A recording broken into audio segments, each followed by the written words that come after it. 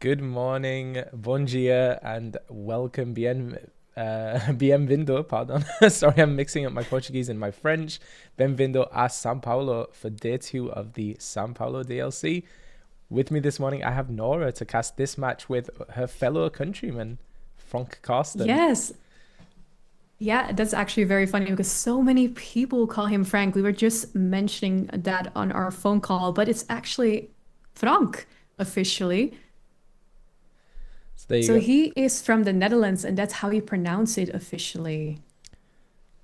That's awesome. And his opponent today is going to be Guilherme. The name indicates to me maybe a local Brazilian player, and this should be a really good one. Actually, the last match we watched yesterday in round nine was Frank as well, and today we're starting off with Frank. And yeah, it was one of my favorite games from the whole day yesterday was that match that Frank played, and now gets to run it back this time against Guilherme on Amethyst Steel. Yeah, and of course, we know that Frank is playing, of course, his dog's deck today, and it's a very traditional build. So I'm looking forward seeing this one because, like you mentioned to me, you really liked watching this game yesterday. So I'm looking forward to see what he will be doing against the Amethyst Steel player today. Yeah, traditionally not a great matchup for dogs, but you know, if anyone can beat the worst matchup, it's definitely Frank here. And yeah, it was just fascinating to watch the way he played yesterday because so much of the dogs matchup does almost rely on that maths, knowing exactly how much ink you're going to need to spend to play out something like your Tram Street Smart Dog. And Frank just there in real time, you could see almost the numbers spinning around his head as he was calculating what do I need to do to stay in a very close fought game yesterday. And we see our first lore getting on the board, two lore for Gilmore. I hope I pronounced that correctly. I believe it's And we have a black Guilherme. heron. Guilherme. Yeah, we're going to practice that one. And we have a black heron entering the board. And on Frank's side, we already have our grandmother Willow, which helps him play one character cheaper on his turn, which is really going to help him go wide with this board. Yeah, Grandmother Willow really unlocked the power of dogs in Winterspell. It was already an incredibly powerful deck, already won major DLC tournaments, but with the Winterspell, we got the Grandmother Willow, which just really plays into the strategy you want, which is that go wide strategy, as Nora said. But also we got the Nanny, which is the card that Frank just played. A great character all around. The three strength, three willpower just makes it able to trade up in a way that a lot of other dogs cards can't. But also is a potential singer as well to sing Under the Sea, which is so critical to the strategy of dogs in this current metagame. Yeah, definitely. And we saw Frank grabbing one of the ladies, a one drop lady. And this one, actually, when you play that character, when another character gets played, that character gets one plus strength. We see Bobby getting inked right now, and will we see that lady? And there it is. We have Lady Decisive Dog on the board. Yeah, so Frank going particularly wide right now, which is definitely core to the strategy and also typical of the strategy, just choosing to not do anything at the moment, just wait to be able to set up the combo pieces needed to push through to the mid game. And let's be honest, this is the perfect opening for Frank. He already has five characters on the board, of course, and he had that Grandmother Willow on turn two. And we're looking at the left side, of course. What do you think Gilmer can do to come back from this? So really, he needs to start thinking about disrupting the Grandmother Willow. That's just going to allow Frank to just keep going wider and wider and wider. So maybe something like Angel. It's two turns away, unfortunately, for Guilherme. So um, needs to do something now to slow the pace a little bit. But yeah, ideally on turn four, we're going to see the Angel come down because then we can start shooting snowballs across the board and taking out some of those two willpower characters.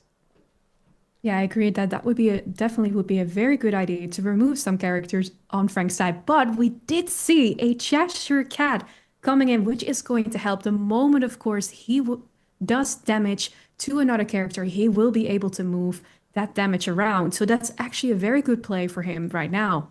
Yeah, and we said Frank kind of had the textbook opening. Also, Guilherme had a pretty great opening as well. Amethyst Steel wants to do that one, two, three kind of curve with the characters. That'll enable on the next turn the Cheshire Cat to sing Strength of a Raging Fire. Of course, none of Frank Carston's characters are particularly high willpower, so you don't really need that much strength from your Strength of a Raging Fire. But of course, Frank could do something like shifting into the Lady Miss Park Avenue, so the Cheshire Cat definitely represents a way to be able to remove that almost immediately. And I think that would be a main priority. You don't want that shift coming down on the board and actually giving Frank more characters from his discard. Of course, his discard right now is empty, but again, that shift maybe will happen if that lady stays on the board. Yeah, and Frank thinking right now, do they want to play the Lilo from the discard, and decides they do. And actually two incredibly important cards in hand right now from Frank. One is of course the Tramp Street Smart Dog, which is going to allow Frank to filter through the deck, but I also saw an Emerald Chromacon there, so it just makes the challenging a lot more difficult. A lot of decks, particularly Amethyst Steel, have come teched. They have cards like Benja, like Pluto Steel Champion, who can take down the Emerald Chromacon, but if it's not able to be removed, it just makes it really, really tricky for Guilherme. Yeah, I definitely agree with you there. Like the moment that Emerald Chromacon comes down, it really changes the game. It's going to be very hard to remove that board without sacrificing his own characters. We see Nani challenging Christopher Robin. Yeah, not something you see all too often is the Dogs player having to take the challenge there. But when your opponent can play something like Strength of a Raging Fire, you want to just kind of reduce the amount of damage that's going to be doing. And we do see the Emerald Chromacon there, so now we'll probably go for a pretty big quest here. And here we go. And I noticed that the board has been updated, so we can confirm that Guilherme is a Brazilian player, which is amazing to see a local featured here in the feature match. And then, of course, Frank from your home country of the Netherlands. From the Netherlands, yeah. And we see, of course, Frank questing right now, but keeping that, of course, that Grandmother Willow safe because he wants to keep that and play characters cheaper on his next turn. Yeah, it's really interesting. And actually, we saw moments yesterday where Frank was actually in a position where they could quest with the Grandmother Willow and was happy to kind of turn it sideways. But you're right. Right now, it's just so valuable, especially when paired with the Tramp Street Smart Dog, because the cost is already going to be reduced thanks to all of the characters, but then Grandmother Willow just gives that extra cost reduction should anything be removed. Yeah, and we see a card being drawn and considering options on what would be the best option to play right now. Yeah, And like you mentioned, we want to have that angel on the board, but do we see an angel in his hand at the moment? yeah, I'm trying to get a look. It looks like a little bit of an awkward hand in this situation for Guilherme. I saw Pocahontas, I think maybe another Black Heron, and actually Guilherme kind of going with another strategy when dealing with dogs, especially when the Chromacon comes down, which is let's just race to 20. But I think right now in this moment, Frank is probably going to get to 20 a lot quicker than Guilherme, so at some point is going to have to start challenging and removing some of these characters. And we have our first Tramp Street Smart Dog on the board because he was able to play that for cheaper because he had so many characters on the board. And when you play him, he can draw a card for each other character he has in play and then choose and discard that many cards, which is actually going to help him select the cards that he wants next. And what do you think he would be looking for right now? Well, normally you would imagine that you would want to be looking for something like Under the Sea to help deal with your opponent's board. But I think from the position Frank is in, probably another Tramp Street Smart Dog would be the best pick here, just because it's so incredibly difficult for Amethyst Steel to remove. It allows you to put an incredibly big body into play. And then paired with the Chromacon, I don't think you really need to be worrying all too much about your opponent's ability to be challenging your stuff. And Frank doing exactly that, playing another Tramp Street Smart Dog. The ability is a May ability, but actually choosing to just draw 7 cards and then discard 7 cards, most likely looking for a Lilo escape artist that can just keep coming back out of the discard every turn, because as we saw, it's just so good with the Emerald Chromacon in the games yesterday. And of course, we still have those ladies on the board. So if he top decks a Lady Miss Park Avenue, he would be able to bring back 2 character cards with cost 2 or less from his discard to his hands. Yeah, Oh, but and he's challenging. very interesting there. So normally you would expect just dogs to turn sideways, and Frank talks a lot about the kind of the theory of TCGs, when to challenge, when to quest, and I would have expected maybe a challenge there, but really I think Frank just looking to set up a board state that Guilherme just can't answer, and also recognizing how dangerous a card the Cheshire Cat Inexplicable is with that damage moving ability. Yeah, it was a very smart move, of course, for Frank to remove it. And he knows right now, of course, that Cheshire Cat, the moment Gilmarie is like challenging him, then he would be able to move damage to him. So it was the only real threat on the board for him, and he was able to remove that. Yep. And Guilherme there actually just again saying, I'm not even gonna try removing your stuff right now. I'm just gonna place down a bunch of law threats of my own. That Pocahontas is just such a great card in Amethyst Steel for gaining huge bursts of law. But again, I just when I'm looking at the law on Frank's side of the board, it's just so much more than Guilherme, and he's a turn ahead. Yeah, it's growing and growing, and we need to see some removal from Frank's board, I think, if Guilherme wants to take this win. And I think it is decided. Yep. Yeah. Frank wins the first game of round 10. Yeah, so both players right now playing to go through to the top 32. We still have 3 more rounds of Swiss this morning, and then we'll be making that cut. And yeah, I think. So fair. Oh, sorry. Go ahead, Nora. I just wanted to say it's so good to see so many players yesterday online posting about Disney Lorcana Challenge Brazil, so many behind the scenes, and I think there was such a good vibe and experience for a lot of players over there. Yeah, absolutely. Like, I know we had some technical issues with the stream, but everything I heard from people on the ground, and even just watching it ourselves, I think the production has just been absolutely amazing. Very little downtime on the Brazilian stream, of course. On our end, maybe a little bit more downtime, but for those in the venue and those watching the official stream over at Copag Oficial on Twitch, just like a really, really great show. Yeah, and I love seeing that. And also, did you see that huge stitch? I think we talked about it yesterday on Yes. stream as well. I just want to have that. Can somebody bring that to me? Just asking for a friend. Yeah, such a great opportunity, photo opportunity, and it was funny when you see like these big competitive players, DLC winners, taking a picture with the giant stitch. It's just so wonderful to see, and you really wouldn't get that in any other trading card game. Definitely not. And now we're looking at the players again, and we see some altering happening. Yeah, so Guilherme, as they lost the first game, will be on the play for this game, which does give them the advantage there, allows them to play a turn ahead, and we can get things like the Angel down a turn sooner than we did the previous game. And yeah, we'll see if they're able to deal with the onslaught of dogs. And I do think that we're gonna see if they're gonna have like a good opening hand. I can imagine for Frank, he is hoping for a lot of low cost character, but also that street smart dog tramp. And for Gilmarie, I think he would like to draw that angel already in his opening hand, so he knows he has an answer for that board.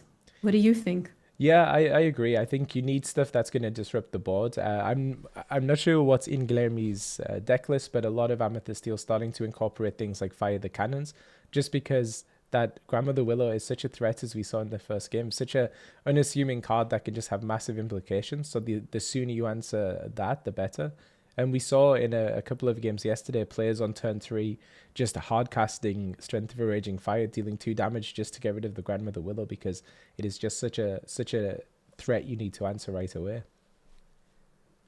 Yeah, definitely. And I'm also wondering, indeed, if we're going to see some Fire the Cannons in this matchup, because that would definitely help Gilmarie removing some of those characters.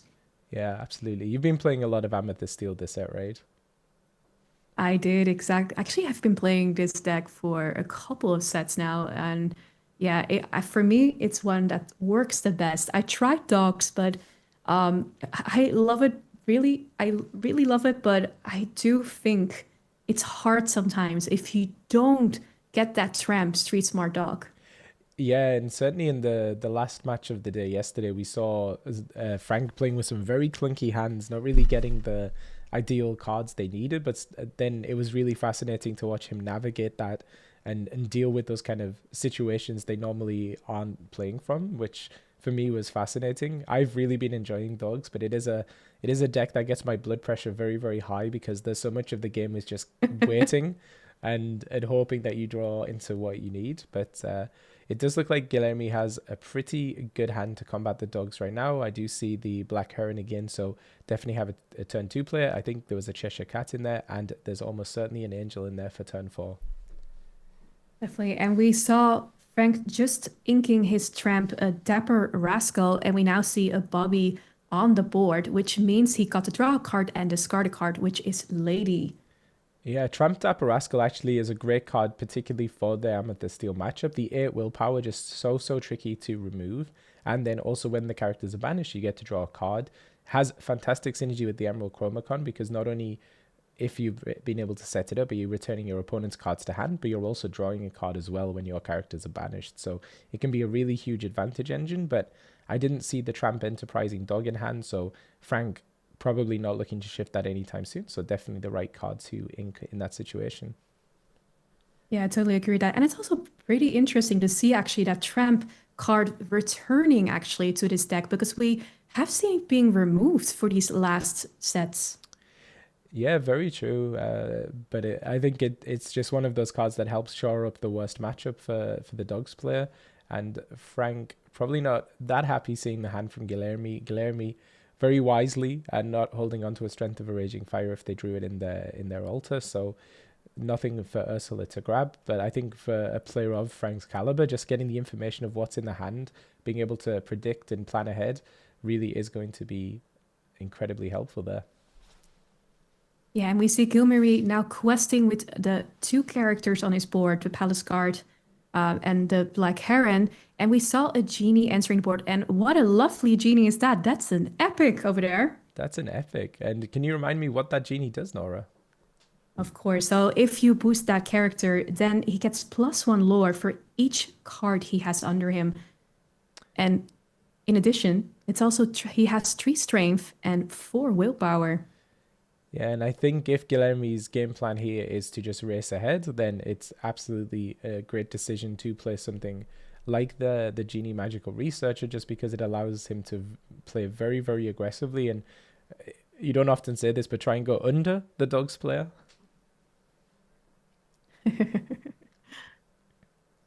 So Frank using Della's Moon Lullaby there on the Black Heron just to shrink down the strength, but I think the main goal there was really just to draw a card and hope they draw into something better. But you can kind of see from Frank's body language, maybe not that happy with the hand they have right now.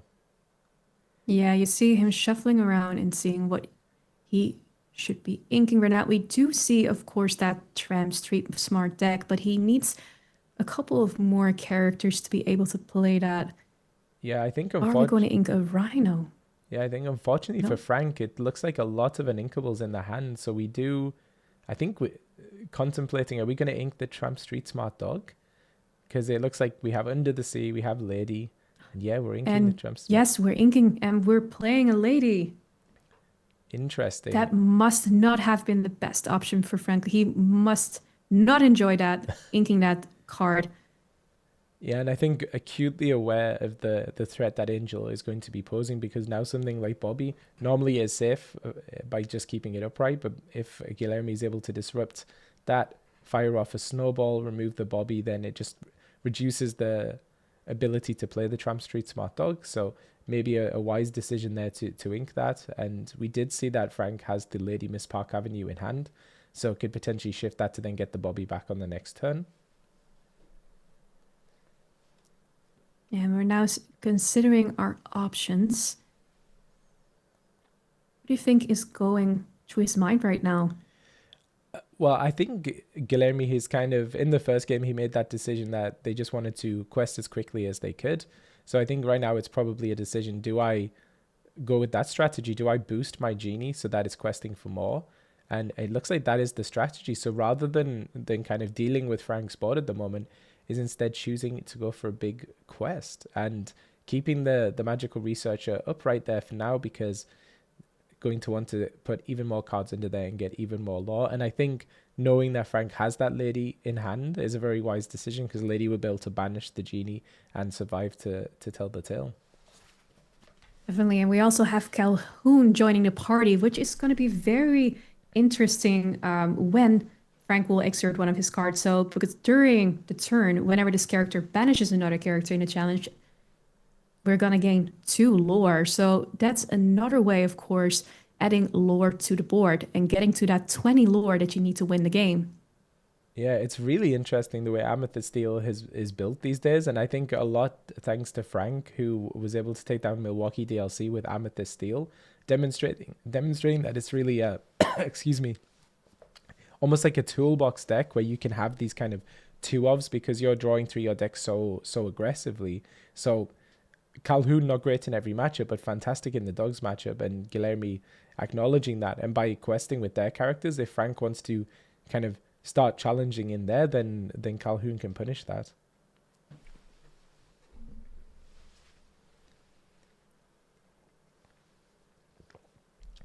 So what do you think's going through Frank's head right now, Nora? I think he's looking at and counting how much he needs to be able to play the characters he wants. He's looking through his hand, and we know he has the Mistpark Avenue, but we also see him having a Rhino. And you see him counting like, hey, what do I need to get there? Because he currently has 0 lore. And of course, we have Guilherme with, of course, 5 lore on the board and 4 characters on board, which he, of course, has that genie. He already has 1 card underneath him. So he's gonna, in a couple of turns, lore with a... Oh, we're seeing Bobby here. Yeah, I think Frank may be challenging the Bobby into the Black Heron there, putting it into the discard, and then can return that with the Lady Miss Park Avenue, would be my guess. But I think one thing that Guilherme has done really, really well is just playing around the Under the Sea. A lot of 3-strength characters. So yes, Frank could play Under the Sea. Yes, he can maybe shrink one of those characters with a Rhino, but certainly isn't going to be able to remove the whole board. So very heads-up play there by Guilherme, just to make sure they don't get punished by the Under the Sea. And we get the Lady Miss Park Avenue coming down, so could cleanly take out the Palace Guard, could even take out the Black Heron, but then would have 3 damage. So maybe is going to avoid that one. But thanks to her ability, was able to return 2 characters 2 or less from the discard. And ooh, look at that, we're getting a new camera angle. View? We have a new angle. I first thought it was a different stream. We had that yesterday, but no, it's just a different angle. And we have Bobby coming down and Frank drawing a card and discarding the Lilo. Yeah, Lilo and Bobby, which of course makes sense because she can come back from the discard later on in the game. Frank just really thinking about their options here. I think it may just be a pass. And it is and just you are a correct. Pass. So yeah, maybe Frank playing a slightly longer game. They're hoping they draw into some more abilities, cards, characters that allow them to reduce the strength of their opponent's characters to be able to sing the Under the Sea. Of course, does have Singer 8 set up on the board, and Under the Sea is an 8-cost sing together song. But I think Frank needs to really do something to kind of slow down Guilherme, because Guilherme is playing very, very aggressively right now, and with the Angel in hand, it could just be a matter of time before that comes down, removes even the option to sing Under the Sea, and then Frank is really going to be on the back foot. Yeah, and if we look at the left side, we of course don't have that Angel yet, but also we don't have Frank exerting anything, so there's nothing there to challenge. So what do you think would be the best play right now for him? So Guilherme does have options. One of them is Ink and then play Elsa. Then we can exert one of the characters, maybe something like the Ursula. Then we can challenge him with the Calhoun. again just kind of turns off the ability to sing under the sea. The other option is we could play Angel, and if we wanted, we could ink, we could boost the genie and then discard a card to deal with the Bobby. But I think Guilherme right now is maybe hurting a little bit for resources, and that's what's making this a difficult decision. But we ink the Angel, maybe valuing the Elsa more in this situation, and probably... And there it is. We have the Elsa on the board.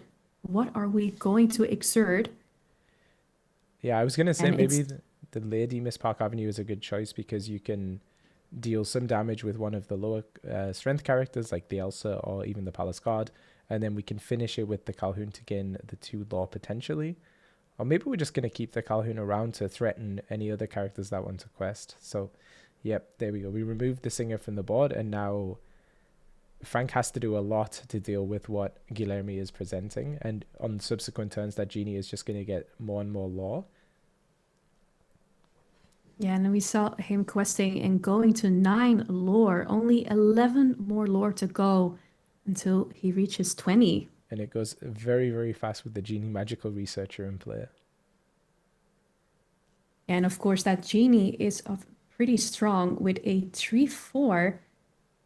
And I don't think right now Bobby and Ursula have the strength to remove him. Yes, and we get to see another Lady Miss Park Avenue, so Frank able to return more cards to their hand, which is going to be important if they are able to survive this mid-game here, because if they're able to deal with Guilherme's board, then they'll be able to place down characters of their own to put pressure on for future turns.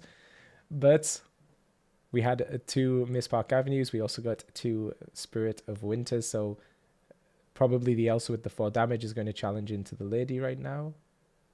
Okay, no, so actually electing to use the Rush Elsa, the Elsa that was just played, and then can use the other Elsa in order to gain the lore instead, which is very smart if the strategy here for Guilherme is to just race ahead to 20 lore.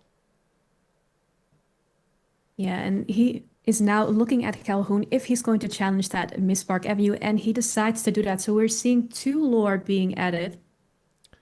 Yeah, and then going for a quest of an additional 4 lore, I believe.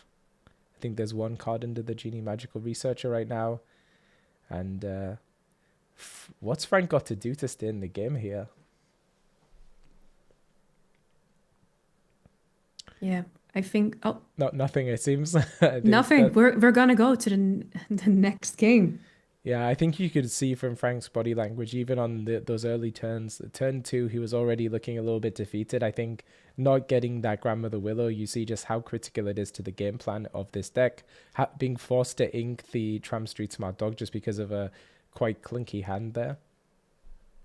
Yeah, that was definitely not something you would like to ink as a dogs player. And like you mentioned, that Grandmother Willow is so important because it will make every character that you play, your next one, cheaper. And if you're missing that, you're just missing that tempo that you want. Like we saw it in the first game where Frank really went wide already on turn 3. He had like 4 or 5 characters.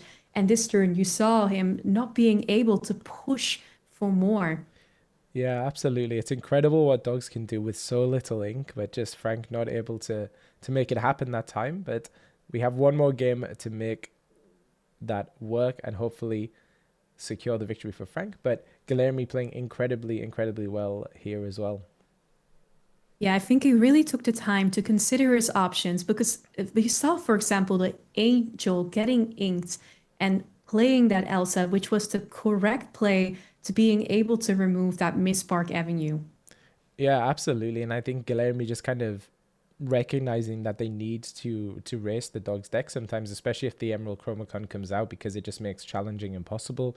So even though Angel is a great card, because Frank wasn't really able to set up the kind of the board state to Sing Under the Sea because Guilherme was playing around it with the three strength characters, just not even needing the Angel in that situation, playing a very patient game, and then as you said on turn 5, playing that Elsa, taking out 1 lady, Miss Park Avenue, and then another Elsa, the 5th spirit to take down the second one.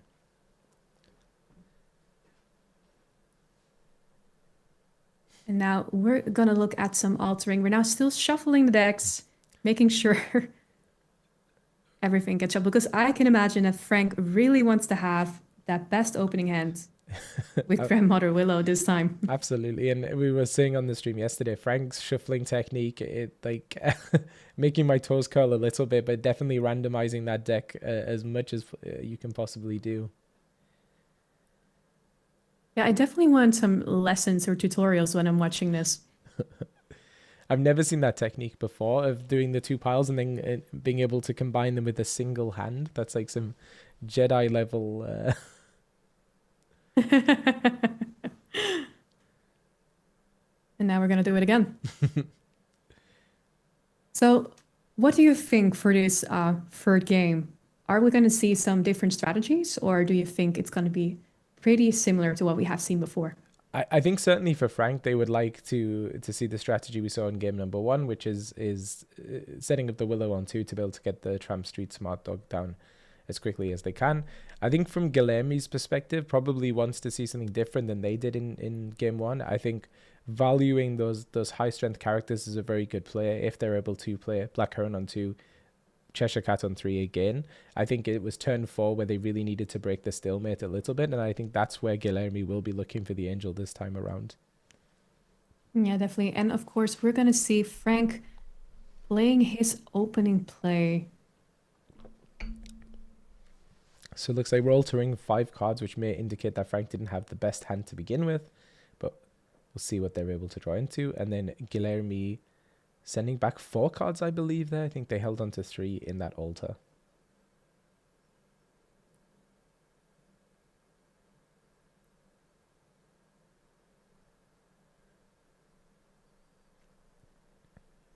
But really fantastic gameplay to start off the day two of DLC San Paulo. Yeah, I think we both saw a very traditional way of playing both of these decks, and I think they both, in their rounds that they won, definitely showed us how you should be playing these decks. Yeah, absolutely. And I am seeing the Under the Sea in Frank's hand. Not really a card you want to see early on, but we do have two Bobbies, which is going to help us just kind of clean up our hand a little bit, get rid of the clunky cards, and set us up for those later turns. Yeah, and at the same time, selecting maybe a new card if you, of course, top deck a very good card. So we see our first card being inked. Well, first considering the options, it looks like we're gonna ink a lady to play Bobby. Like you mentioned, drawing a card, and will we see that Under the Sea going to the discard? No, it's lady. Yeah, so getting rid of another uninkable, just allowing Frank to be able to hold on to that 8 cost uninkable. I believe picked up a Rhino 1/16th Wolf there with the Bobby, and that will, of course, facilitate the Under the Sea later. And heartbreaking there, Guilherme not able to play the turn one play, so we get at least one free quest with this Bobby right now, and not able to kind of put the aggression on with something like Christopher Robin. Christopher Robin. Yeah, that would have been the best opening play if you're, of course, starting second and you want that Christopher Robin there immediately pushing for two lore, especially against a deck like the Dogs deck. Yeah, and Frank considering here, it looks like it might be another Bobby Zimmerowski Spray Cheese Kid, and that will certainly help Frank sculpt the hand for future turns, can get rid of again one of the We saw a Nani being drawn. Yeah, that's definitely, as we saw in the first game, probably what Frank would ideally like to be playing on the next turn. Allows you to just find more cards, more characters to put on the board, but is also there as a potential singer for the End of the Sea as well. Yeah, that's definitely going to help him with the Under the Sea that he still holds in his hand at the moment. And we still have an empty board, unfortunately. And let's see if we can get a character on the board. And it's going to be Black Heron right now. Her 3/3 strength is pretty strong and would not be able to be removed by Under the Sea. But we already see Frank filling up that board. And there's Nani. With the cost reduction as well. So we have some options here. 3 characters, 2 or less from the Nani's ability. So I can put one of those into the hand. Do see Adela's Moon Lullaby in those 4 cards as well, which Frank would have probably preferred to have been drawing than sending to the bottom. But even so, taking the Bobby, again, just more ways to filter through the deck. And what do you think of the Black Heron in these Amethyst Steel lists? I think they could be really good. Like when I played this deck, of course, I think it's very effective against decks that are going very wide, very aggro, and have low characters. Because with this 3 strength and 3 willpower, you would be able to remove a character and still stay alive to take out another one. Yeah, absolutely. And we see Frank there with the Bobby getting rid of the Under the Sea. And I believe that's because they have the Emerald Chromacon in their hand. We're still not sure. We didn't see it in either game 1 or 2 whether Guilherme has any item removal available to them. But given the state of this board, them only being able to set up one character so far, the Emerald Chromacon probably a much better play in this position than the Under the Sea.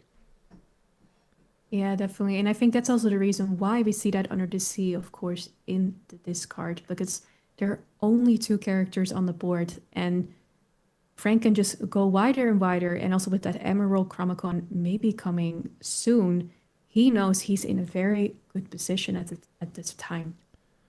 Yeah, commanding position, but can't live seeing the Cheshire Cat Inexplicable coming down there. Such a threatening card, but we are going to play the Emerald Chromacon. And then we're going to play the lady with the discount from the Grandmother Willow. And now, as we've seen in the past, I think we're just going to go for a big old quest, and we'll see whether we exert the Grandmother Willow or we just value the ability and instead quest with everything else. And last turn, we saw, of course, that Grandmother Willow not exerting, but now it does look like we're going to quest 4/4 and going to 5 on the board. Very interesting. And keeping the nanny upright, so that means that if Cheshire Cat it challenges in and doesn't move the damage from them, then the nanny can then banish that on the subsequent turn. But if Guilherme does decide to do that, move the damage using the Cheshire Cat's ability, then it limits how many characters they can play to the board. So it is kind of putting Guilherme into a very difficult position. And as soon as the Chromacon comes down, the maths already gets a lot harder. Yeah, I think that was a very good play from Frank, waiting with that nanny and not exerting her. So just trying to see what's in Guilherme's hand. Seeing a Christopher Robin, I believe, a Pocahontas. So probably not cards you ideally want in this point. You want something that can really threaten the board, threaten Frank's characters. Yeah, and perhaps like a Benja to remove that Emerald Chromacon. Yes, absolutely. Benja would be fantastic in this spot, but it looks like... Okay, Guilherme was thinking about a challenge there, but of course, as soon as one of Frank's characters are banished, then they can send the Black Heron back to hand. Yeah, he's really thinking that through, seeing what he should be challenging and what could be sent back first. And he is challenging that Grandmother Willow. And the Cheshire Cats get sent back. Yeah. Oh no, sorry, that's my mistake. The Black Heron is sent back. It looked like he pointed at the Cheshire Cat for a second. I think he was considering it for sure, and actually, really interesting decision. Yes, you want to get the Cheshire Cat out of play, but I think this kind of forces a difficult decision on Guilherme, because they can boost the Cheshire Cat, move the 1 damage, which is not really the ideal play, but actually deciding they're gonna happily leave the Cheshire Cat in play, will almost certainly be banished now by the nanny, but then setting up the 2 Pocahontases, who are just going to be able to give Guilherme some law pressure here. But I think he probably wanted to do something probably more impactful this turn. I think, yeah, maybe not the ideal play for Guilherme, but maybe just indicating a bit of a clunky hand on their side. Yeah, and I think like exactly what you were talking about earlier, and you mentioned about Nani, we probably will see a challenge happening to remove that Cheshire Cat. Frank did pick up the Lady Miss Park Avenue, so that could be another potential opportunity here. Shift that challenge into the Cheshire Cat and then survive the challenge. But Frank really... Could also potentially bring back that Grandmother Willow again. Exactly. Just when she's out of here, she comes straight back. She comes back. Back for more action. Frank, and yes, here we see that shift happening. And we're bringing back 1 lady. Yeah, just... Will we see another lady? Making the decision, does Frank want to go for the law pressure, or do they want to go for the almost the ink pressure, right? Being able to play out more characters for less ink. Really Yeah, because that deliberating. lady, of course, when you have a tramp in play, it will give that character two lore. Well, two lore in total. And we see Nani challenging that Cheshire Cat, just like you mentioned. Yeah, and then going for a quest for 5 there. So one of the Pocahontases, if Guilherme so wished, could challenge in and take out a Bobby, but not really the best play in this situation. Could send both of those Pocahontases in to take Lady out because of the higher law pressure. But again, just not a great position for Guillaume right now. Definitely not. And he must be thinking, what can I do to remove all these characters off the board? I'm trying to look at his hand. I do believe I see a black heron over there. What else can we see that is currently in his hand? Yeah, there's the Black Heron, there's a Christopher Robin in Yzma. Do you see a Dock in there, which is maybe a less good card in this matchup, especially when Guilherme does have so many cards in hand and is going to be getting more and more cards in hand thanks to the, or not thanks to the Emerald Chromacon, unfortunately. But you've got to imagine Guilherme is just desperately thinking, how can I find some item removal right now to get rid of that Chromacon? Yeah, and last turn, of course, we saw that Elsa coming onto the board. He might be looking for that one as well. Item removal or something like Hades or Demona just to be able, but he's not there yet, looking at his inkwell. Yeah, very unfortunate. The Hades would be a great play, but I think at this part of the game, Frank would just say, "Yep, go ahead and draw your 2 cards." I'm not too worried Yeah, exactly. about that. But you see how much pressure the Emerald Comacon puts on. Bobby is such an unthreatening character, but when it can banish your character back to hand, or return, sorry, your character back to hand, it just creates so much pressure. So we took a Yeah, and we quest saw that. that Pocahontas challenge. No, I think there was a bit of confusion there between the players. So I believe the Pocahontas quested, but it elected to gain the law from the exerted lady, as her ability allows. And then Guilherme just deciding whether they want to challenge to remove one of these bobbies. And I think they need to get some of the law off the board. We do see 6 law represented by Frank. It can be more if Tramp comes down or even another shifted lady. Yeah, I think you were right about that lore because we see 3 lore on the board right now. So that Pocahontas definitely was using that lore from Miss Park Avenue. Yeah, and then we do another quest. So again, trying to race Frank, but I think in the race, my money is on the dogs at this point of the game.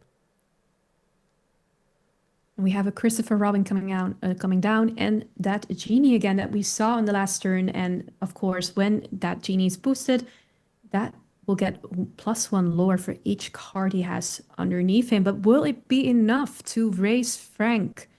Yeah, even right now, Guilherme is representing 10 law on board thanks to the genie and those 2 Pocahontases. But Pocahontai, the 2 of those Pocahontas there. But Frank just has so much more law, and putting down that Tramp Street Smart Dog may just spell disaster for Guilherme here. Yeah, he will be able to select his next play, of course, right now to get rid of those cards on board. Yeah, and I did see another Lady Miss Park Avenue in Frank's hand, so that could be one of the cards we hold on to, and then a bunch of those cards that get sent to the discard can be brought straight back with her ability. Yeah, because right now Frank is at 10 lore. So he probably is considering, should I just play more characters? So go for the Miss Park Avenue, get maybe that Grandmother Willow back, or maybe any other characters that he should be holding into his hand instead of the Miss Park Avenue, but the Miss Park Avenue also quest, of course, for 2 lore, just putting more pressure on the board to race to the finish line. And it looks like we might be considering holding on to the Lady Spaniel. I can't remember her full subtitle. The Elegant Spaniel. Elegant Spaniel, thank you. You were almost there. Halfway there. But yeah, as you said, Nora, really, I think Frank maybe just valuing being able to put more bodies on this board, more characters that can quest on subsequent turns. But we see right now just doing the maths, doing what Frank Austin does, making sure that there is no way for Guilherme to get back into this game through questing alone. I don't think there is at this juncture of the game, but you never know. So Frank just doing that due diligence, making sure they don't make a mistake, and I think we're gonna get yeah, It's very interesting. We're gonna keep Lady, so that Lady is gonna, if it's being played to the board, it's gonna get extra lore because Tramp is in play.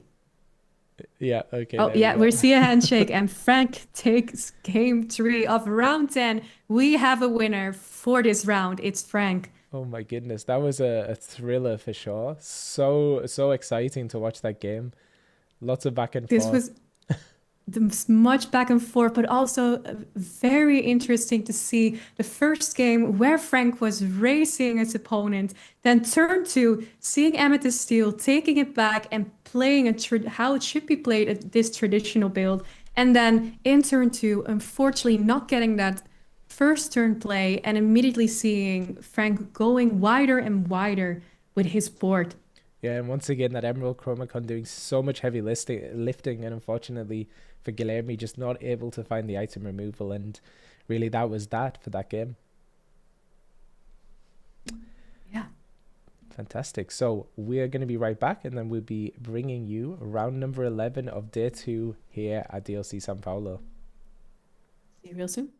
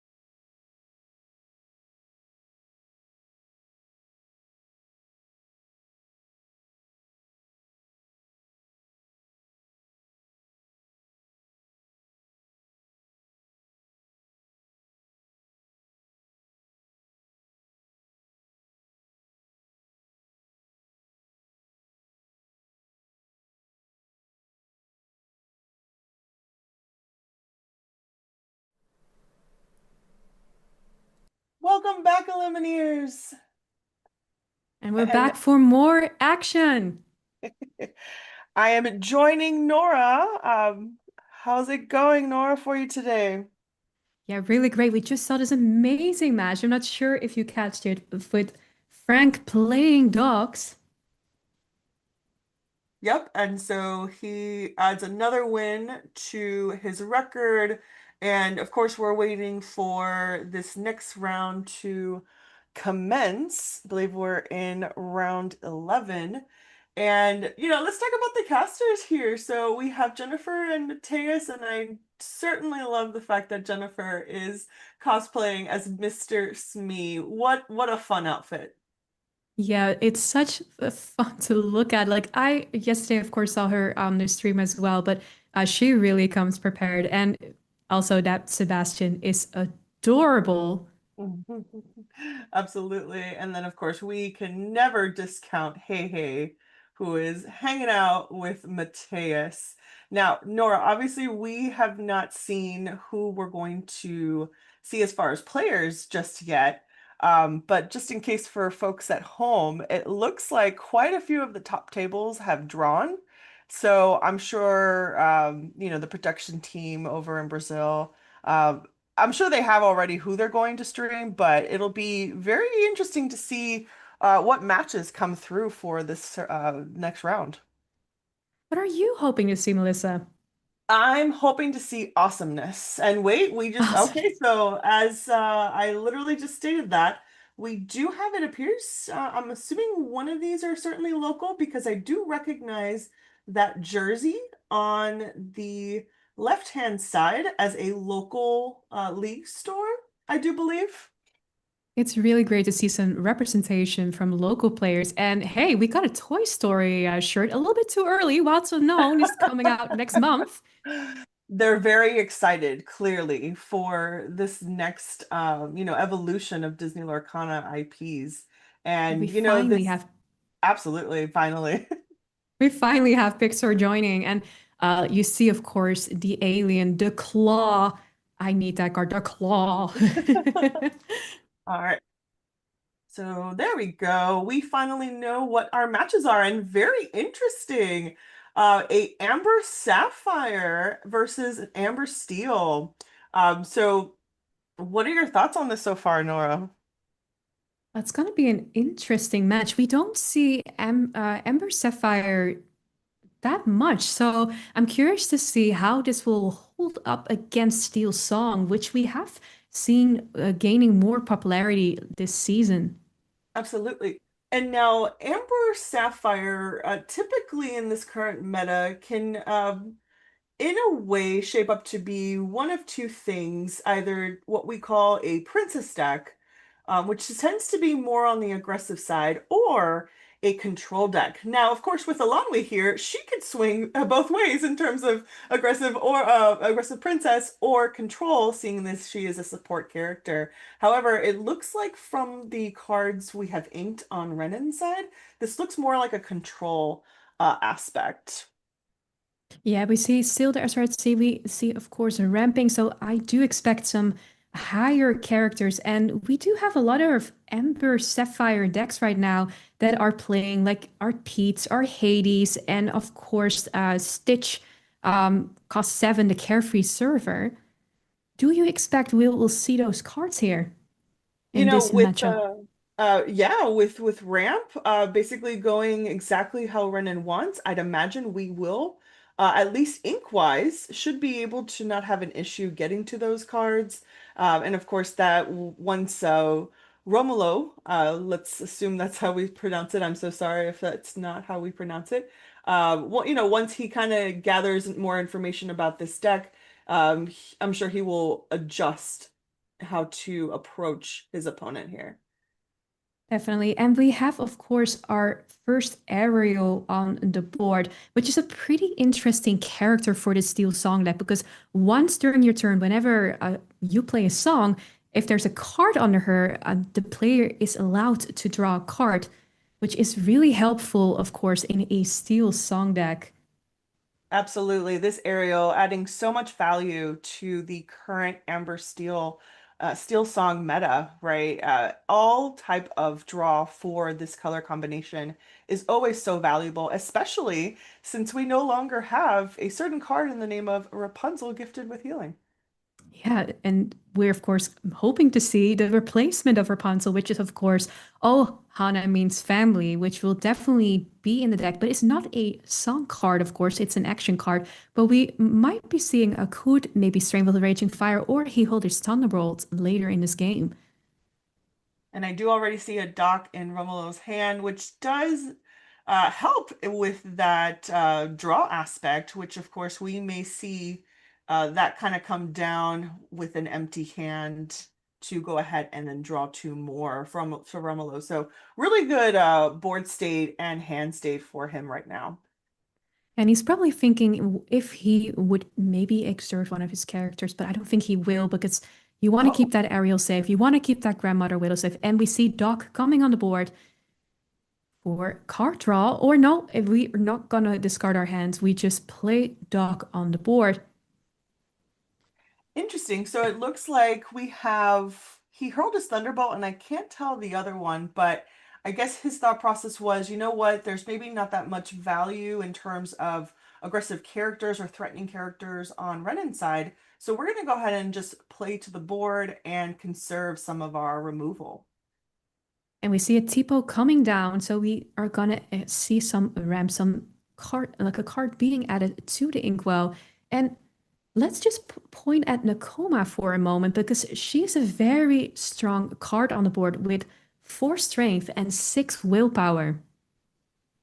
And that's probably one of the reasons for conservation, because Nakoma would not be banished with that he hurled his thunderbolt.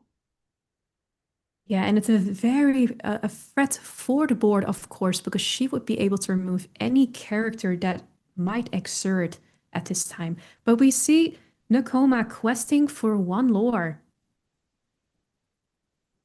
As Renan inks that Let It Go, a rather great response on his side to, of course, send threatening opposing characters on Romulo's side. But of course, we're going to favor that inking and developing our inkwell for higher cost characters that we've already seen in his hand. And we saw the Nakoma being banished from the board. He hurled his Thunderbolt, draw a card with Ariel, and then removed it with Mulan. So that threat is now off the board, and he just played Stitch. And of course, because there are 2 more characters on the board, he was able to draw another card. So 2 cards for Molo this turn. What another great character. And then what is the, wombo combo with Stitch is he's able to also quest for two. So not only is he presenting some additional aggressive lore there, he is a great asset for this Amber Steel deck. Definitely, it's going to put some pressure on the board here, lore-wise, of course. And we also have Ariel questing for 2. So he could quest for 4 only with those 2 characters already. Of course, we see now Renan coming with Cinderella. So by the end of the turn, of course, he would be able to put another card in his inkwell to draw a card. I'm curious if he's gonna, yep, okay, so we are gonna take the duck out with a supported Tipo Growing Sun. And I do see Renan has a Raging Storm in his hands. I'm curious if he's going to utilize at the end of turn. I guess he's going to keep it, which makes sense, right? Because that is what we essentially would call our newest Be Prepared or board wipe within the current meta, but we do see it on the Amber side of things. It's definitely a very good card for this deck, of course, because you're ramping up and then building on to that moment where you can reset the board. And of course, on the left side, we already see 4 characters lying there on the board. So this is something you want to build towards. So you can reset the board and then start flooding the board with your high cost characters, something like Pete or Hades or Scuttle, if he's playing those in his deck. Absolutely. And such a great heads up play from Romulo to go ahead and cast He Hurled a Thunderbolt on Cinderella, knowing full well that she does have enough cost to sing particular songs. And of course, singers, as he very much knows, are a huge asset in any type of deck. Definitely. And also Cinderella, we know he's playing a couple of princesses so far, so we don't want him to draw that extra card and yeah, making extra ink. Pete, referee coming down, game referee coming down, which of course is going to stop any actions being played on this next turn for Renan. Which of course a makes it possible for makes it impossible for him to play Raging Storm. So we see a Cinderella coming down. Do you think that Romulo was expecting that Raging Storm, Melissa? Oh, absolutely, especially since Renan is at that ink amount. Typically at this, state in the tournament, these players pretty much assume, hey, if you're playing Amber, especially if you're playing more towards a control aspect, you probably have that Raging Storm already ready. And with such a wide board for Romulo, he was not going to take any chances. So what a great time to put down that Pete just to stop that turn one more time. And it looks like we're going to play a coup to try to maybe find another Pete? Yeah, of course, drawing a card, and now he gets to play a character for two less, and he already has a lot on the board. So any character, of course, is welcome to put more pressure. And we see him quest with Stitch, which based off of his ability was able to draw Romulo some more cards. And I'm sure we are digging for that additional Pete, but based on his hesitation, and I don't believe we found it. So we're probably going to see Romulo just kind of go sideways and gain as much lore as possible so that he can go ahead and rebuild his board state. And a huge indicator on Renan's side that we're probably going to see this is because he only committed, one character to his board. Yeah, I think we will be seeing that Raging Storm coming. Hmm. We have a Grandmother Willow entering the board Oh, and a interesting. Lilo. Oh, and we're removing that Cinderella, so there are no characters left on Renan's side. And it looks like we're questing with the rest. So I mean I love the aggressive play, right? Because sometimes you really do just have to say, hey, if you got it, you got it. But now with no characters on Renan's board, we're pretty much saying, hey, if they have it, this is the perfect time for them to do it. There is absolutely no risk on Renan's side to go ahead and completely wipe that board. And as we said, And there it is. You are absolutely right. Like you just mentioned, there was no risk for him whatsoever. And that whole board is gone in just one play. Now, what a great thing is that there were a few Lilo's escape artist sent to the discard. So now, upon passing to Romulo, he can decide whether he wants to pay for those two Lilos to gain that additional aggressive um, play. So, of course, we're going to go ahead and do that. But now his ink is a little short, so it looks like that's all we're doing. We're not even going to commit some additional ink to the board. But overall, great play still for Romulo on his side. So what And do we you see want? Renan actually having another Raging Storm in his hand. We Mhm. see some Sylvia Right C and Louis, not maybe the cards he wants to have at this moment in time of the game. Yeah, so what do you think Renan is trying to do right now to gain additional advantage here? Well, of course, we see a Pete coming down and a Black Cauldron. So that Black Cauldron, of course, lets you put a character from your discard under him, and then during the turn, you may play that character from under the item. So that's going to help him to get some characters on the board. And we see Nakoma, of course, under there to put some pressure on the board, especially because Romolo keeps on questing, and you probably want to remove those Lilos as fast as you can. We also have Pete, who is going to help, of course, select a card, because if you boost him, you can put one card in your hand when he quests. Yeah, and so with Pete being able to once boosted and for every card underneath be able to kind of circulate, ooh, now Spooky we're side. seeing the control Ouch. aspect of Renan's, right? So what a great top deck I believe that was. Yeah, that's another board wipe. And we see our first card underneath Pete. So he can now, of course, look at a number of cards from the top of the deck because we have a card underneath them and he could put one into his hands. Yep, and then this Black Cauldron is such a great spice for such a control deck as this because the opponent clearly can see, hey, at any point should Renan have the ink to play any of these characters underneath the cauldron, these do present some additional threats, right? We already know Nakoma presents a very high willpower character and just one that is very difficult for Romolo to handle on his side. So, it's a very cheeky card, if you will. Definitely. And of course, Renan is now in a very good position because he is actually done with ramping his inkwell. He now has enough to play all his characters. And of course, on the other side, we have like almost an empty board. We only have a Mulan over there.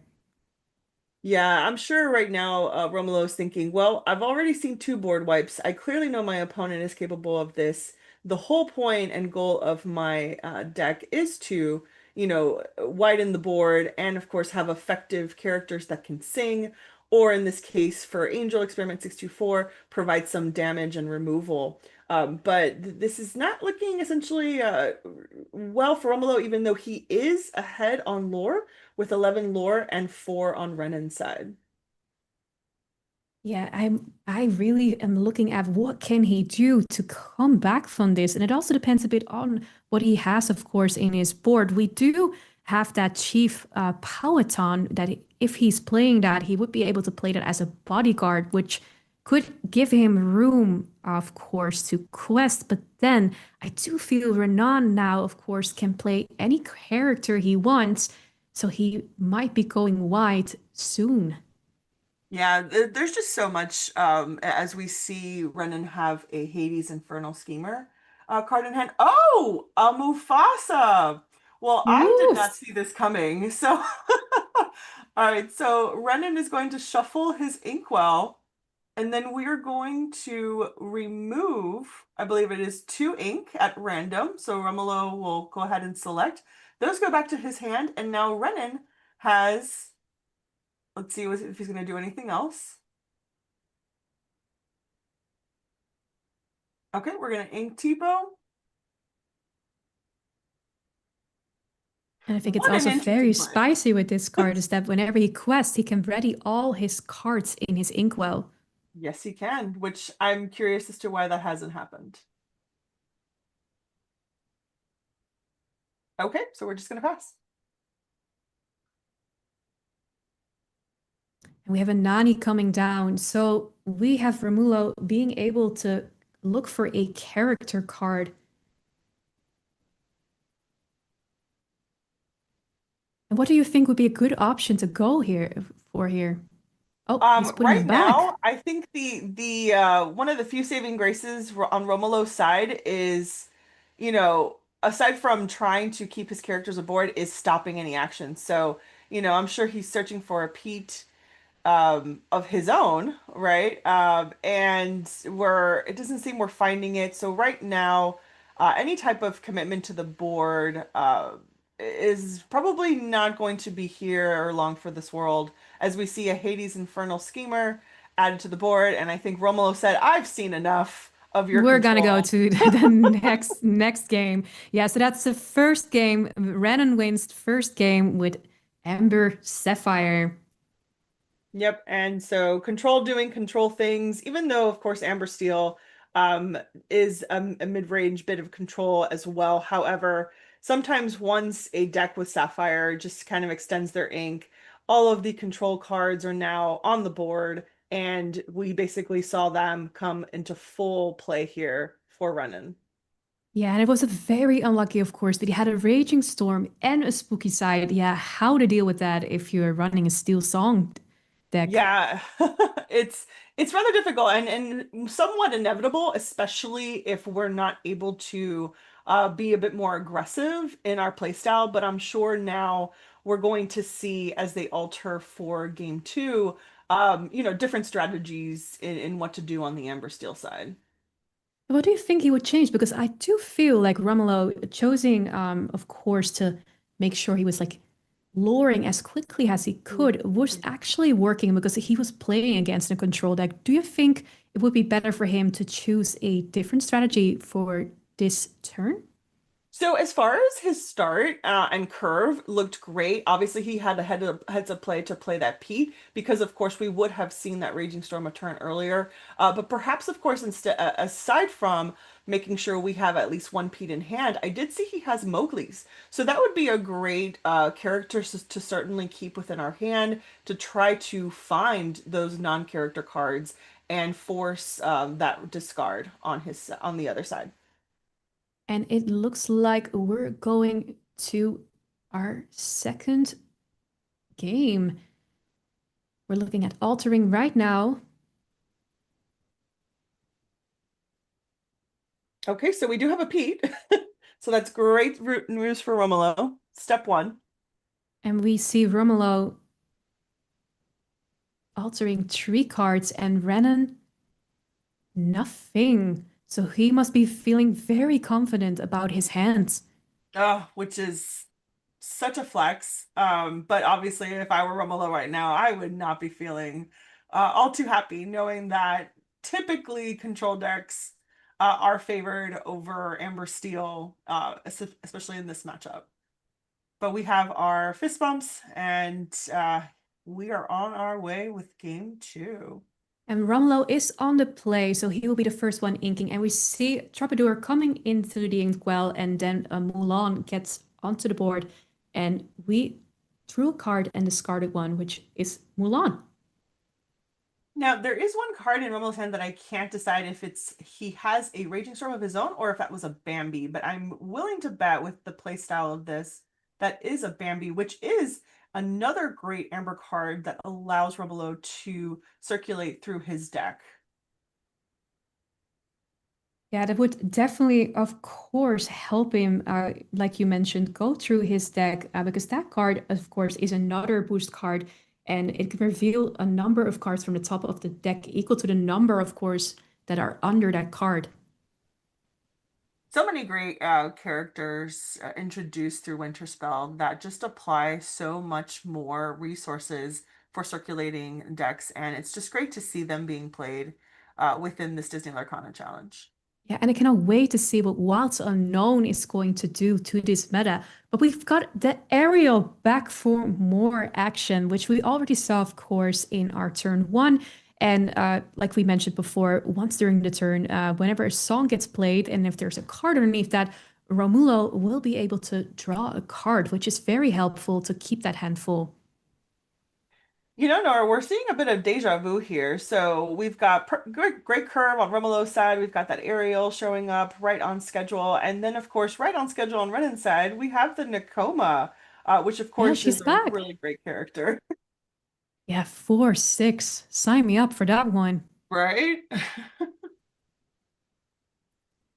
And Yeah, so pretty we have much, Renan on 4 ink right now. And we have Ramla with three characters, and of course, with that great grandmother Willow, it will be he will be able to pay one less for the next character he's playing, of course, on every turn. so now here's where things start getting interesting as Romulo plays the Stitch. So he does have a draw engine on board. We're making sure we're aware of what ink count Renan has, just to make sure he knows exactly when to play his Pete to go ahead and stop any actions on Renan's side. Right now, Renan's going to get up to, at minimum, 5 ink should he decide to. Yeah, and we're trying to look at the hand of Renan, but we see, of course, develop your brain going into the inkwell, and we have Let It Go being sung to on Stitch, and he now is from the board, which is removing that draw engine we just spoke about. Hmm. Yep, so great use of Let It Go this time. As we saw previously, Renan had to go ahead and ink it, but I would agree this was the certainly the right play because we want to minimize Romolo's draw engine as much as possible. Now, of course, we do still have Ariel that can provide some of it in the way of when there is a song, but certainly Stitch is a bit less of a condition in this matter. And of course, we saw that Let It Go, like you mentioned before, he needed to ink that one, but we saw the other one underneath Pete. So he probably didn't had any access to Let It Go to play it in the last turn, but now last game, and now he of course has played that. So that must feel good for Renan. Ooh, interesting. So another Ariel coming down.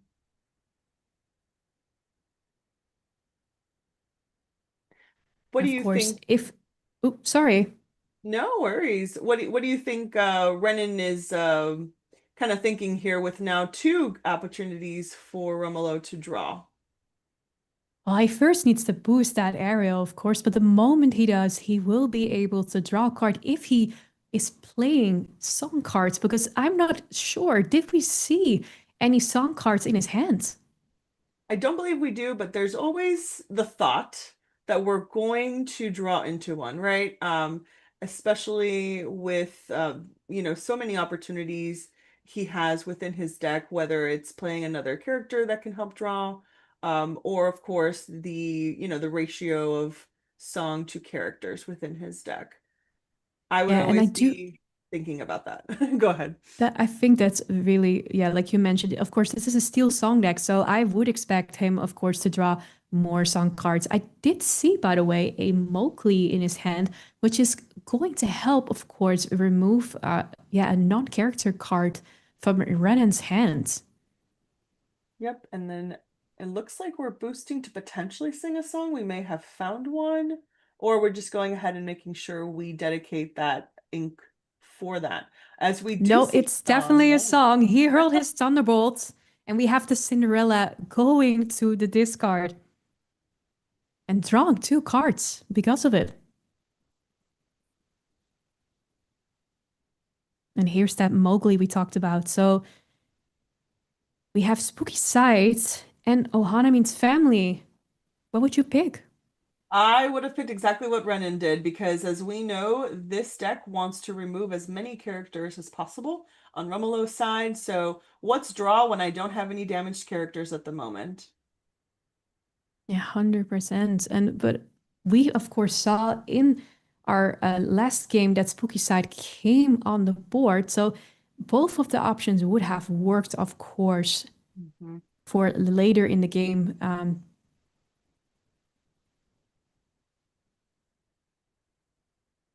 Yeah, so of course, Romolo, now knowing that there is Spooky Sight in Renan's hand, I don't believe he has another Mowgli, but I'm sure, is now hoping that he sees one. However, I do think he still has that Pete in hand. I don't believe he's inked it. Yeah, he's definitely on a mission to make sure that Spooky Side doesn't come down because that will remove every character that's below cost tree and cost tree itself, of course, as well. Mhm.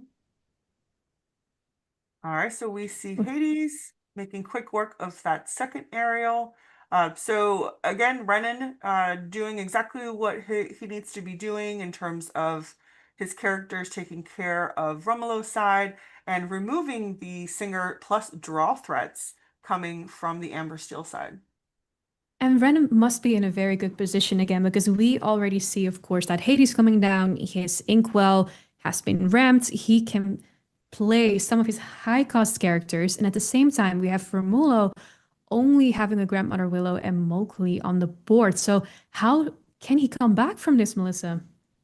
The strategy right now is, of course, trying to apply as much pressure through additional characters. However, we don't necessarily want to overcommit because we know that this other side on Renan's deck can go ahead and answer rather quickly anything that Romolo puts down in the shape of a board wipe of some sort. So right now, I think he's trying to see what sticks essentially and questing where he can because right now seems to be one of the few options he has. He does have a lot of ink. And of course, some of that was added due to the Hades Infernal Schemer sending two cards into his inkwell. And of course, he knows that that spooky side is also still in Renan's hand. So you also, like you mentioned, don't want to overcommit because you could potentially lose your board. Yeah, it's a shame because it's one of those things where you know you need to be aggressive, but at the same time, overcommitting will go ahead, especially with no additional draw. Um, basically end up top decking, and that's not a situation that Amber Steel wants to be in. No, definitely not. And we see Renan considering and playing, of course, a vision of the future. So he's going to look at the top 5 cards of his deck and put one into his hand and the rest on the bottom. What do you think he will be looking for? He is certainly favoring a lot of draw and circulation options, but as far as what he ended up picking, we now have no idea because it went so far off the camera. But I imagine he is looking, if I were him, we've seen a lot of cards kind of circulate through. I'm looking for additional characters that not only can provide some control in the way of high strength and willpower, but potentially maybe even another Hades or his Pete, so he can go ahead and have a draw engine of his own. Yeah, and we saw that Nakoma challenging into Mowgli, and this just shows how strong of a card that is with 4 strength and 6 willpower. Yep, and Nani, as I've said yesterday, such a great character to have, to be able to look at the top cards of your deck, and basically put one in hand if it meets the criteria of 2 cost or less. We now see Romulo considering his options and counting like how much lore he might need or maybe what he wants to play.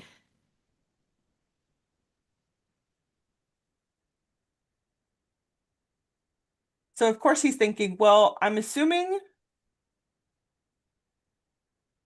well, not assuming, he knows Spooky Side is there, and oh my goodness, I think he did find, so that card he found was Raging Storm, it appears. So Oh, that's an now, although Romulo is aware of one of them, I'm sure he's always going to assume the other is present too. So, usually you can kind of make the strategy for Spooky Sight to play higher cost characters. However, with a board wipe that does not necessarily care about conditions, anything that Romulo puts down is always at risk here. But, the name of the game is to quest, and you can't quest without characters. definitely not. And we saw that questing just happening right now. And of course, it's such a shame if you have the grandmother willow on the board, but you cannot fully commit to the board because you know a board wipe might be on the way. Yeah, and I am curious what Romulo's strategy is. Of course, he does have that Pete to stop an action, but I think right now what he is trying to do is commit slowly to the board. Oh, There it is. as We I have the was going to spooky say. side. So right now, of course, nothing, being saved or uh, from that spooky site, as everything was a 3 cost or less character. But now, what do you think Romulo's going to do on this turn, knowing that spooky site is now utilized, Nora? Well, Romulo right now, I think, is in a bit of a tough position because we, of course, have seen that spooky side, and he's now filling up the board, and he's, of course, playing Pete, so we know that Raging Storm cannot come the next turn, but Renan has one in his hand. Oof. Yeah, so with the characters he had played on board, he would have been able to get an additional 6 lore. However, um, let's see what Renan is able to play now. Oh, and we're just gonna pass. Okay. Oh, we have a No, it's Cinderella never. coming down.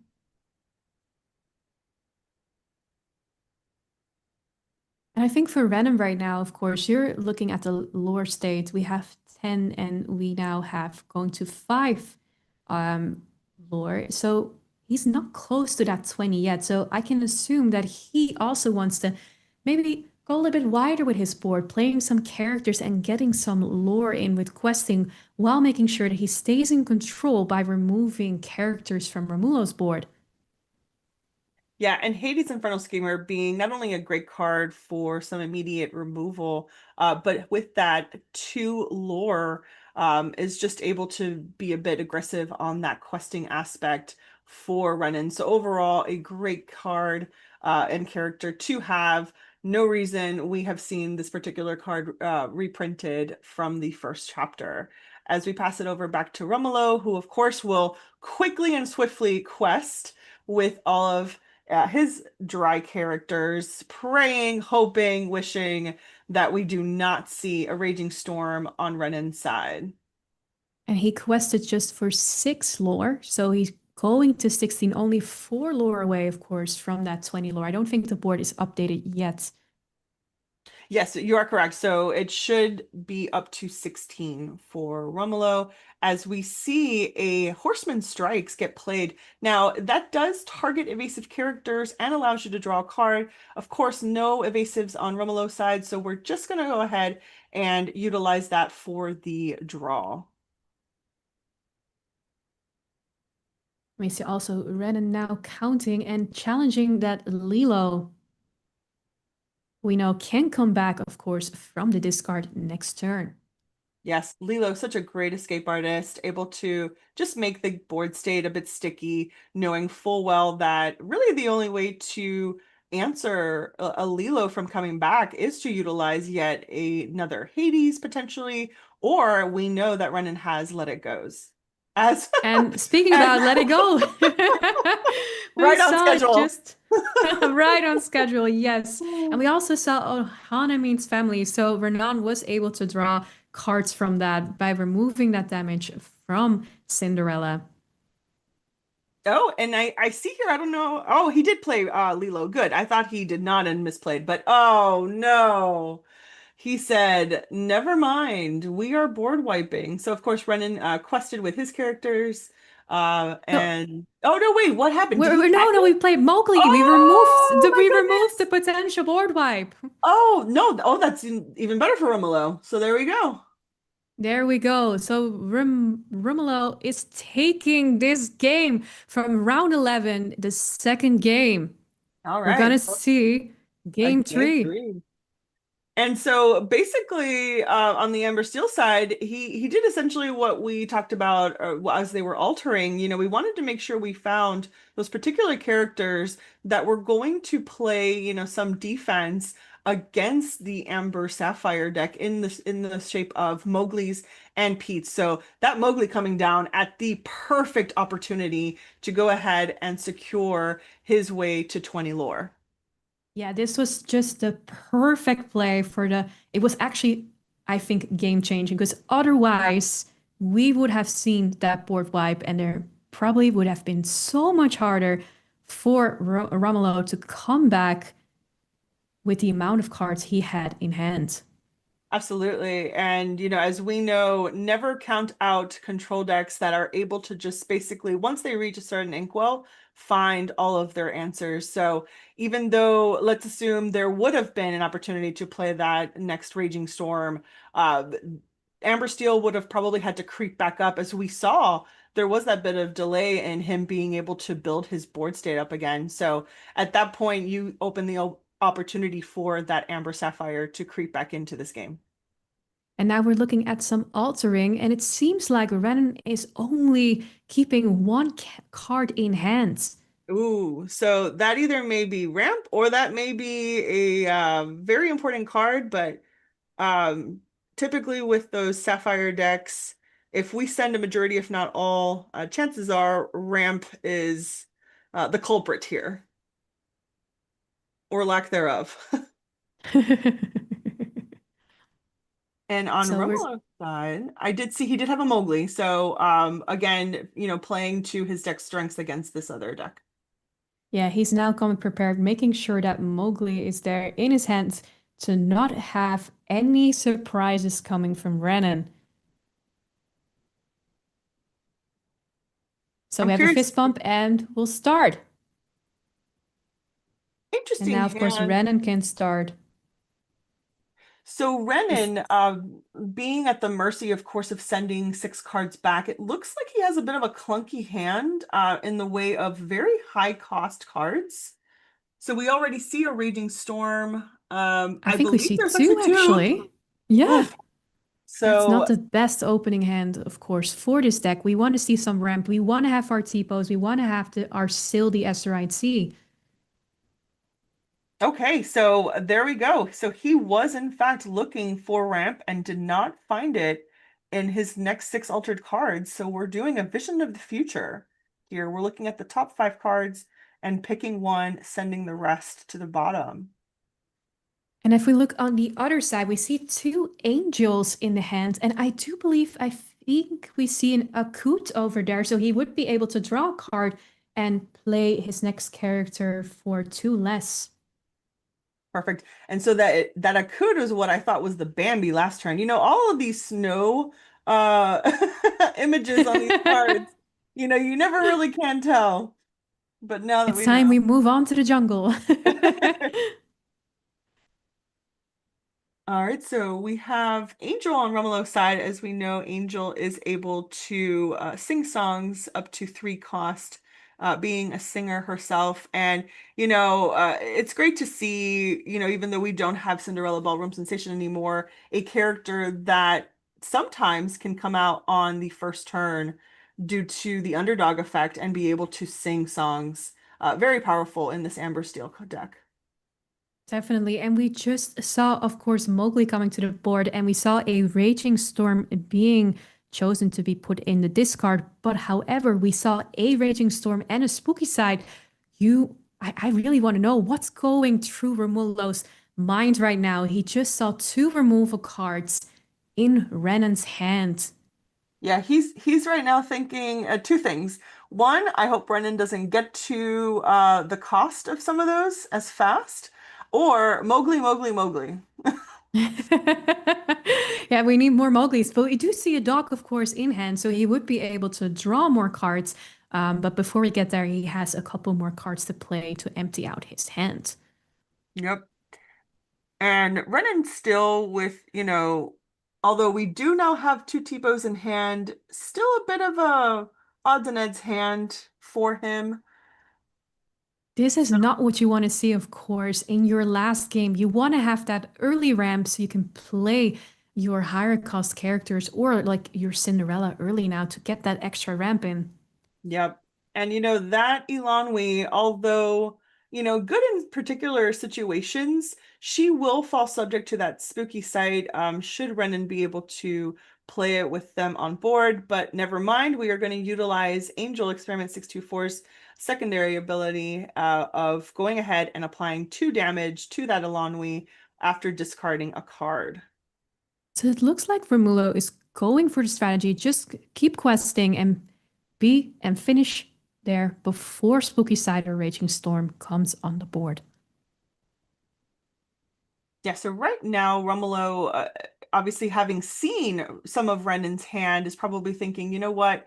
I am in a bit of a good state, but I'm never safe. We're never safe when it comes to, Sapphire decks typically that can rummage through its deck a lot faster with certain cards and characters. So for him, he's really thinking through his lines, making sure, of course, we're committing to the board, but a bit on the conservative side, but we want to apply enough pressure to be able to do what we need to within our strategy. And we saw a very good card being added to the hand of Romulo. We have that Chief Powhatan, which could potentially. Oh, he's inking it because he could. Oh, Oh, we have another one there's coming on board two. because that is a great bodyguard who, of course, will help against that threatening Nakoma on the other side. It's always fun when you see characters from the same movie come to play on either side. Now, due to, of course, the story lore of this Chief Powhatan, he is a very peaceful chief. So, although a very big body in 5/5 strength and willpower, he himself cannot challenge in. So, he is certainly just protecting his tribe on Romulo's side. And which is wonderful, of course, for Romulo's side because now he wants to get that lore in, and with that threat on the other side, he doesn't want his low-cost characters being removed immediately. Yep. So right now, Romulo is in a bit of a good position here with two characters that would not necessarily be removed from the board should a spooky sight come on. And of course, we are well away from that raging storm. So I'd say Romulo is in a pretty good spot here, and Renan, of course, still trying to, mismanage what he's got in hand. Of course, going back to that altar state where he, in fact, was trying to find some sort of ramp for his turn two. But of course, the fate of his deck said, no, we will not have that for you. And of course, then him being rendered to be managing what he was dealt for those altered six. And it's also a very difficult hand for Renan because if you have Spooky Side and Raging Storm, and I think he only has 3 cards, so it's difficult to put any extra ink into your inkwell. Yep. And so now Romulo is firing on all cylinders, right? As we're able to utilize two songs to remove everything from Renan's side of the board. So full control and, all steam ahead for Romulo here. So what do we think? Obviously, we need to apply to the board here. Oh, okay. So we did commit the spooky sight. And we have 2 characters left on the board, and we see Grandmother Willow joining the party. Will we see some more characters? Because that will definitely help, of course, with this board state, because there are no cards on Renan's side at the moment. Yeah, so right now, it'll be interesting to see what Renan does with 6 ink on the board. Looks like we're gonna maybe do, okay, so we are gonna play down Pete. And we're just gonna pass. So it doesn't look like he committed to the inkwell, so we are still essentially Oh, two. and we have another Oh, Mowgli wow. removing that raging storm. Yeah, so everything is going perfect for Romulo, and the complete opposite story here for Renan, as he has now had 2 action cards or non-character cards sniped from his hands due to Mowgli's. And what a play. We saw it, of course, in our last game. We see it again. Mowgli for the win, removing that board wipe card. Renan must not like that card at all after this match. No, absolutely not. And having to utilize and play your Pete to essentially just handle the 5/5 bodyguard on Romulo's side does not feel good, especially when Pete is usually there to cycle through your deck. So certainly on the back foot here for Renan, probably not feeling great. And there we go, a That's a handshake. win for Romulo. Romulo takes round 11 with his Steel Song deck. Wow. And so, of course, congratulations to the Amber Steel deck. Very unfortunate sometimes, but, it is the way of the cards sometimes in terms of what your deck decides you are going to see immediately. And, I think Romulo played to his absolute strengths there, but, congrats to both of them for at least making it to day 2 and coming this far for both of them. Definitely. And I do think we need to give Mowgli a shout out because Mowgli was definitely saving the game and taking the win for Romulo today. Absolutely. Don't count out, the small cost characters. Alrighty, and we will send it back to our Be Right Back screen, but hopefully you guys are enjoying the stream. We will be right back. We'll see you on the next one.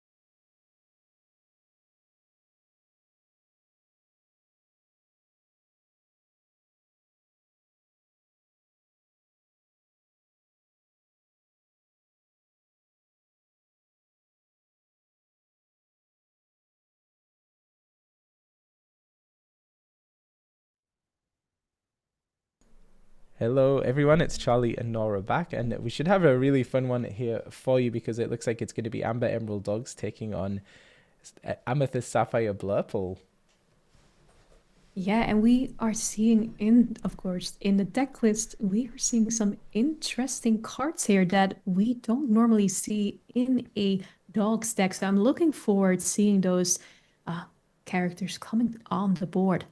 Yeah, it was actually really interesting because the player on the right here is Robert or Roberto, a player that we saw yesterday actually on this Amber Emerald Dogs list, and lots of spice in that list. It's kind of what's been called in the community the Circle of Dogs list, and the reason because of that is because it includes the Circle of Life, which allows you Which to is, of course, amazing to play a character for free from your discard. Yeah, so Circle of Life is Sing Together 8 song, and as Nora said, you can play any character from your discard for free. And that because of that, this deck list runs some very big characters you don't normally see in dogs, including Stitch Carefree Surfer, who's a 7 cost. We did see that come down yesterday. And there's also Jumba Jukiba, just as a one of there, a little bit of spice in Robert's list. Not only can you play it for free with Circle of Life, but for each character you have in play, you pay one less to play Jumba. So in a dog's list where you can have 5 characters by turn 3, you can see how early this card can come down. And it's very interesting that when that card quests, he can remove all damage from a chosen character, keeping your characters longer on the board and alive.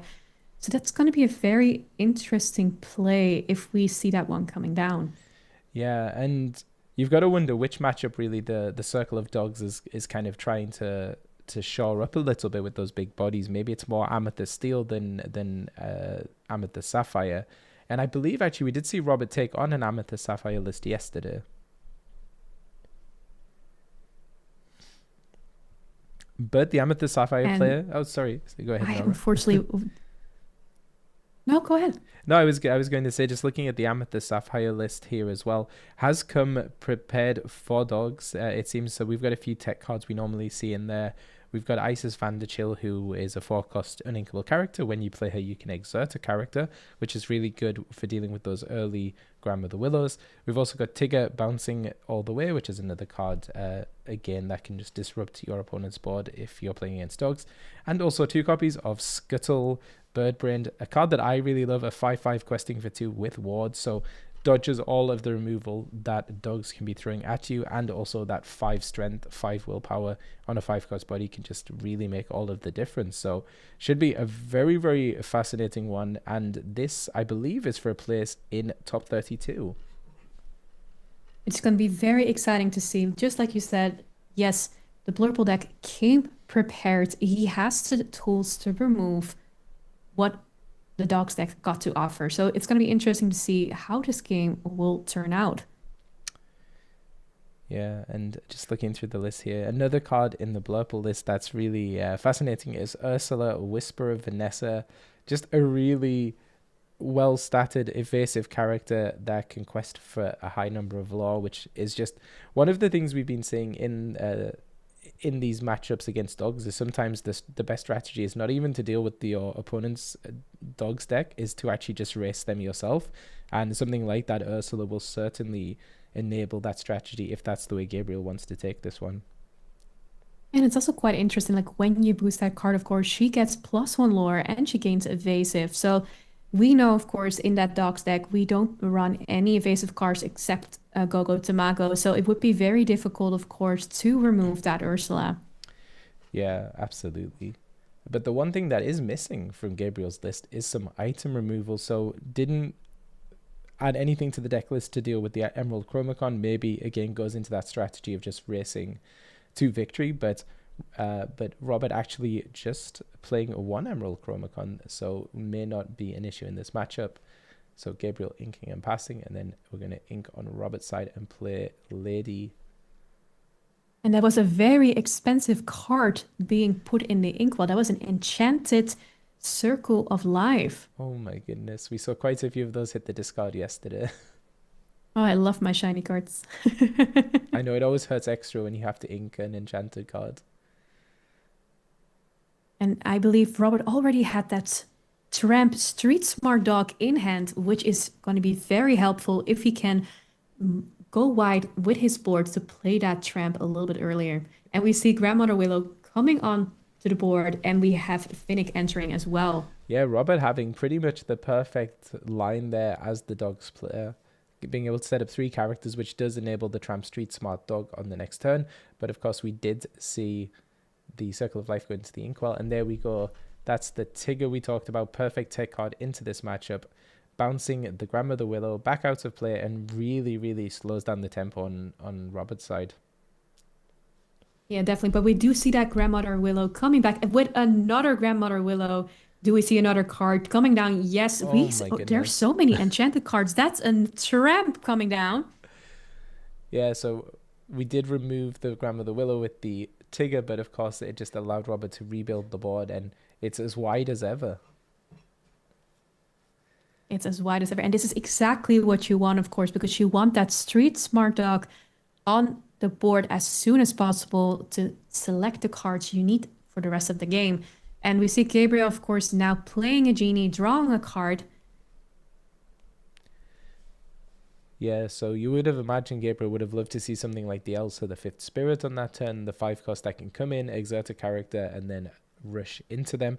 Unfortunately, not the case. Playing the Genie, which is a bit of a slow play there for Gabrielle.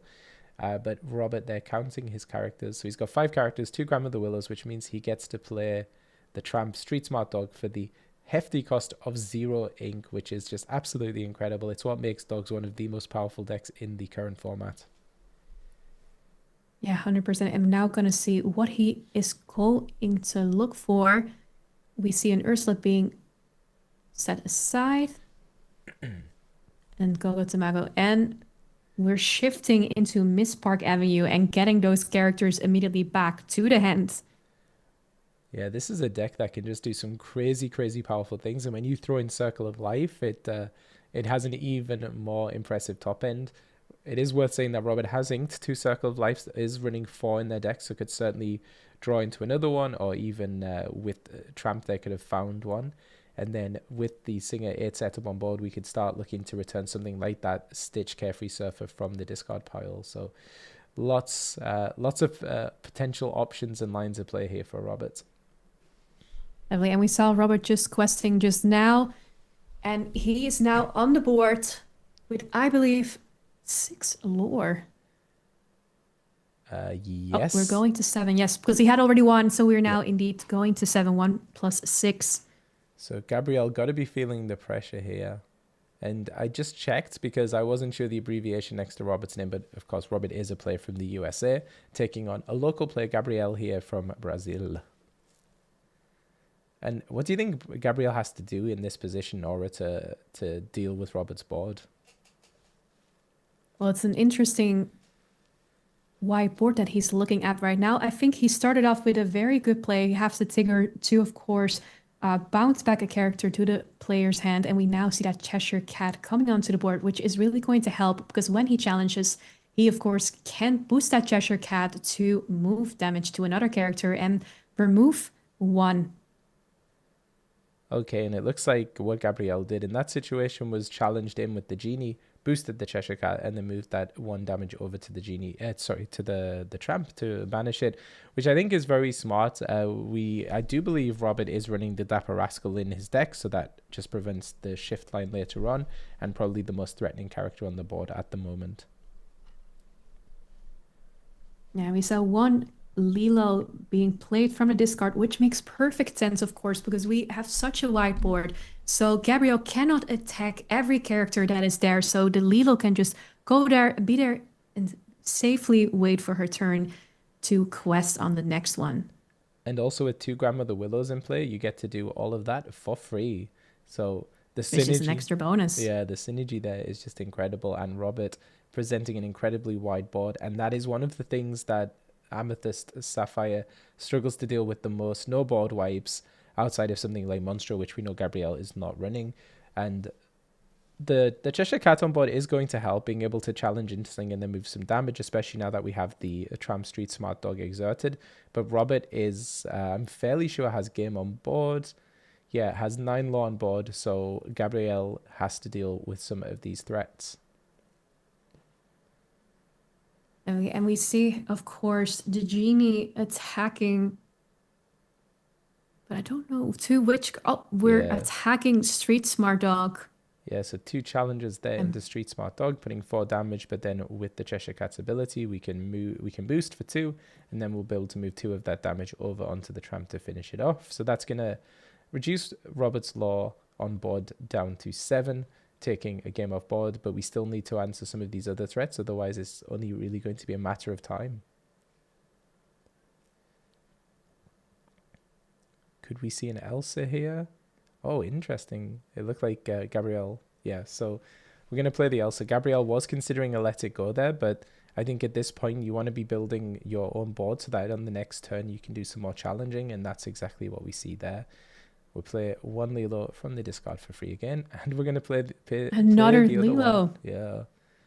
And Robert does have quite a few cards in hand thanks to the lady on the previous turn, so lots and lots of resources. It's going to be a very tight one here. And of course, one of the things Gabrielle does have to be aware of is Robert has a 1 of Go-Go Tamago in hand, and that could come down and net 2 law because of that exerted genie with the damage on him.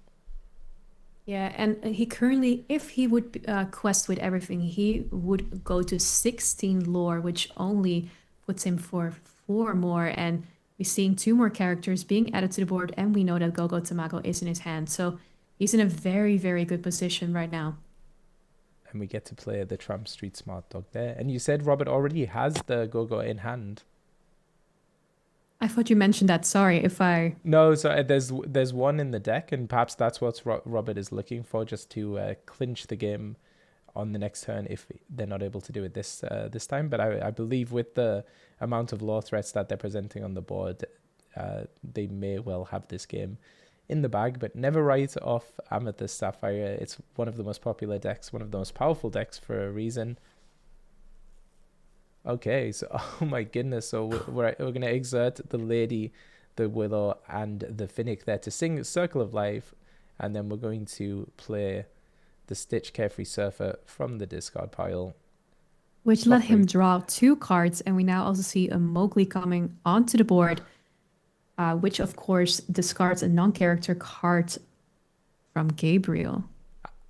I mean, just as a viewer here, Robert's board is absolutely incredible. The amount of characters, the amount of lore being represented. I think even without the Circle of Life, Robert may well have had that game. And we'll see it happening here right now. Robert is taking the first game of round 12. Absolutely, and in quite dominating fashion there. I think even without the Circle of Life, the game was pretty much wrapped up, but that was definitely what clinched it there and made sure that there was absolutely no way for Gabrielle to get back into this one. Yeah, I think this was very impressive. This is the way you want to play your dog's deck. He immediately started off very well with that Grandmother Willow, even though we know it was sent back. He came back, played 2 on the board, and it kept on going, bringing back cards from the discard, and of course that finale almost with Stitch coming on the board and Mowgli. Yeah, there was no going back anymore to stop this train.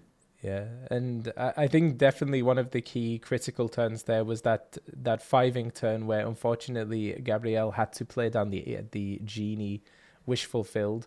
Would definitely have preferred to have played something more impactful that could have dealt with Robert's board.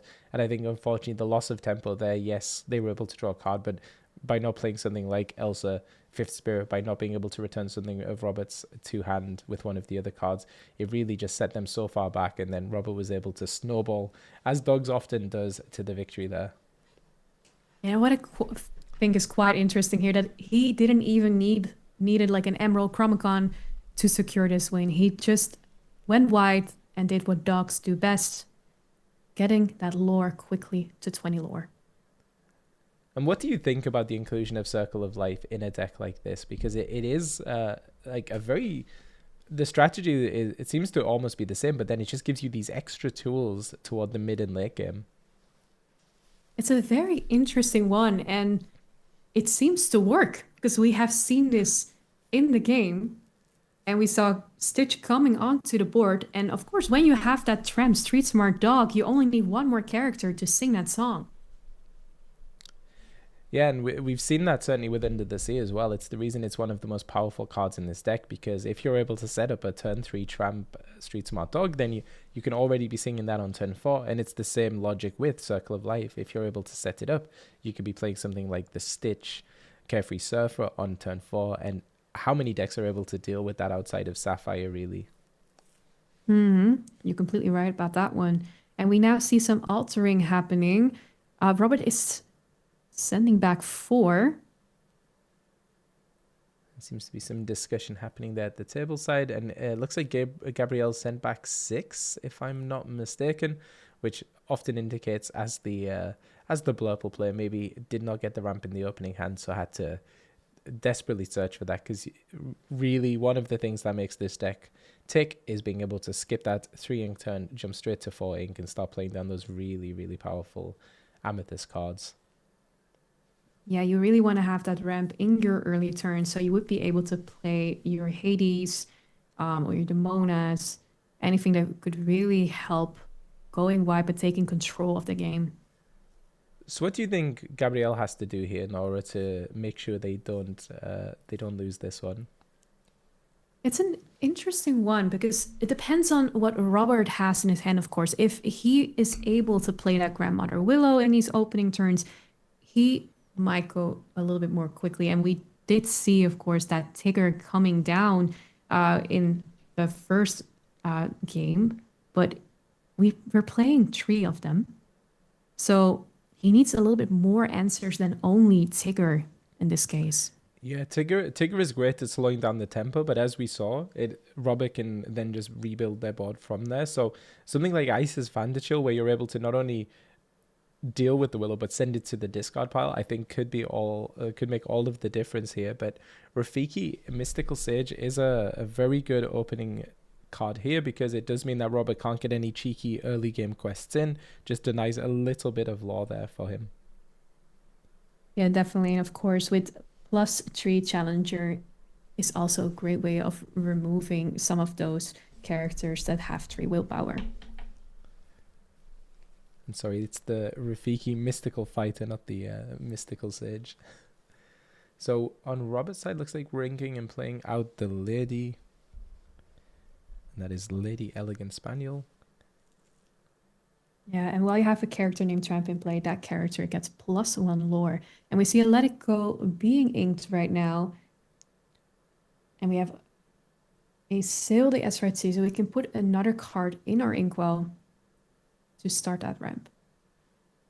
Interesting. So Gabrielle going for a quest there is going to be safe, unless Robert plays down Tramp to buff up the strength of the Lady. But I think at this point, again, it's just all about denying the law. Okay, and that's exactly what we see there. So Enterprising Dog Tramp comes down with the strength gained there, able to take out the Rafiki. And maybe Gabrielle's going to regret that decision to quest there, because it would have been nice to have something on board to be building it up and then potentially challenging those characters later, especially if Gabrielle played something like an Ice's Vanderchill. You want to have the Rafiki. But turns out it doesn't matter, because they had another Rafiki in hand anyway. And it's back for more action together with a Cheshire Cat. So the Rafiki would be able to challenge, and then we can move that damage with our Cheshire Cat. Yeah, but I do question Gabrielle's decision there for that quest, because if they had 3 characters on board, it would be putting a lot more pressure on Robert right now. But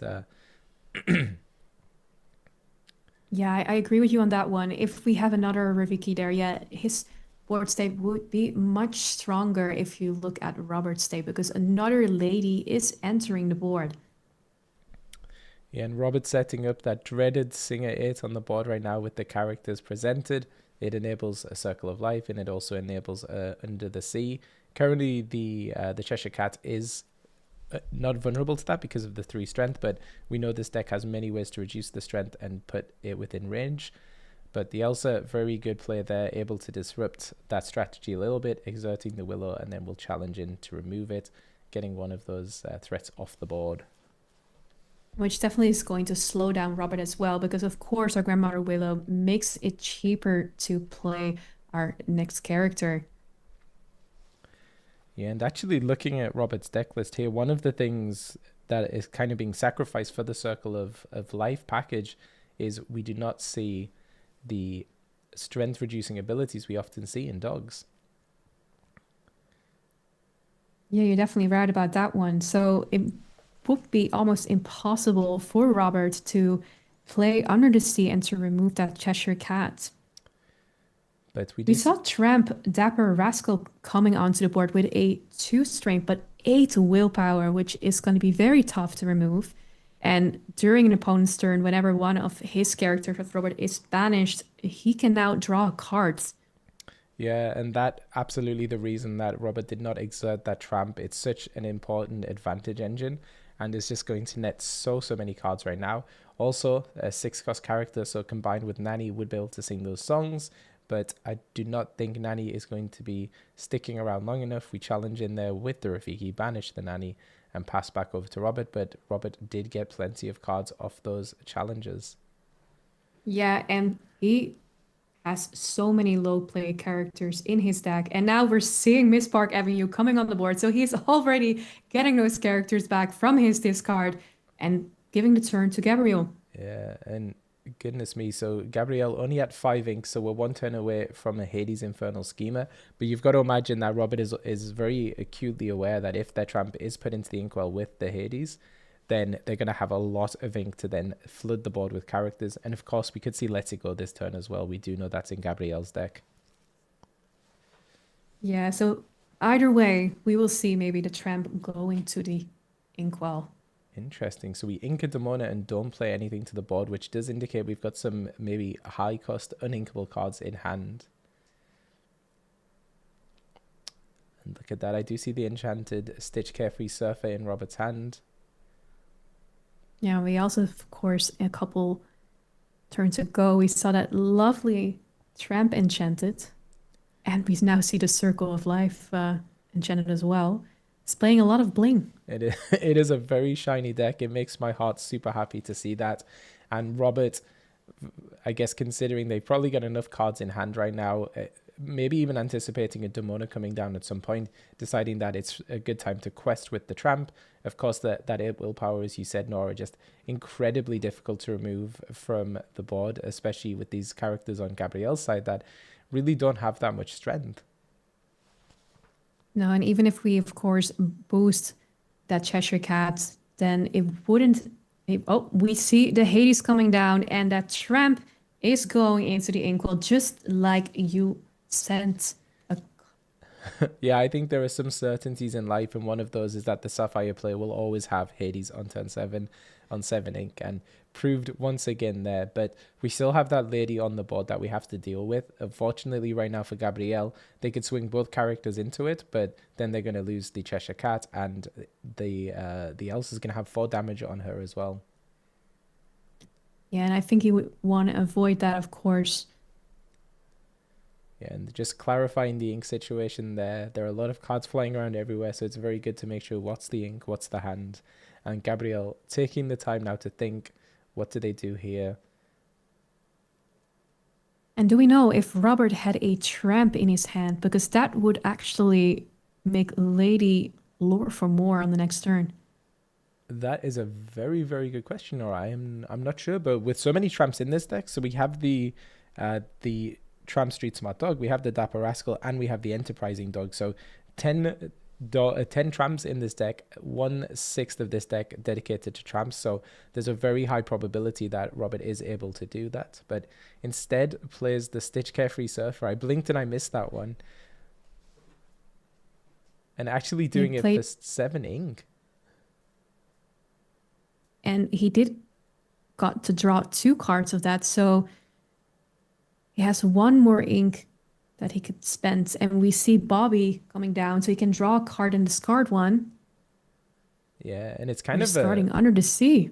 A double-edged sword there, the Hades. The ability, is there a downside to this? I think in this case, giving Robert that extra 2 ink really has just given more resources needed to be able to close this game, and especially after the Tramp Dapper Rascal gives so much advantage early on with all that card draw. I think this is going to be a very difficult position now for Gabrielle to come back from. Yeah, definitely, because we are on 15 lore. Robert only needs 5 more lore to take the win of around 12. So we're going to be able to slow it down a little bit. So we did take game off the board, but as you mentioned, Nora, if Robert plays a tramp, then those ladies are going to be buffed up, and we could also go to Mago as well. So tramp would win We're it going here. back to Robert and see what he has in his hand and what he perhaps is going to top deck.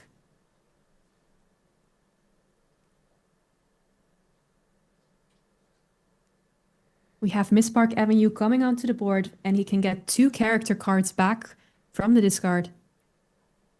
Interesting. So didn't have the tramp by some miraculous miracle. Did not have the tramp, but has now presented 3 characters all upright. That unfortunately And Gabrielle. we have the handshake. That was game. What an interesting one. We've seen a lot of dogs throughout the weekend, but yeah, getting to see this Circle of Dogs version, the second time we've had Robert on stream now, is such a fascinating deck. Really exciting one to see, and we actually got to see the Circle of Life play out this time. I think in the games yesterday, it was always ink or discarded. Yeah, it was really interesting to see Circle of Life, but also that Stitch Carefree server.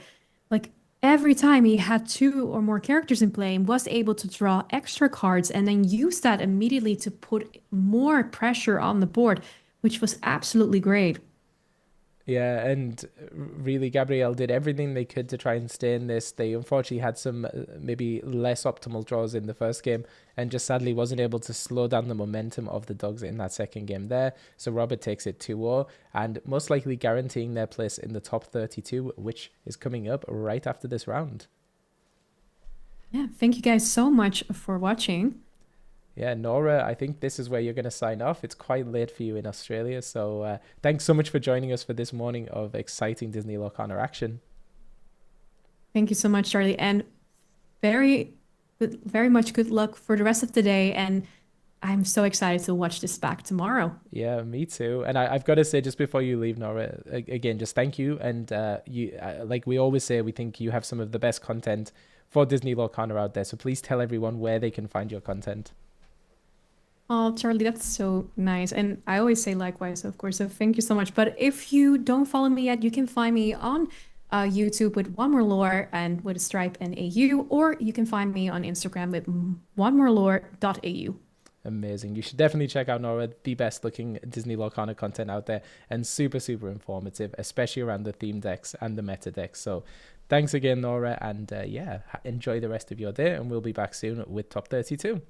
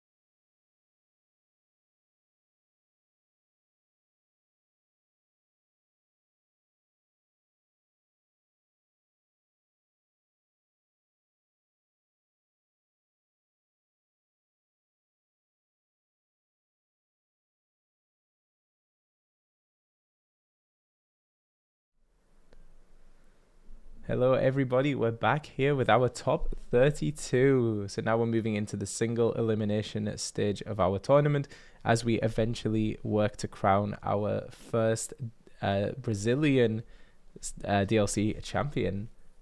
I have Melissa here with me. How are you doing, Melissa? Doing great. Super excited for this top 32 cut. So I'm sure it took a little longer for them to make sure everything was squared away. But now we are getting into, the best of the best. So excited to see some great Disney Lorcana being played. Yeah, and it looks like we're going to be having Amethyst Steel taking on Amethyst Sapphire in this matchup, which should be a really fun one to watch. It's something we've seen quite a lot throughout the course of this weekend. Yes, Amethyst, and then on the opposite side, Amber being some of the very popular inks we've seen, and of course some Sapphire sprinkled throughout. So excited to see how this goes. We'll see if this is, I don't remember if we saw this particular Amethyst Steel yesterday, so it'll be interesting to see if it's more of a mid-range deck or a bit faster. Yeah, absolutely. We've been seeing a lot of these Amethyst Steel decks being built very, very fast, very aggressive. I imagine largely because of the amount of blurple we are seeing here this weekend at DLC Brazil, DLC São Paulo. And I think Kim may be joining us. Are you there, Kim? Yes, I am here. Hello. So I'm going to tag you in, and you and Melissa can run this one. Have a great game. All right, thank you so much, Charlie. Sorry about that. Went to go get water and I was like, oh my gosh, we're starting. Well, welcome in, Kim. Glad to have you in. And so, a bit of a similar what you and I have casted yesterday, right? So, we have yet another pairing of amethysts with steel and sapphire on either side to boot. I know. I was like, is this deja vu? What It are we sure doing is. here? It sure But is. so Well, excited to be in the top cut now officially for DLC São Paulo. Um, and we have two Basils being played. I'm curious if Daniel is trying to just establish board state here to combat any opposing threats that over our Amethyst Steel players playing over there. yeah, and I believe he just assumed this Amethyst Steel, whether a bit of an aggro deck or not, can become pretty aggressive. So the Amethyst Sapphire playing low to the ground, he did find ramp on turn two with that Sail to Azurite Sea, and with the additional ink was able to play down that second Basil for him. And now we're establishing a Dumbo for full effect. Yeah, interesting to see a Dumbo being played this early. I feel like we typically see other cards such as Cinderella at this point. What do you make of that, Melissa? I think this is just, to your point, he didn't have his ideal curve, but you know what? A four cost body is a four cost body. And now he'll be able to trigger on this next turn Dumbo's effect. So I'm sure he is happy about that draw.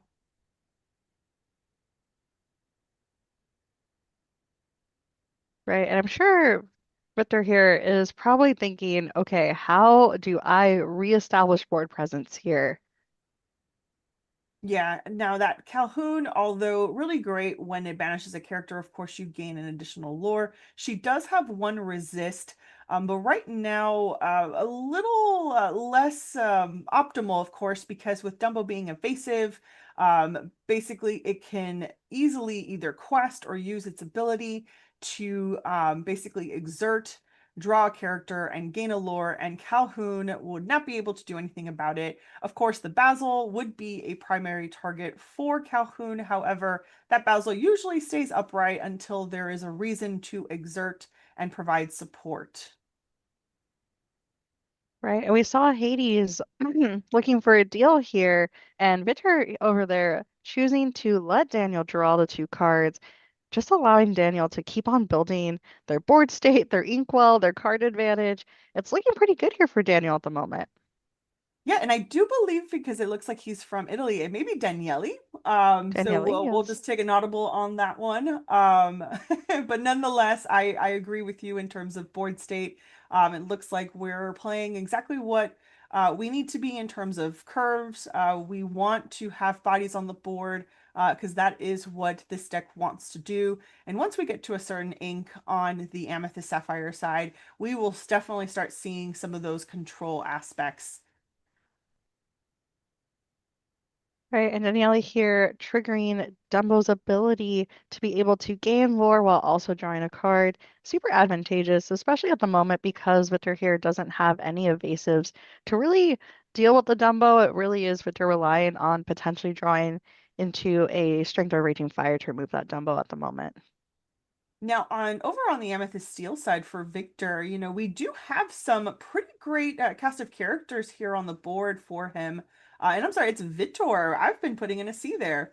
So with the board state, so we do have both Cheshire Cat and Angel that one can deal damage if we discard a card, and the other one can actually place damage counters. So great characters, but right now, obviously Cheshire won't be able to do any of his abilities because there's no damage on the board. But what are you thinking Vitor wants to see here in terms of next moves? I think with Victor already being at 4 ink in the inkwell, I'm assuming that Victor is probably hoping to have an inkable and an Elsa in hand so that maybe they can challenge that Dumbo and then, later on move that damage to remove that Dumbo entirely. But it looks like Daniele here is the one who is playing the Elsa and in turn removing the angel from the board. Yep, and that Elsa, doing her best to have the crystallize ability to go ahead and exert an opposing character, and of course, then utilizing a 3 strength, 4 willpower character in Hades to go ahead and cleanly banish that angel. Right. Well, we are going to see that Victor here is going to prioritize using the Calhoun to challenge the Hades and gain a 2 lore from Calhoun's ability of banishing a character, gaining 2 lore. And down comes Yzma for Vitor. Now, Yzma is able to exert to allow Vitor the opportunity to draw up to 3 cards should he not have up to 3 cards in hand. Great. And it's looking not the case because Victor currently only has 1 card in hand, so I'm sure we're going to see that Yzma be utilized. Oh, However, or not. spoke too soon. Let It Go was just played, and Yzma joins the Inkwell. And how appropriate for Elsa herself to be singing that Let It Go. You just love when that works out. Definitely. And this really does put Victor in a tight spot. They play an Elsa, and I believe they no longer have cards in hand. So I'm assuming that they're really hoping they draw into a Genie or possibly even a Demona. Demona here could really change the game here for Victor. Yes, and so even though Demona will go ahead and fill Vitor's hand, we don't necessarily have a good board state to do as much as I'm sure Vitor would like, seeing as we're kind of matchy right now with a Cheshire Cat and an Elsa. Right. And I'm sure double Cheshire Cats, as we've seen before, can just spell a lot of trouble because that is potentially up to 4 damage being moved around each game.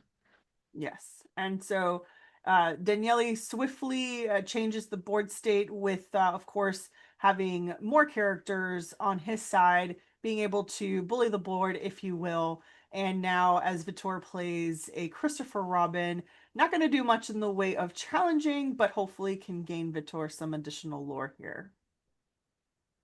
Right, but I don't know if that lonely Christopher Robin will be able to do much. Uh, Exactly. and I think Victor He agrees agreed. because there is the scoop, and we are moving on to game 2. Wow, what a game 1 there. Yeah, Amethyst Sapphire pretty much came out and did what it's meant to do, and that is control the board, regardless of what their opponent is trying to do. In this case, Daniele was able to see what he needed. May not have been the exact perfect curve he was looking for in terms of how he started, but nonetheless, he was able to build that all-important board state to then tackle Vitor's side.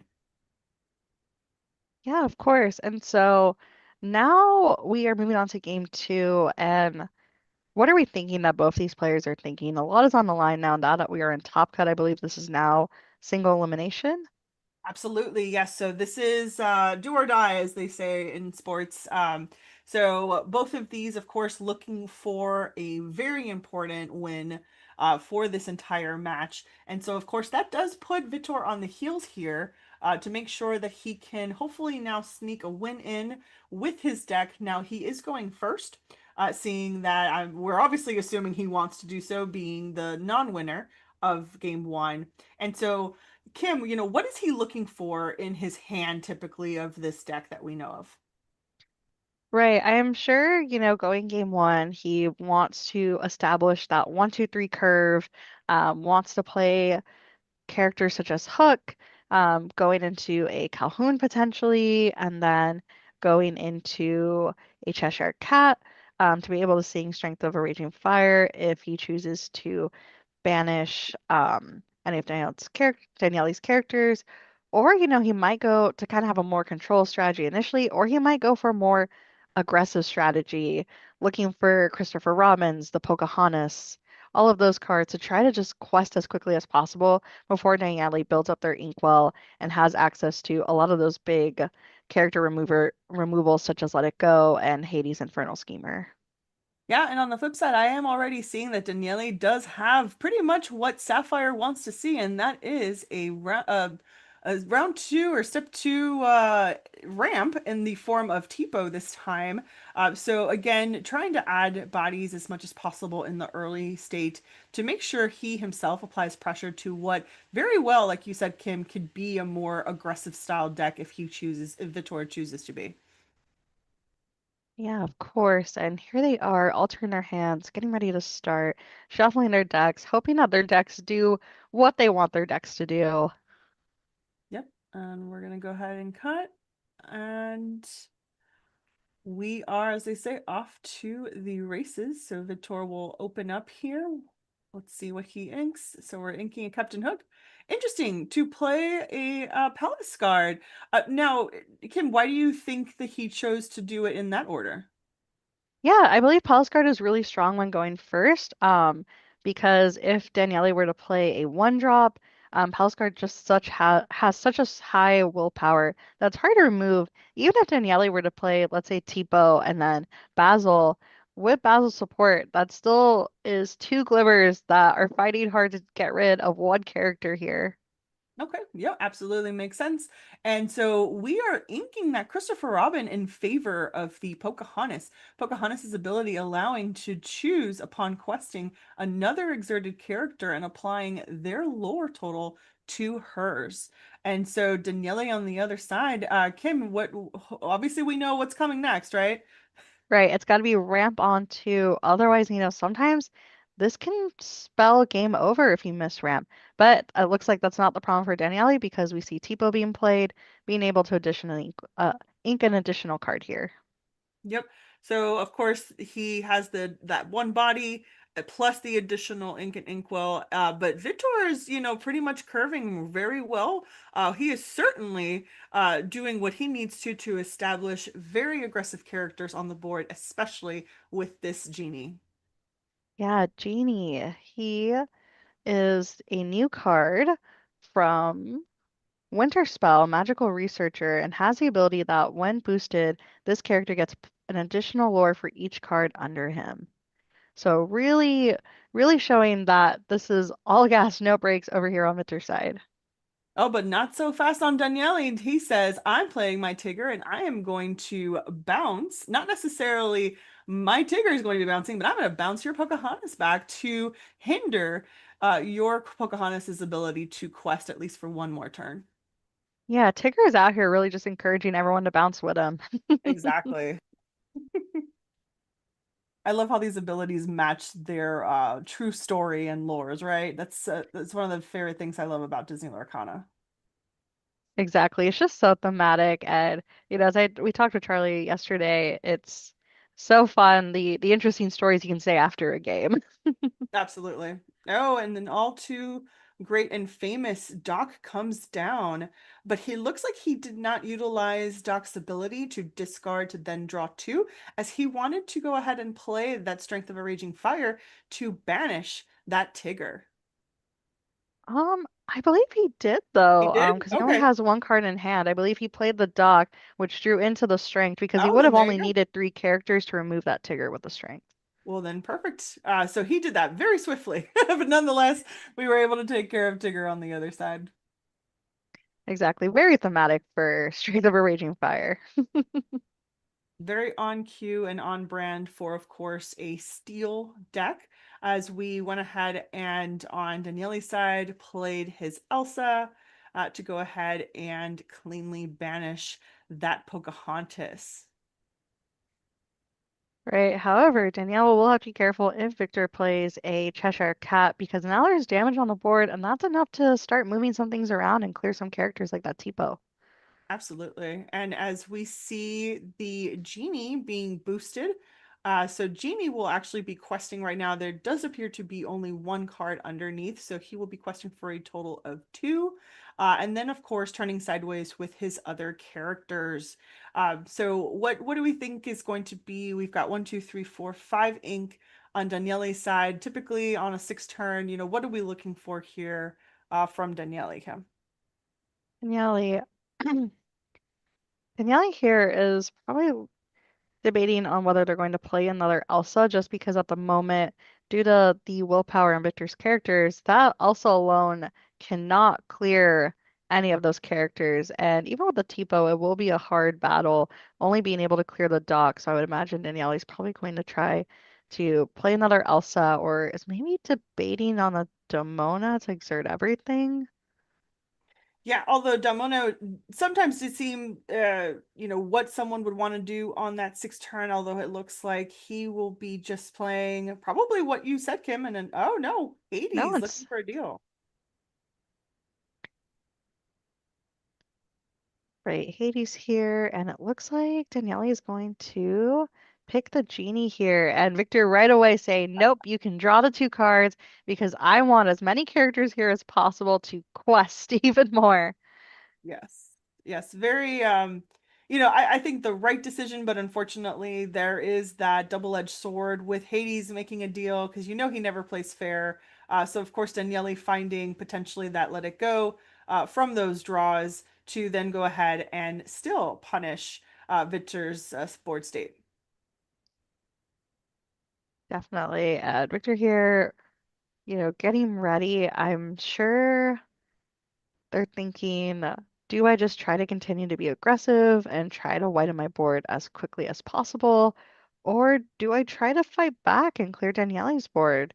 They're fairly limited on cards in hand, and it looks like that's the case. Oof. Great play there. Great draw. Right? You love to see it, being able to play the dock and just instantly draw some cards here, especially, what playing the cards that you have at hand to just, quickly draw 2 cards. Oh, and interesting. So Vitor actually using his dock and Palace Guard to banish the Tipo and remaining aggressive with this additionally boosted genie. And so we do know that this Hades alone will not be able to take care of that Hades. So I'm sure Daniele's looking for a quick way to answer him by other means, potentially maybe a rushing Elsa. Now, of course, we do know the obvious, and a Hades Infernal Schemer or Let It Go. However, that will add quite a few cards into Vitor's Inkwall. But maybe we're gonna play a Cheshire Cat here. Yep, looks like it. Cheshire Cat instantly boosted, moving the damage off of the Hades onto the genie, clearing that, and we see a Cobra and a Yzma, which I'm sure Victor would have loved to see those cards in his hand instead. Absolutely, both of those for their own right, providing some additional abilities to Vitor. If we play Giant Cobra, the he will be able to apply 2 additional lore if he chose to discard, or Yzma, as we've already seen, would be able to exert to get Vitor up to 3 additional cards should he have had an empty hand.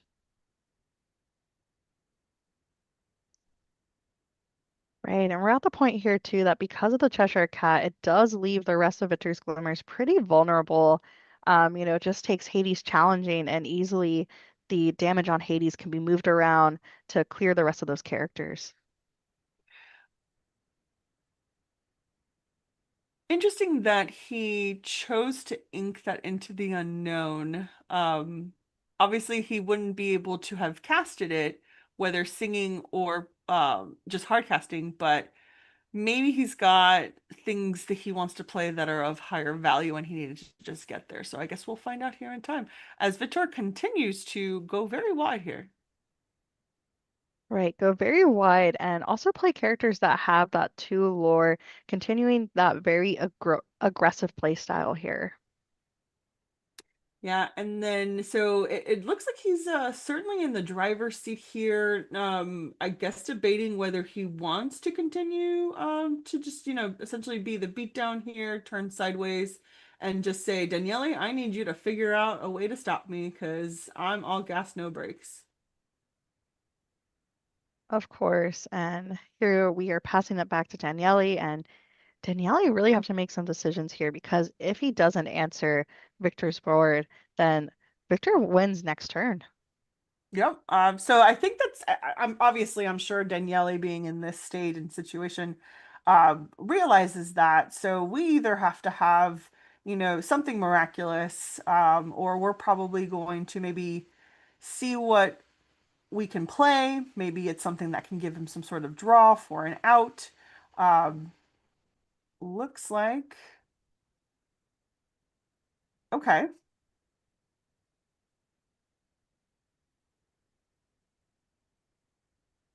We have I think Elsa it's coming great up. that Daniele prioritized the Yzma just in case Victor, using the Yzma's ability over questing, Victor draws into something like a Cobra and then being able to gain that additional two lore if he had the extra card to discard with. Okay, some great plays here, exerting um, and then challenging, utilizing the Cheshire Cat's ability, also challenging with the Hades. So really did a great work of bringing down a lot of the tour's board state. Of course, now removing the possibility from game on his next turn.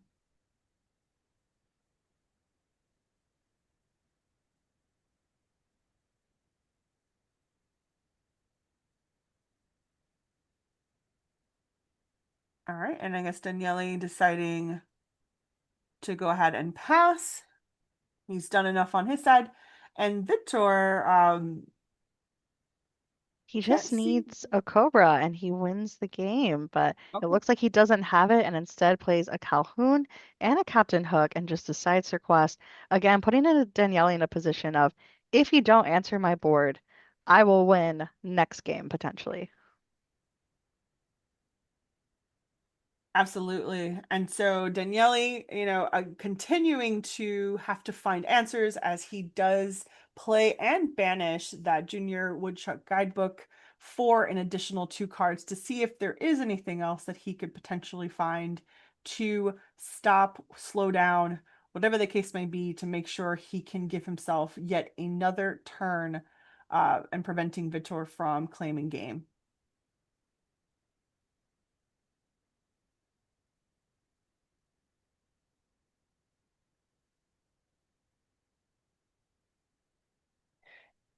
And it seems Kim may be having some audio issues as I'm not hearing her.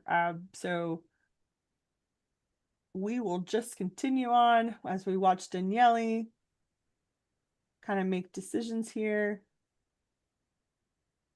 Yes, Daniele is definitely in a tough position here, having to answer all of the sports state.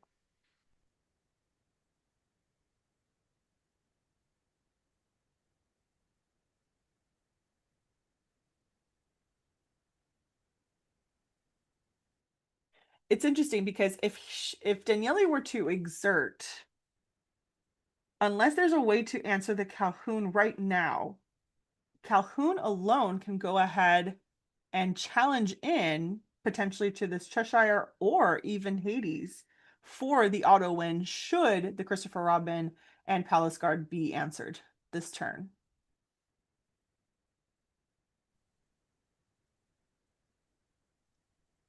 It looks like we are going to ink that Demona. Kind of hesitant here again because Daniele is in such a tough position, really trying to think of all their outs here.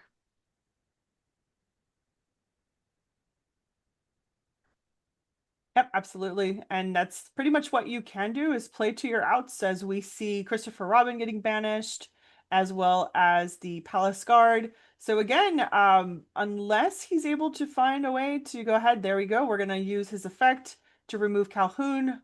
Of course, now making sure that Calhoun is not able to trade in for that auto 2 lore and go ahead and play that Demona, fill his hand up to 3, and we're probably gonna pass it on back now to Daniele. First, no, Victor is like, let me quest, let me get that one lore, make this a little bit more difficult for Daniele here. Exactly.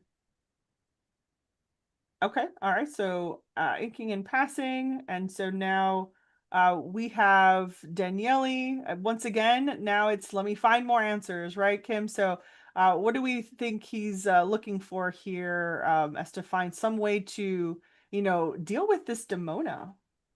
Yeah, I'm sure Daniele is hoping that they draw into another Let It Go or a Hades Infernal Schemer, just to put that Demona in the inkwell and remove her from the board state. Yep. So let's see what happens.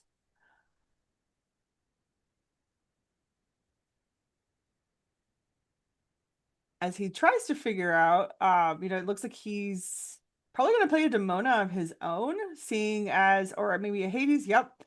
So there we go. And then of course the Captain Hook is going to be easily challenged and banished. So Daniele doing a great job of just kind of inching his way, establishing board state, and controlling Vitor's side of the board.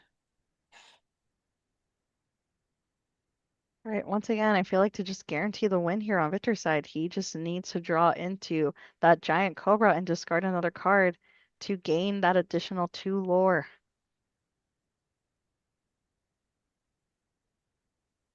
Okay, so just making sure that Daniele does not have game on board on his side.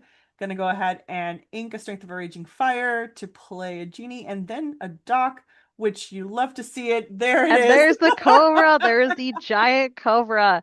He just kept on digging. Yep, absolutely. So those docks coming in super clutch for him, for Vitor, to finally find that giant cobra for the additional 2 lore to secure that 20 lore win. 21 in this case. Yes, of course. And, I'm sure both these players are just like, would have loved to win that. Daniele would have loved to won that second game. Victor would have loved to won that first game. But for us, I think we're very excited that we get to go to a game 3 because that means we get to talk more about our favorite game here, Disney Lorcana. Absolutely. And of course, certainly less downside for the audience, including ourselves, right? So that ever-present game 3 just continues to entertain us. And so now we do have Daniele going on the play here. So with Amethyst Sapphire, what are we looking for? Do we think his strategy for game 1 was the right move, or what are we thinking here, Kim? Yeah, no, I think Daniele's strategy for game 1 was a correct move. It won him the first game. Right. Um, And so I think here Daniele is going to try to prioritize that if they see any of their outs, they want to keep them, any sort of removal. And Richter here potentially just trying once again to go for that more aggressive strategy. I'm assuming that they will be going on the draw this time, so I'm sure they're looking for those Christopher Robins and those Pocahontases. Yep, and both of them choosing to alter.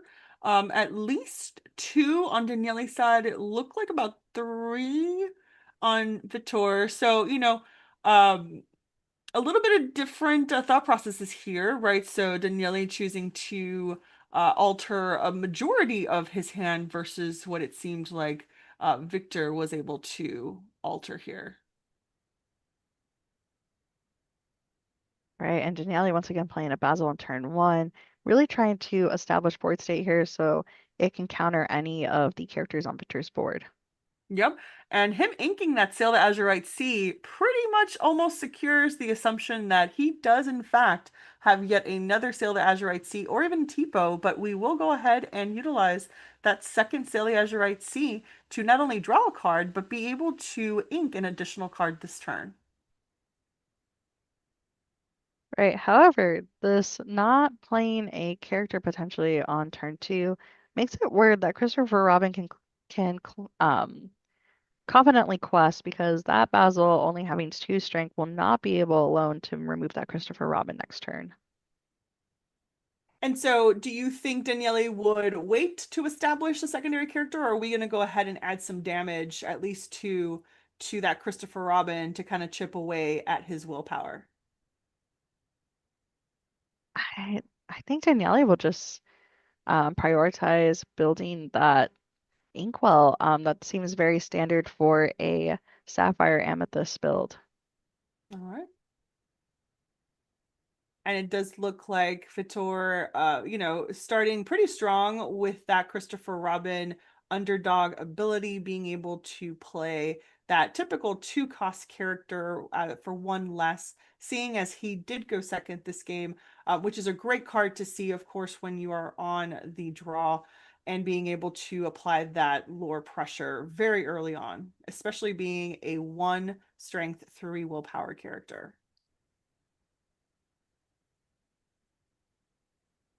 Right, and it looks like Daniele is going to ink the Iago and then pass turn over to Victor.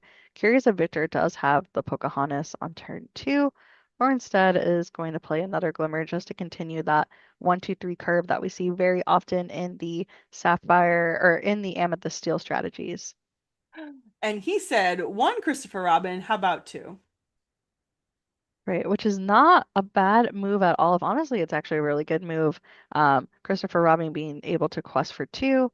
However, Tigger says no, we are not going to be seeing double. Bounce that second Christopher Robin back to hand, please. Yep. And then we did see sometimes we wonder if these particular Amethyst Sapphire decks have item removal. And in this case for Daniele, the answer was yes. We did see him in the previous turn ink a Wasabi, which does have the ability to banish an item, typically used for those pesky Emerald Chromacons for the Dogs decks. Right, like you said, Melissa, not very useful in this matchup because Amethyst Steel just doesn't run items. I would be 100% shocked if we actually saw an Amethyst Chromacon go down, but for this typical mid-range Amethyst Steel, I don't think we would be seeing it, but I guess weirder things have happened in Disney Lorcana games. Yes, of course. And we are going to be playing an Elsa over here on Daniele's side, exerting the genie, magical researcher, and Basil will be questing, I'm guessing, giving the support to Elsa. And there we go, removing that genie. And That looks like Basil is so Tigger. strong. It is extremely strong. You would not think this one drop would be doing much, but it is putting in so much work in these matchups.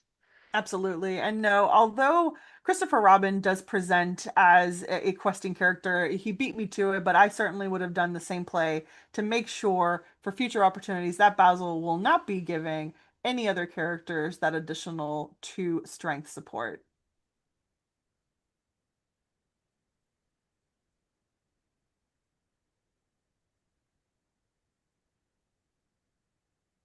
And Victor here looking trying to decide what I'll play next because this is a difficult spot to be in with that Tigger having that four strength.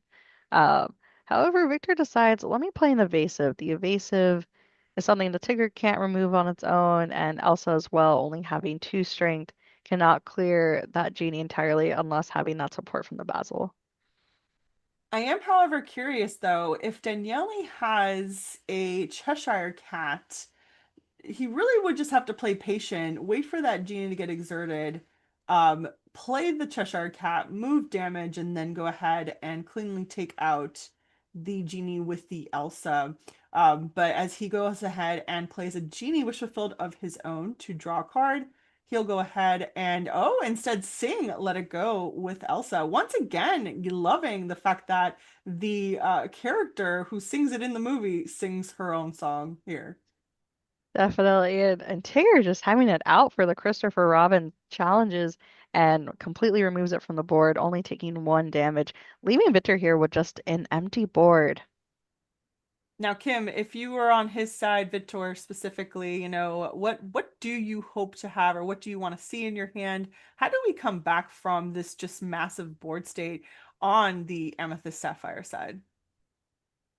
Yeah, definitely. I believe Victor, right off the bat wants to play the Cheshire Cat, but is also looking to just be able to flood the board, maybe looking for those Calhouns that they have in their deck, just so they can start challenging and gaining lore, especially against those glimmers like the Royal Guard there.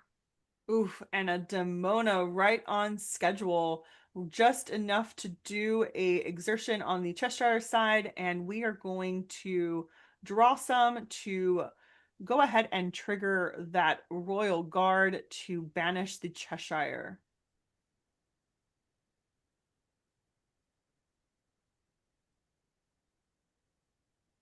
Right, and so I'm curious here, Victor's just going to try to empty their hand and go as wide as possible to make it difficult for Daniele because yes, they can continuously answer the board, but at some point too, they do start to lose those resources, whether it's smaller hand size or just playing them constantly.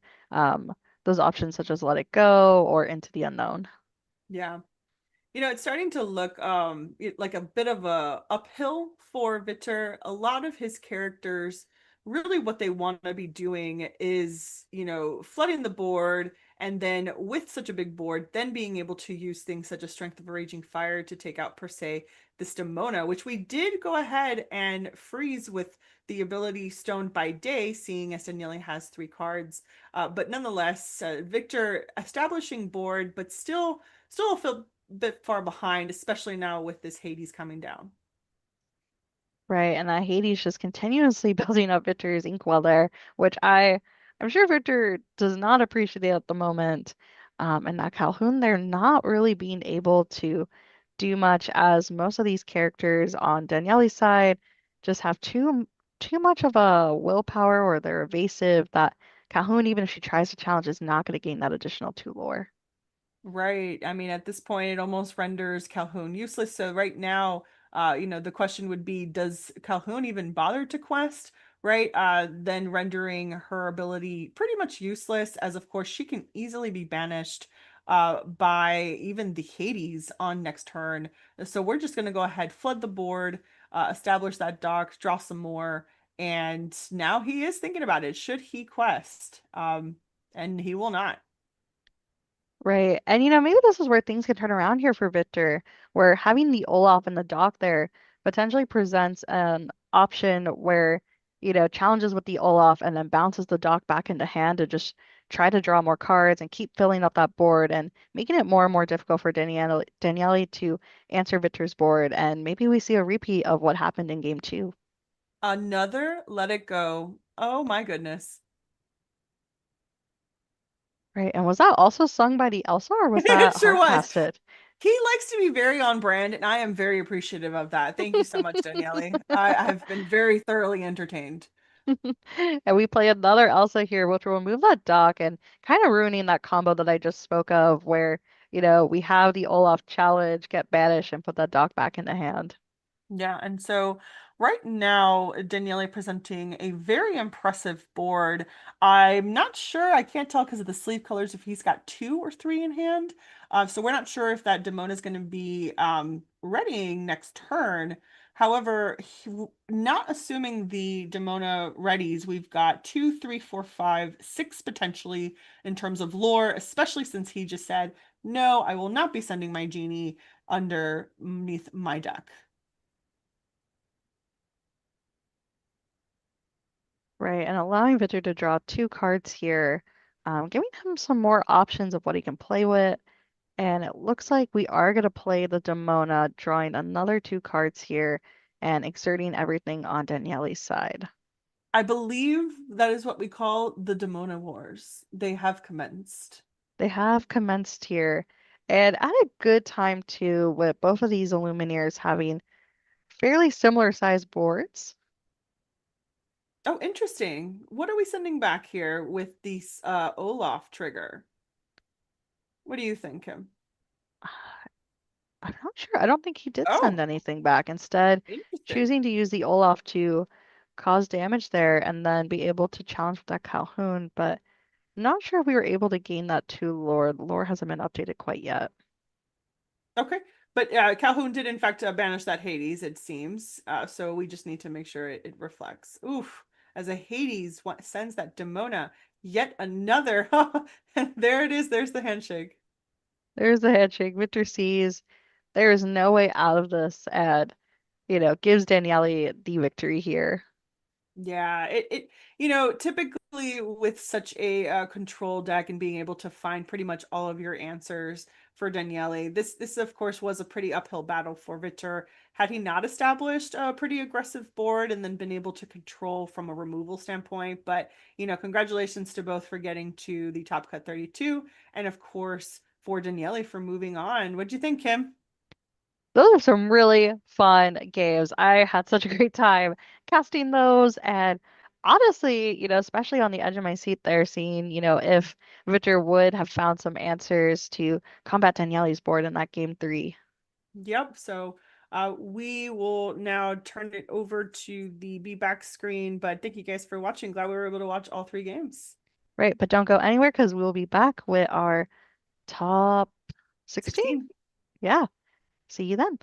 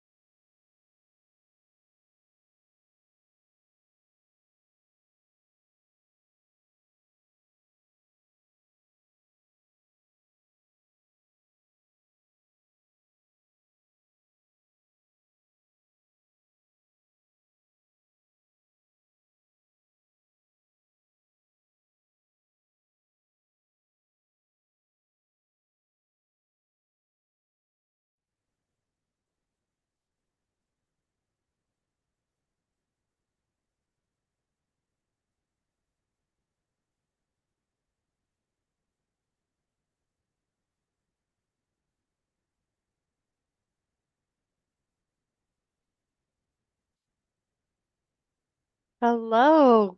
Happy to be back here for top 16 and happy to be back casting with you, Charlie. And it looks like DKP is playing against Daniel here, playing Amethyst Steel. And again, I think I just manifest the Amethyst Steels whenever I cast.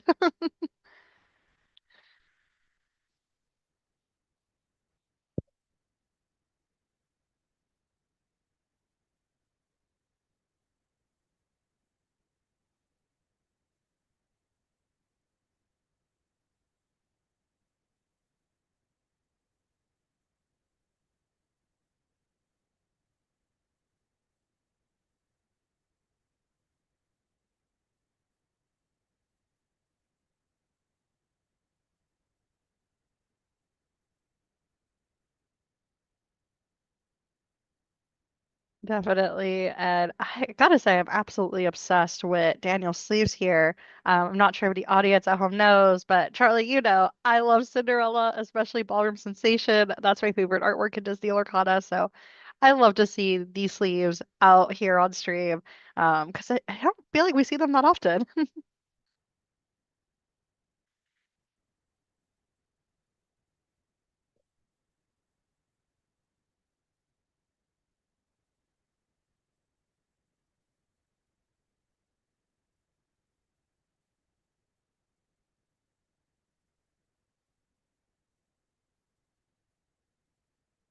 Definitely, but I don't know if those mind games will quite work, you know, in the top 16 of a Disney Lorcana challenge. Um,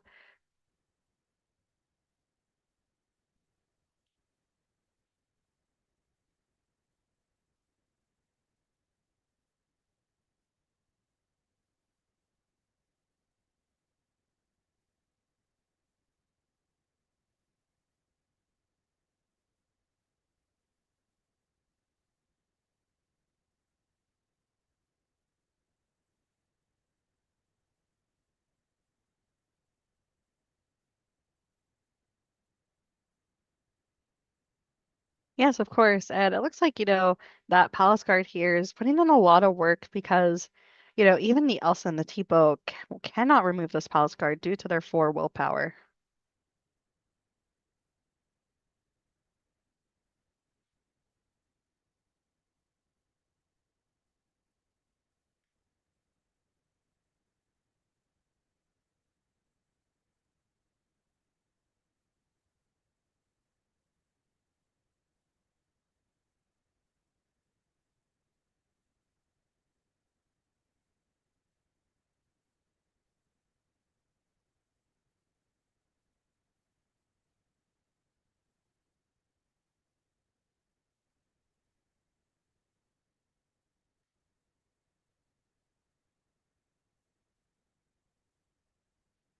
Right. And so, yeah, one card is better than none. And but Daniel here just stuck in a position. We saw this in last game or the last round too, where sometimes when Amethyst Sapphire just really gets going, especially so early in the game, it's just a really hard uphill battle to climb here as the Amethyst Steel player. Yeah, there's so much removal in that deck. So these are two Amethyst decks that play kind of a similar play style, really, looking to play out really great, well-statted characters from Amethyst, draw lots of cards. But the difference being is the Steel player here gets to have access to things like Strength of a Raging Fire to kind of control that early game. But to your point, as we get into like the mid to late game, it's really where Amethyst Sapphire becomes a lot more powerful because it is able to have access to things like that Hades Infernal Schema, the Let It Go, and I'm not sure if DKP's list runs it, but sometimes Into the Unknown as well. So it is just a really big removal suite that can sometimes really overwhelm the Amethyst Steel deck. Yes, of course. And you know, like we've been saying, it's an uphill battle. And Daniel here with the giant cobra, and we do see them just empty their hand here, I believe, with the Palace Guard and the Yzma. I'm sure they're hoping that they can use the Yzma's ability here, where when that Yzma is exerted, they are able to draw up to 3 cards, if they have, depending on the hand size that they have currently. Yeah, and Yzma, we haven't seen her be able to use that ability all too much this weekend, often answered before they have a chance, but in this case, is going to be Yzma surviving at least one turn. Maybe we'll get to Exert to then feel the power and draw up to 3 cards. Right, and we did get a peek at DKP's hand here, having the wasabi, and typically that wasabi is reserved for item removal, especially for, those Emerald Chromicons. However, as we've discussed before, Amethyst Steel, specifically this more mid-range style build, doesn't run any items, so I don't believe that wasabi is going to be very helpful. But at this point in the game, I don't think that extra body is too much a problem for DKP to play. Yeah, I definitely agree. And Daniel on their side, taking a moment to think about maybe what is the play here. It looks like it could be 6 ink exerted. Are we going to play Demona? Yeah, probably not. Well, maybe it is an okay play, but DKP getting 2 cards off of that as well. So not giving or at least giving your opponent as much of an advantage as it gives you, which is always not the way you want the Demona to go. But I think unfortunately was the play that was forced there for Daniel. Yes, of course. And it looks like Daniel considering, does he challenge or does he quest with the Yzma? And looks like prioritizing the quest here. Yeah, so I was getting excited that I thought we would feel the power, but no, this Yzma is going for a quest. And we get Hades looking for a deal coming down. Daniel does not take the deal, and so DKP gets 2 cards. And it didn't matter because had Let It Go in hand to follow up and remove that Demona. So yeah, DKP lightning fast, all of their motions, the board getting very, very big, and someone, probably the player who knows this matchup, absolutely the best in the world. And yeah, it's almost like reflexes at this point. I know it's so interesting watching DKP every time because it really does feel like second nature to him to play Disney Lorcana. I feel like when I'm playing Disney Lorcana, there's always so much thinking and pausing and really deciding what I'm going to do next. At DKP, it's just second nature. Lightning fast speed here, but whatever he plays. Yeah, absolutely. And almost like there's a flow chart going on in his mind. My opponent's done this, I can now do this, this, and this, which is really, really fascinating to watch. And even though this stream is not sped up, this is at 1 time speed. You're seeing DKP almost play at 2 times speed here against their opponent, Daniel. Right, and hold on there, Charlie. It looks like Daniel here had a spicy card in here that was just put in the inkwell. I believe that's a Donald Duck that just came out in Winter Spell. Yeah, so that Donald Duck, when you play it, you can banish chosen item. So a great tech card there against mostly dogs decks. This deck, of course, from DKP does run the Junior Woodchuck guidebook, so you could potentially use the Donald to banish that. But I think it was much more impactful doing what Daniel did choose to do, which was the Demona and the Cheshire Cat that turn. But yeah, it's not looking great for Daniel from this position. DKP has a massive board, has managed to draw, I believe, 4 cards of opposing Demonas, basically answering everything Daniel can do. And it looks like that's going to be game 1 in almost record speed there. Yeah, one of the fastest top 16s I have ever seen at a Disney Lorcana challenge. Yeah, certainly hoping for the next game Daniel is going to have more of a fighting chance here. DKP, of course, one of the most consistent decorated players in Disney Lorcana, our reigning world champion, winner of DLC Melbourne in season 1, and also I believe a 5-time Golden Mickey winner, looking for number 6 during this tournament. Yes, of course. I wonder if, that also plays, we talked about earlier mind games. I wonder if that plays any mind games here for Daniel, where he's like, wow, I am playing against the current reigning world champion for Disney Lorcana. If that puts just a little bit more pressure on him, and especially playing on stream also just adds an extra layer of pressure there. Yeah, you'd like to think you could just kind of disconnect yourself from that moment, and it's just another game of Disney Lorcana. It's like sitting down playing against my best friend in League, but absolutely that's going to be weighing on Daniel's mind right now. I'm playing against one of the best players in the world, a champion who's been to so many DLCs, and yeah, for a lot of the players, especially the local players attending this event, this could very well be their first DLC experience. So that alone is a lot of pressure, a lot of excitement, a lot of new experiences. And as you said, we have Daniel here playing our reigning world champion. Right, but regardless, I hope that every Illuminaire who this was their first DLC to ever attend is having the most wonderful time ever and excited, to check out future DLCs down the line. Yeah, absolutely. I think the first DLC experience is always one you bring with you to every future event. For me, it was DLC Toronto, and you talked about it being DLC Fort Worth for you. Is that correct? Yes. Yes, that was the first DLC I ever got to attend, and it just made me want to go to as many DLCs as possible ever since. Yeah, we recently attended Ghent, and I've got to say, as soon as Matthias and I came back from it, we were like, we need to book the next one. We need to book the next one. It's just, yeah, hopefully we're going to see some more in Canada and closer to us in Montreal, and it would be amazing to attend. And same for me. I'm going to DLC Indianapolis for anyone else going. But I'm also just manifesting some closer to me on the West Coast, hopefully another DLC Seattle in the future. That would be amazing. Seattle is such a great city. It's always nice to have a reason to visit. I know. I mean, you can visit me anyways, That's Charlie. true. Oh my goodness. So here we go, shuffling up each player's decks, and then we're going to start this game 2 of our top 16. Players at this point have already won the Elsa Ice Maker playmat, which is a great achievement. I mean, getting this far into a DLC is absolutely incredible. And then we're playing for a booster display and a place in top 8, just then one victory away from a Golden Mickey. And Daniel inking that Demona. I think Demona helped DKP in the first game more than it helped them, so get that in the inkwell. And then on DKP's side, playing out that Royal Guard, the Octopus, who is just such a threatening card against Daniel. And DKP not only showing their hand, but I think also showing... Just kind of flexing here, doing a lot of like finger action.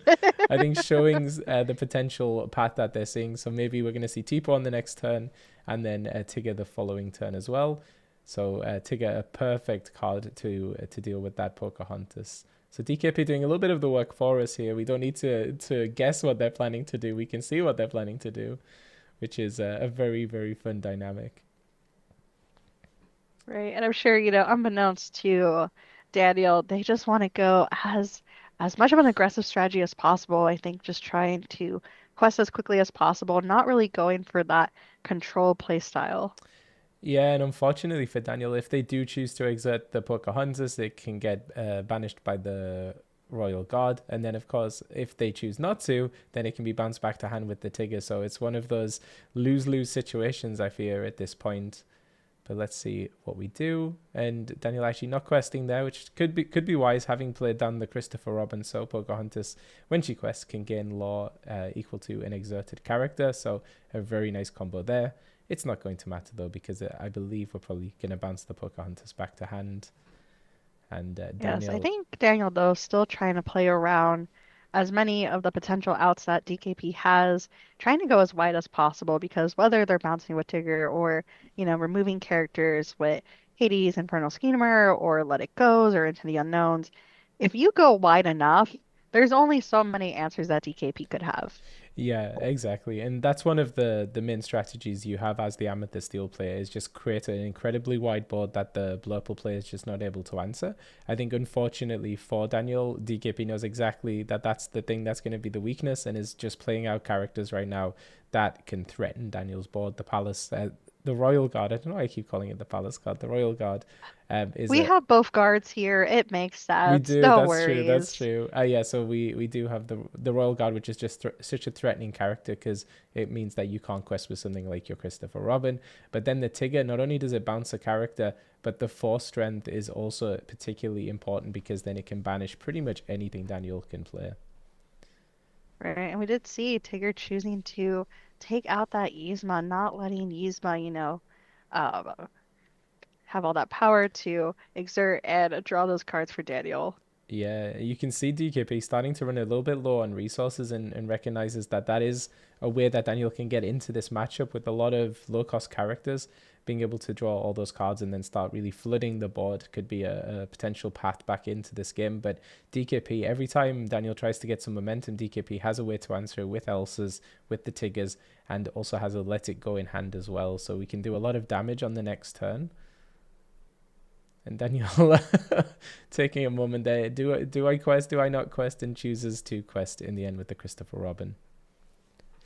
Yes, of course. Like I said, probably prioritizing that more aggressive strategy, but DKP doing a small laugh before using that let it go to remove the genie. Yeah, so Genie goes into the Inkwell. DKP plays the Demona, draws a full 3 cards themselves. I think Daniel may have only gotten 1 or 2 off of that Demona, and I think that's kind of been the tale of the first game and potentially this game as well. It's just the Demona's really benefiting DKP, the Demona Scourge of the Wyvern Clan, whereas Daniel has really been helping out DKP as well with their own Demonas. So Right, and Daniel, yeah. oh, go ahead, No, Charlie. I was gonna say, as our Amethyst Steel pro here, what do you think is Daniel's path back into this game? Right, so I believe we're seeing it unfold here. We're trying again to play as many glimmers as possible here, and then playing the dock to draw more cards to just continue to attempt to widen that board. I think really playing around the strategy of DKP has drawing all these answers, but at some point his resources have to be a bit limited and he can only answer so many. But as we see here, DKP plays the Hades Infernal Schemer, removing another character off Daniel's board, just continuously making this such a difficult climb here for Daniel. Yeah, it's so relentless. Every time it looks like Daniel is building up any momentum, DKP stops that in its tracks. And I was actually going to question the quest there. So we quested with Olaf. Of course, you talked about it in the previous match. It's such a great combo piece with the dock. Potentially the dock could have been removed before you had a chance to bounce it back to the hand. But obviously, DKP only has so much removal. There is a lot in their deck, but eventually it's going to run out. So they also have to prioritize what to remove. And I think using Hades to put a dock into the Inkwell probably not the decision. So I think really actually a good decision on Daniel's part to quest with that Olaf. Right, and it looks like it worked out to Daniel's benefit because they were able to bounce that dock back to hand and can hopefully continue to just refill their hand. They've had quite a good hand size there to fill the board here. But it looks like they're going to play the Demona, and once again, it benefits DKP. Just 1 card, but 1 card is better than none in Disney Lorcana. Yeah, the good thing about that Demona is it is going to lock down DKP's Demona, slowing down the momentum a little bit. And Daniel's Inkwell is getting absolutely gigantic at the moment just because of all of those send to the Inkwell effects on DKP's side with the Hades and the Let It Goes. We're going to play down Pocahontas, but Daniel now does have a few cards in hand, does have the dock as well. So depending what DKP does here, Daniel could at least follow up with a pretty strong turn. Right, and it's just tough, having the Demonas just staring at each other and then a Pocahontas on Daniel's side.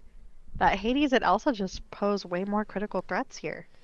Yeah, I think so. And the willpower is very, very tricky for the Amethyst Steel player to deal with. And a lot of the potential options, the Strength of a Raging Fire, have unfortunately been sent into the Inkwell at this point.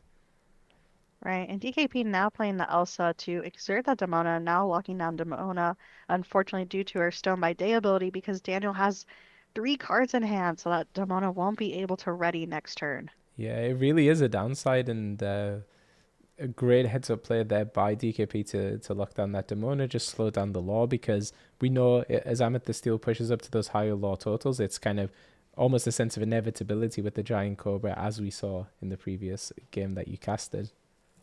Right, and it looks like Daniel's a bit stuck here. I think I spotted 2 docks in hand potentially, and we both know that's such a paradox. It's very, very true. They always come in pairs, kind of like buses, right?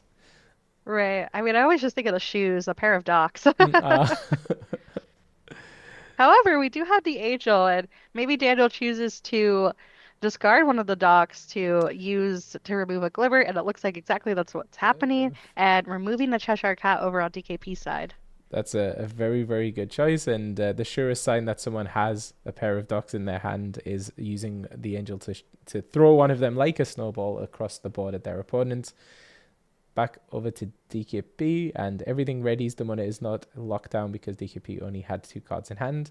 And we're going to play a Dumbo. And this is an interesting card that Blurple decks were cutting back on, kind of focusing a little bit more on the other cards that were available to them. But we're seeing it come back in, and I think you see the power of Dumbo, Ninth Wonder of the World, in this mid-game, allowing your evasive characters to pay 1 exert, and then draw a card and gain a law. And in these mid games where you're really hurting for resources, it can just really give you what you need to push through to the end of the game. Exactly. And we also see the Elsa here take out the Elsa over on Daniel's side. And I'm curious too if DKP is going to have a Cheshire Cat or has a Cheshire Cat in his hand so that he can start moving around that damage. Yeah, and really laboring over this decision right now. This is not as easy as it may look. Has the tools to remove some of Daniel's threats, but deciding which of those they need to prioritize, what can be taken out with challenging, what can be taken out using something like Let It Go. And we're going to play Tipo. Interesting. Not going to use the effect, so not inking anything from hand, valuing too much the cards we have. And there we go. So it looks like Hades will sing Let It Go. And then are we going to challenge with the Demona? I think we have to get rid of that Pocahontas. Just ensure that Daniel really has no way to kind of get back into this game. And it's looking like it could be an uphill battle here. Right, I know. And we play a Cobra. However, Daniel doesn't have another card to discard, and choosing instead to use that dog, play it, and see what they draw. And plays a genie here, and we'll boost it. And I saw that they also drew into a giant cobra, so maybe hoping that they can utilize the 2 lore ability on the next turn. And now deciding if they should quest or try to challenge and clear a little bit of DKP's board before it also just gets too out of hand there. Yeah, it's a really tough decision because so you have to kind of flex with the board state, flex with the matchup. Sometimes you have to be the one being aggressive, and sometimes you have to be the one challenging. So even though it's going to prevent Daniel gaining law, I think you may just have to slow down what's happening on DKP's side, and you can see that decision weighing heavily on Daniel because we could get rid of that Demona now, which I think you almost don't have a choice to do it, but still considering it. And Right, and no, it's tough because DKP can already potentially quest for 8 lore, putting Daniel at a 2 turn clock at this point. yeah, and the other the scary thing is DKP's hand was empty, but with 3 evasive characters on the board, one of those being Dumbo, it represents 3 additional cards that can be drawn and 3 additional law that can be gained. So, really seeing the power of the Dumbo in this matchup here. Definitely. And it looks like he is going to utilize all 3 of those evasive characters to use Dumble's ability and draw 3 additional cards, potentially playing 2 all outs to try to remove Daniel's board further or continue to build up their board and be more aggressive when it comes to questing. Yeah, so Dumbo probably not the maybe it's an okay card to play. I think at that position because we have so many characters on our side of the board, but I almost figured DKP maybe would want to play something a little bit more impactful. But I did see the Tigger go into the Inkwell. That wouldn't have been the best play because the only thing we can return is Doc, and we sure do not want Doc going back into Daniel's hand at this point of the game. Right, and Daniel here really pondering. And Yeah. it looks like the pondering is over. We have the handshake giving victory over here to DKP. Yeah, sometimes the writing on is on the wall, and DKP just so nonchalant. Just another day in the office for them as one of the most well-known, recognized, and respected players in the game right now. So taking it down and moving on to top 8.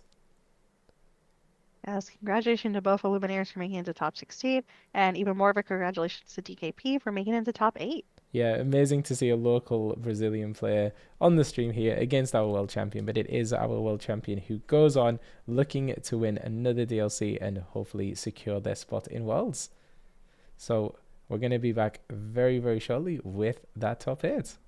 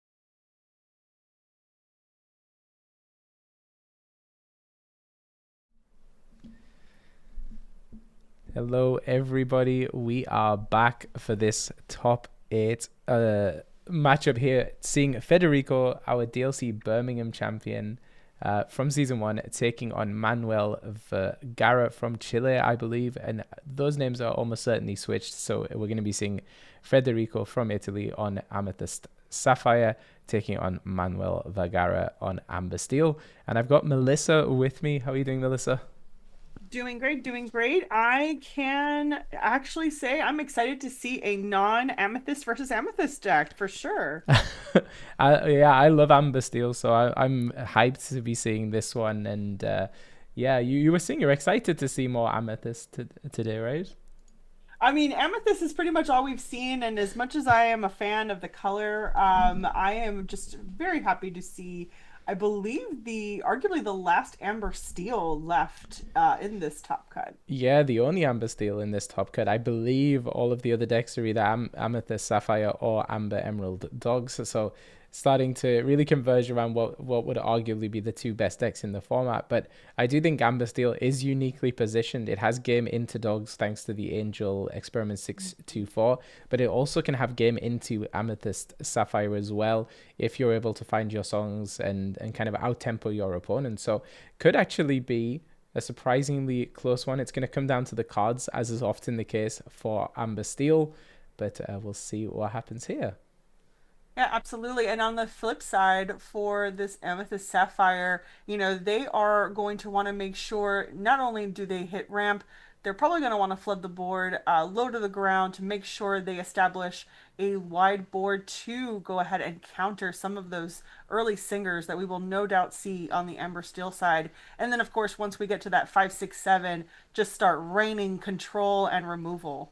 Yeah, absolutely. And really the way Amber Steel is going to have a chance in this one is to set up those early singers. It's the deck that can really make the best use out of He Hurled His Thunderbolt. So we haven't seen Manuel's list yet, but can safely assume, I would say, that we have 4 Strength for Raging Fire, 4 He Hurled His Thunderbolt. And then since we do run the 4-cost, the 2-cost Singer 4s, the Ursula Vanessa and the Troubadour, they allow us to sing that earlier than any other deck in the format. So that's what can make all the difference here. Removing something like an early Genie, remove that tempo from the Blurple player. Absolutely. And, it is refreshing and exciting to see Amber Steel, one of those color pairings that we have seen through and through since the first chapter as being a very high meta, well played and paired ink. And it's gone through some iterations, of course, but just being able to see that it is a very resilient color pairing. And like I mentioned, very breath of fresh air as we see this against probably what is like number 6 Amethyst Sapphire stream that we've seen this weekend. We have seen a lot for sure. I think the most incredible thing is I don't think we've seen a mirror match yet, which is definitely an experience. But here we're going to see two very different decks, two very, very different playstyles, and will be interesting to see here what we're going to go with.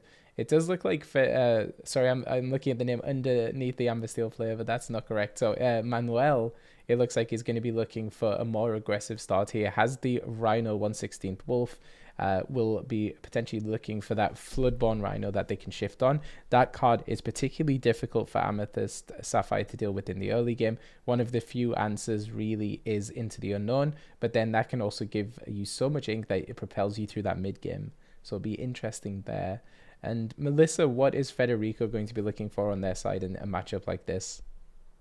So for Amethyst Sapphire, like I said, we want bodies on the board, right? We want to be able to build. That's Federico, right? Amethyst Sapphire. Exactly. Yes. Okay. Yeah. So not having the names on the side. There we go. We finally got it. Yeah. So we want to be able to establish probably a Basil on 1, potentially Tipo on 2. Then we're gonna ramp into hopefully a Cindy. And then just start ramping to that potential either Elsa's or Hades, because again, we want to be able to sing some Let It Goes, send some characters into the Inkwell, and then just establish that dominance that we typically see from an Amethyst Sapphire. Yeah, absolutely. So we're with Federico now, deciding what to ink, and as you said, I think getting out one of those characters that are able to challenge on turn 1 is going to be critical, and Federico is able to do that. We pass back over to Manuel, so we'll have to see if Manuel has the Floodborn Rhino in order to shift onto the 1/16th Wolf there. But something that Amber Steel can really take advantage of is a brand new song that is Akud Et Et Muti. It's a 3-cost song and says very simply draw a card and then pay 2 less for the next character you play. So that kind of doing something very similar to Blurple, allowing you to skip ahead in ink. Essentially, it can allow, now that the Troubadour is established, allow you to sing that and play a 4-cost character such as Ariel and boost her on the same turn. Could even jump all the way ahead to Stitch Carefree Snowboarder. So Manuel looking well positioned at the moment, but Federico does have an opportunity to respond here. Yeah, and typically with these Amber Steel matches, you want to keep upright your, 1-cost character to establish a longer body, assuming we're going to go ahead, play a third, and get some singers on board to start knocking off some of these early characters from Federico's side. So yes, that hamster, that Rhino could have given him that lore, but we of course want to make sure we go as wide as possible should we have that strength of a Raging Fire.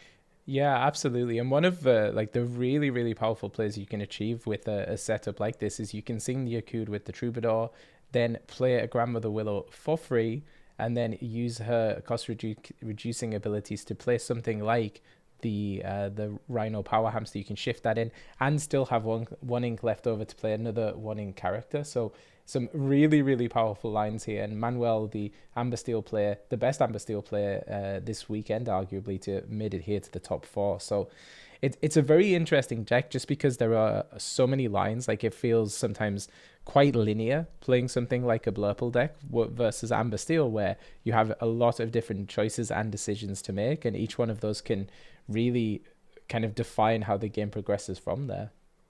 Yep. Both players currently playing what I would argue a really good curve right now. And definitely now with this Akuda Muti bringing out the Chief Powhatan as bodyguard. So even with a Basil and Royal Guard on Federico's side, it is going to be a bit of a problem to get to that singer behind Chief Powhatan.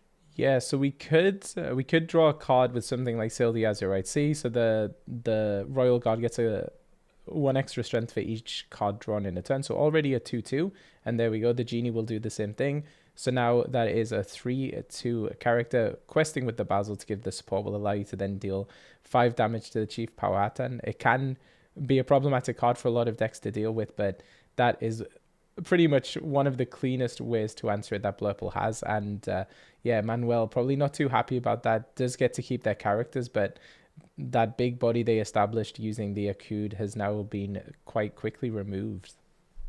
A shift for Rhino here would do wonders for Manuel here. Of course, then he could cleanly take out that Basil, seeing as without damage, a shifted Rhino will have to resist. We do see that shift in Manuel's hand, so I'm wondering if he is going to prioritize that strategy or maybe just build the board a little wider to be able to sing and potentially banish the Genie.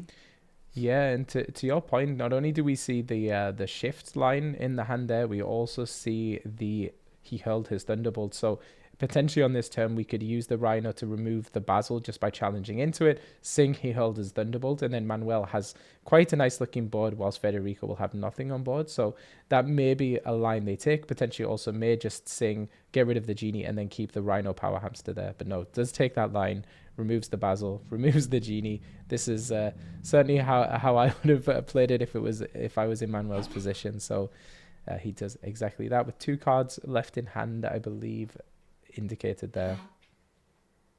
And it really does kind of thwart Federico's next play, assuming you're going into that 5-cost character. Typically would see an Elsa here, but without that extra support from Basil, we really are having to think about, do we have that Hades potentially looking for a deal, targeting perhaps the singer here in the form of the Troubadour, and being able to see, I want to be able to take off some of that advantage. Yeah, and I think that's probably one of the reasons that Manuel was happy to sacrifice that Rhino there, just because it does remove that Basil, which is just such a threatening card when combined with something like Elsa. So a very heads-up play there. And we'll have to see what Federico does. So inking the the Into the Unknown and playing Hades looking for a deal. So Manuel gets to choose either Federico can draw 2 cards or they can put the Troubadour onto the bottom of their deck. And in this case, taking the deal, putting the Troubadour there. And that's certainly one way to answer the Troubadour at this point in the match. Yeah, unfortunate to lose that extra character, but you never want to give Amethyst Sapphire an extra inch into their deck because they will certainly make you pay for that afterwards. So, another heads up play from Manuel, and as we see him hardcast that 4 cost Rhino. The Power Hamster now on the board. And Yes. yeah, to your point, Melissa, one of the main ways that Blurple is able to refill their hands at the moment is the Demona. And at this point, when Manuel is running low on resources, Federico absolutely doesn't want to play that. But if they're forced to, then it can be advantageous for Manuel. So denying the card draw from the Hades definitely a good call. We do see a Let It Go in hand, which is going to be a very clean answer there to the Rhino. It could be sung by Hades. And we also see 2 copies of the Junior Woodchuck Guidebook, which is another very, very efficient way for the Blurple deck to be drawing cards. So lots of possibilities for Federico, whereas Manuel onto 1 card, which I believe was Strength of a Raging Fire, which is getting slowly less and less powerful. Okay, and so we are foregoing one of the Junior Woodchuck guidebooks to ink it, play the Dumbo instead, and then paying the last 2 of his ink to go ahead and place that secondary Woodchuck guidebook for a later draw opportunity by paying the additional 1 to banish. And we're going to establish another bodyguard on Manuel's side. Yeah, the bodyguard, the chief power tan, a lot better against steel decks just because of that 5 willpower. Federico has so many tools that can just send that straight to the inkwell, as we've seen already. Plus the ability to challenge with things like the Royal Guard. So it's not as safe in this matchup as it would be in some other matchups. But starts the turn by drawing cards, looking for some answers there. I believe there's another Let It Go in Federico's hand, unless. Yeah, I think that's what I saw. But he's going to give himself one other opportunity to take a peek at the top of his deck using Dumbo's ability here. And what a really good card to also have and be able to draw once again from Genie being played. Yeah, and it's been kind of one of the things I've certainly noticed this weekend. Dumbo was a card that had almost been falling out of popularity a little bit in these Blurple decks, but is coming back with a vengeance this weekend. And you see a lot here that it is such an important draw engine for them in the mid game as resources start to be running out a little bit. And that was certainly the case there on Manuel's side, but Manuel is able to find the dock, which is one of the ways that Amber Steel is able to refill the hand. So hopefully is going to follow up with something impactful here. Yes, we love to see it, being able to play that dock, and of course cash in, as we just saw, on a removal song to cleanly take out that elephant and remove the additional draw and lore shenanigans that would be presented with both him and Genie on the board. Yeah, and I think that was really important. You want to slow down the resource gain of Federico. There's so many answers in their deck that can help them deal with your board. So you want to really stop them being able to dig more for them. So very, very good play there. And then now Federico gets to make a choice and it's just going to go for a quest. So starting to put on the gas a little bit here. Certainly putting on the pressure for Manuel in terms of building 3 really great characters on the board on Federico's side. And Charlie, there is a third Let It Go in Federico's hand. So I'm pretty sure he's just waiting to find a rather interesting character to go ahead and use it on. And I think we may have found its potential target in the form of Angel Experiment 624. Yeah, I did wonder why Federico at 7 Ink played a Basil and then passed, but obviously holding on to those Let It Goes for a better target than a Nanny or a Doc. The Angels are surprisingly difficult to remove from the board. The two resist they get when you have no cards in your hand can be quite sticky, especially when a lot of Blurple's characters are on the lower side of the strength, but we'll see. Let It Go is certainly a very, very good answer to one of those Angels. And then, of course, we actually haven't seen the second Hades within the Amethyst Sapphire deck, and that is Infernal Schemer, which, of course, can do just about the same in turning one of these characters into the Inkwell Exerted. Absolutely. And I see Willowbees has joined us in the chat, giving a shout out to you, Melissa. It is great to have you on the microphone here with us in this top 8 match. And there's that Hades you talked about. Ask and he will appear. Woohoo! It's like I summoned him, like he's a genie or something, but he's not. He is the Lord of the Underworld, and he is here for less shenanigans from Angel. And hey, Willoughbys, good to see you. There we go. So, ironically, right now, Manuel, the player with more ink in their inkwell because of 3 Let It Goes and 1 Hades, it's just got to feel so bad. And I often say Amber Steel is the deck that has the worst top decks in the game, and Manuel just picked up the 2-cost underdog Angel. Not a card you want to see right now when you desperately need resources in your hand, but it's going to play it out anyway. At least it represents 1 more, but unless Manuel's able to find some card draw, this game is spinning very quickly out of control for them. Yeah, I'd have to agree with everything you just said. Amber Steel is one of those decks where you really need everything to go right and be firing all cylinders and making sure you have not only draw, but a really good steady board to go ahead and overpower your opponent. But as we know, Amethyst Sapphire is doing what it does best. And, there's really just no stop to all of these Hades that we're getting on Federico's side. Yeah, and it's crazy when it works. It's absolutely incredible. We saw in Habibi's match yesterday just what Amber Steel can do, and it's so versatile. But it really does come down to the top deck sometimes. So Nani played here. Manuel desperately hoping he sees Doc in these top 4 cards, but unfortunately it's just going to find a Rhino, and that's going to be enough to say let's go to game number 2. So didn't work out exactly as they would have liked here, but Federico played masterfully the Amethyst Sapphire on their side. Yeah, absolutely. And so now we could only imagine Manuel will want to go first on this round 2 here, or game 2. Now, Charlie, what do we want to see in terms of what is Manuel going to prioritize for his altering hand? Yeah, I mean, I think being able to get that Singer 2 set up is certainly critical, just because it allows you to get the either Sing the Akud to get out of 5-cost character sooner, or even to remove something your opponent plays. I think what was missing for Manuel in that game was the advantage engine, so things like the aerial ethereal voice, things like the Stitch Carefree Surfer. So I think if Manuel had been able to get one of those out using the Akud, it would have been a very, very different story. It was just, unfortunately, the Powhatan that was there at the time, and as we saw from Federico, they had answers to that straight away.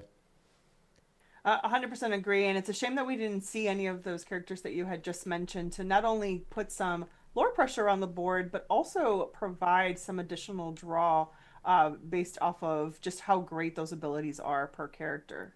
Yeah, exactly. With so many songs in Manuel's deck, that Angel Ethereal Voice can really give you a lot of card draw. The same thing with the Stitch Carefree Snowboarder, especially when played on turn 3, because it's just very difficult for the Blurple deck to answer that cleanly early on without something like Into the Unknown. Wasn't to be though, but Manuel definitely going to be hoping for that this time. And we don't have Manuel's deck list in front of us at the moment, but I'll be curious to know if they're running the Goliath, leader of the Wyvern clan. It's a card that was run in the deck list from Habibi Elias yesterday, and we saw gave a lot of advantage and was actually the star of the show. So if Manuel is able to, if they're playing that and they're able to find that, it can be a really great way to generate some advantage. Right, absolutely. I would be curious to see that as well. Not something typically you see, but of course, when it's able to, at the end of turn, give you those draw opportunities, I can see where Amber Steel would like to see him in that deck. But on the flip side, Federico, as far as altering hand, I'm pretty sure he's looking for consistently what he saw in game 1, right? Establishing that board, of course, getting the ramp in the form of a turn 2. So Sail did work perfectly for him because he was able to establish a turn 1 character, Ink, and then play that secondary 1-cost character. So having 2 bodies on the board early on and being able to match Manuel's board state early on. Yeah. And that one cost character was so critical in that match, but we can see Manuel just taking a moment to calm down. The pressure is high here, deciding exactly what they want to alter from their hand.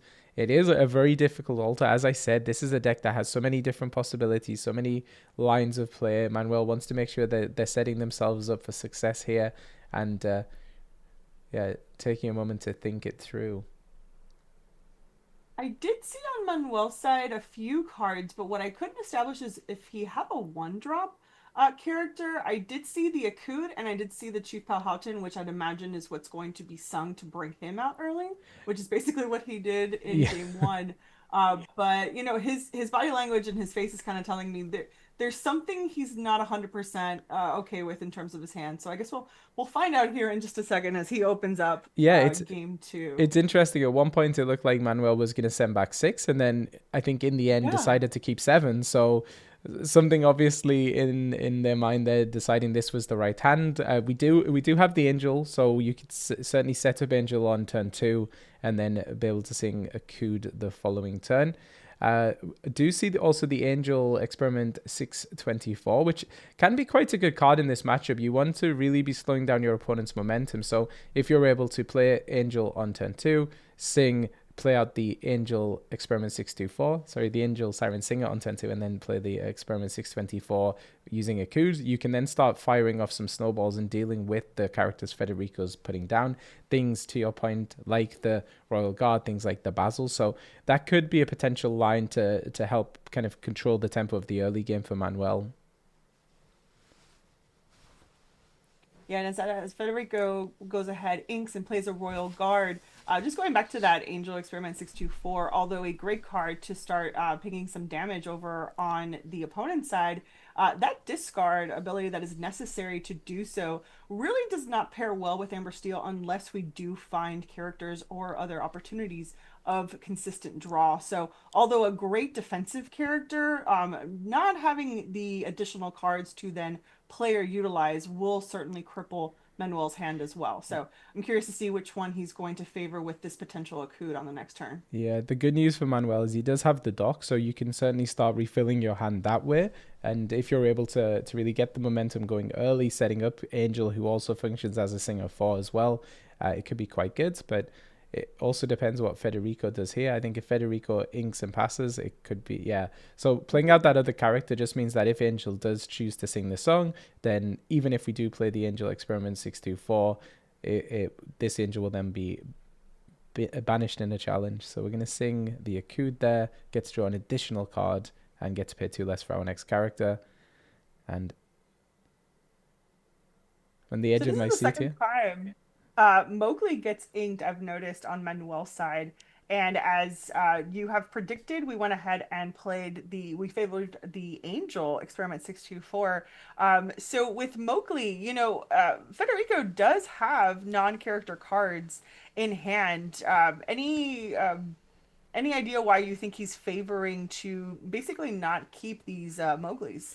I think, to be honest, I believe it's the only ink they had in hand. So 2 cards That's remaining in fair. hand, and well, actually, they Manuel did discard the nanny to be able to deal the damage to the Royal Guard. But I think if Manuel's planning ahead, expecting on this turn that they're going to be emptying their hand and playing the dock, then you can get rid of the Mowgli. But to your point, we saw how impactful the Let It Goes were in that first game. Just really kind of destroying anything that Manuel was putting into play. The Let It Go was there to then remove it almost instantaneously. So could have been something good to hold on to. Mhm. Yeah. So we're gonna. Oof, and we made a quick work of Genie there. Yeah. So this is kind of almost what exactly what you want to be seeing in this matchup is being able to remove those low cost characters early with Angel. He held his Thunderbolt to remove the mid range characters, and now Manuel has kind of a nice board, and Blurple at this stage in the game is really only going to be playing 1 character per turn, Hmm. and Yep. something like an Elsa, the Fifth Spirit, isn't going to really be doing much to this board. Yeah, absolutely. I mean, even if she were to exert the dock, of course, she does not have enough strength to go ahead and banish anything on her own, which is why having that one cost Basil on board is beneficial. But of course, as we know, obviously didn't have it in hand. Now, from the last plays that made, if you noticed, he was so quick to do those lines. You could tell he was very happy with that turn for him to just establish so much dominance on that board for him. And to your point, Federico trying to figure out what's going to be the best response here on his current turn. Yeah, and you can read a lot from the Sail the Azurite Sea. That's like just digging a card deeper into the deck. Definitely doesn't need the ink at this point. Most likely, so is just indicating maybe doesn't have all of the answers in hand. But even the facial expressions looking a little bit at a loss here, and we are gonna let it go into the inkwell. I did see a Hades Infernal Schemer in hand, so maybe playing the long game a little bit, just knowing you need to get to that critical 7 ink. But that does give Manuel an opportunity now to quest for 4 more lore. Hades is only going to be able to get rid of one of these characters, and we're singing another Akud. So assuming we're gonna, of course, see that Hades next, who do you think is gonna be the target, Angel or Rhino? I feel like I feel like Spoiler. yeah, Rhino absolutely has to be the character that's removed. But yeah, it was funny watching Manuel's facial expression, singing the Akud, and then blowing Raspberry because yeah, they basically just get to play the Rhino for free, even though they would have had a nice discount. The one thing I would question though is obviously Manuel trying to get a little bit more ink so that if they draw into something like the Stitch Carefree Surfer, they can play it down.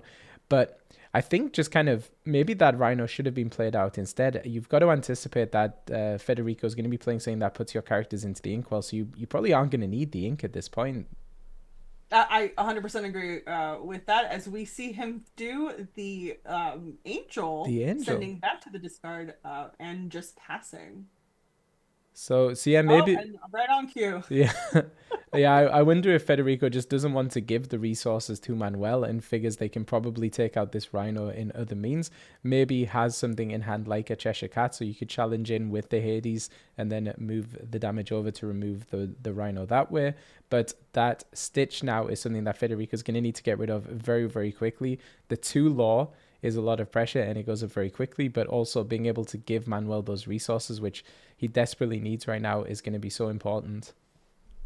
Yeah, and funny enough, we may have 7 lore and quite an established board on Manuel's side, but never count out Amethyst Sapphire, as they can quickly start finding pretty much all of their outs and removals here to respond to Manuel's board. Of course, you have, which he does have, not only Let It Go, but Into the Unknown, that can quickly either be sung by Hades or even hardcasted to remove that shifted Rhino.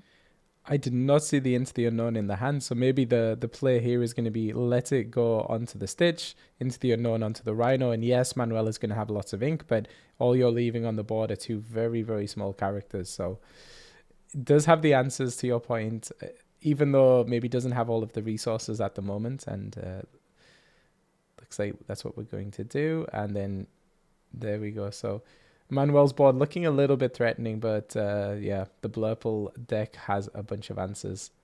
Oh, he does have Goliath. He does have Goliath, so this is going to be incredible for Manuel right now. Goliath, leader of the Wyvern clan. At the end of your turn, if you have more than 2 cards, you discard to 2 cards, and if you have less than 2 cards, you draw up to 2 cards. So a great way to generate resources for the Amber Steel deck here. Funnily enough, when we saw this yesterday in the Amber Steel matchup, it did actually give more advantages to the opponent was gaining so much advantage, they left the Goliath around for as long as they could. But Federico following up with a pretty good answer, which is the Demona. Now Manuel will have 3 cards in hand and will not ready because of that Stone by the ability. Yeah, and so the abilities on Goliath, though, is going to make sure that even though there is an advantage of drawing up to two at the end of turn, the same is said for anyone who has more than 2. So obviously we need to make some very important decisions on Federico's side. Yeah. To make sure that we abide by that ability. So Doc is going to ready, and for the first time in this game, Manuel has a nice full hand of cards and also plenty of ink to play with, so hopefully is able to do something here and take full advantage of the situation. So played Akud, so we're going to be able to pay 2 less for the next character. Something like a Stitch Carefree Surfer again would just be good here to put some pressure. Even the Aerial Ethereal Voice. You want something that can just continue to deliver you resources as we go into the mid game. And okay, I think Manuel may have forgotten about that strength reduction, about the cost reduction, but nonetheless it wouldn't have mattered. Has no cards in hand, and it uses he held his Thunderbolt to deal with the Hades, and then it's going to pass back over to Federico. Manuel, establishing two great characters, of course. One of them, stoned by day right now, not able to do much, but with one character on Federico's side being Demona, Scourge of the Wyvern Clan. She is a pretty big body and also quests for two, now establishing that Genie Wish Fulfilled, drawing a card. It is going to be interesting to see, are we going to quest with Demona? Are we going to potentially think about, I don't know, I can't see what's in his hand, if It there's looks any like singing ability. for Manuel or for Federico. Federico. I see Wasabi in there, Sabi. a Cheshire Cat, I believe. I think the card in the middle may be another character. But yeah, it's very interesting. One of the nice bits of flavor in the Gargoyles cards is that Demona is a 5 strength 6 willpower. Goliath is a 6 strength 5 willpower. So if there's a challenge there, both of these characters would be banished, which feels very poetic knowing the story. Shakespearean. Yeah, Very Shakespearean. absolutely. So yeah, Federico could challenge into the Goliath just to reduce some of that law, but also turn off the ability. But one of the really fun things about Goliath is that it gives you the advantage first. So Manuel's already drawn those 2 extra cards. If Federico takes it out, which he had to in that situation, Manuel's already got that advantage, and you don't get to take advantage of it. As we do establish that Wasabi, of course, knowing Ember Steel does not have any items, we're just going to establish a smaller character with the remaining ink we have left and passing it back over to Manuel. Manuel having that Rhino on board with its current 2 resist really is going to be able to quest for really not much worry here. As yes, Wasabi can trade into it and ping some damage. But unless Genie wants to go ahead and banish himself, we're probably going to see this Rhino survive this quest, unless, of course, we see some sort of a removal song on Federico's part. Yeah, I would. As he, go ahead. I know, I would definitely agree there, and a pretty good turn from Manuel. So able to set up, played down the nanny, found a Lilo, and then was able to set up the Powhatan, and then play 2 Lilos down. So a pretty wide board right now. Federico's definitely not going to be able to answer everything, I would imagine. So he's going to have to make some choices here. And yeah, that Powhatan, I said it's this is not normally the matchup that it's the most effective, but if Federico doesn't have access to any easy removal, then he'd have to swing both characters into it right now to remove it, and still would leave a whole 7 law on the board. So a really good play now, and hopefully Manuel's able to continue the momentum. A dock off the top would be absolutely fantastic. But let's see what Federico does. So this whiteboard state is exactly what Amethyst Sapphire does not want to see, and basically the recipe for what Manuel wants to do to finally get to that 20 lore. As we know, the Amethyst Sapphire decks usually favor their higher cost characters, which will basically end up with them playing only 1 character to the board per turn. And we do have the Hades now trying to make a deal to see if we can go ahead and minimize that character count. And then he can, in the next turn, go ahead and sing some of those songs that either Genie or Wasabi potentially could not, unless, of course, it is that Into the Unknown. Yeah, so Manuel said he did not want to take the deal. Federico got to draw some cards, but I think obviously doesn't have a clean answer for the Powhatan, so deciding actually just going to go for a quest in this moment. And then we're going to ink Tipo and play out Basil. So it's going to come down a lot to the top decks here, hopefully. Oh my goodness, there we go. You saw the sigh of relief that Manuel had. Dock off the top. That's exactly where you want to see the docks. And now he's going to allow just to continue applying pressure to this board. Angel, it's another body that quests for 1.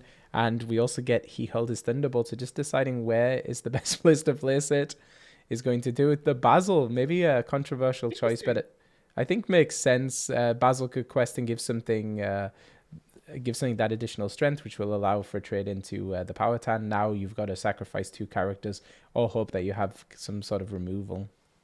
Yeah, definitely could have gone either way, choosing to remove Hades, who can sing higher cost removal, or basically as he decided choosing that additional support.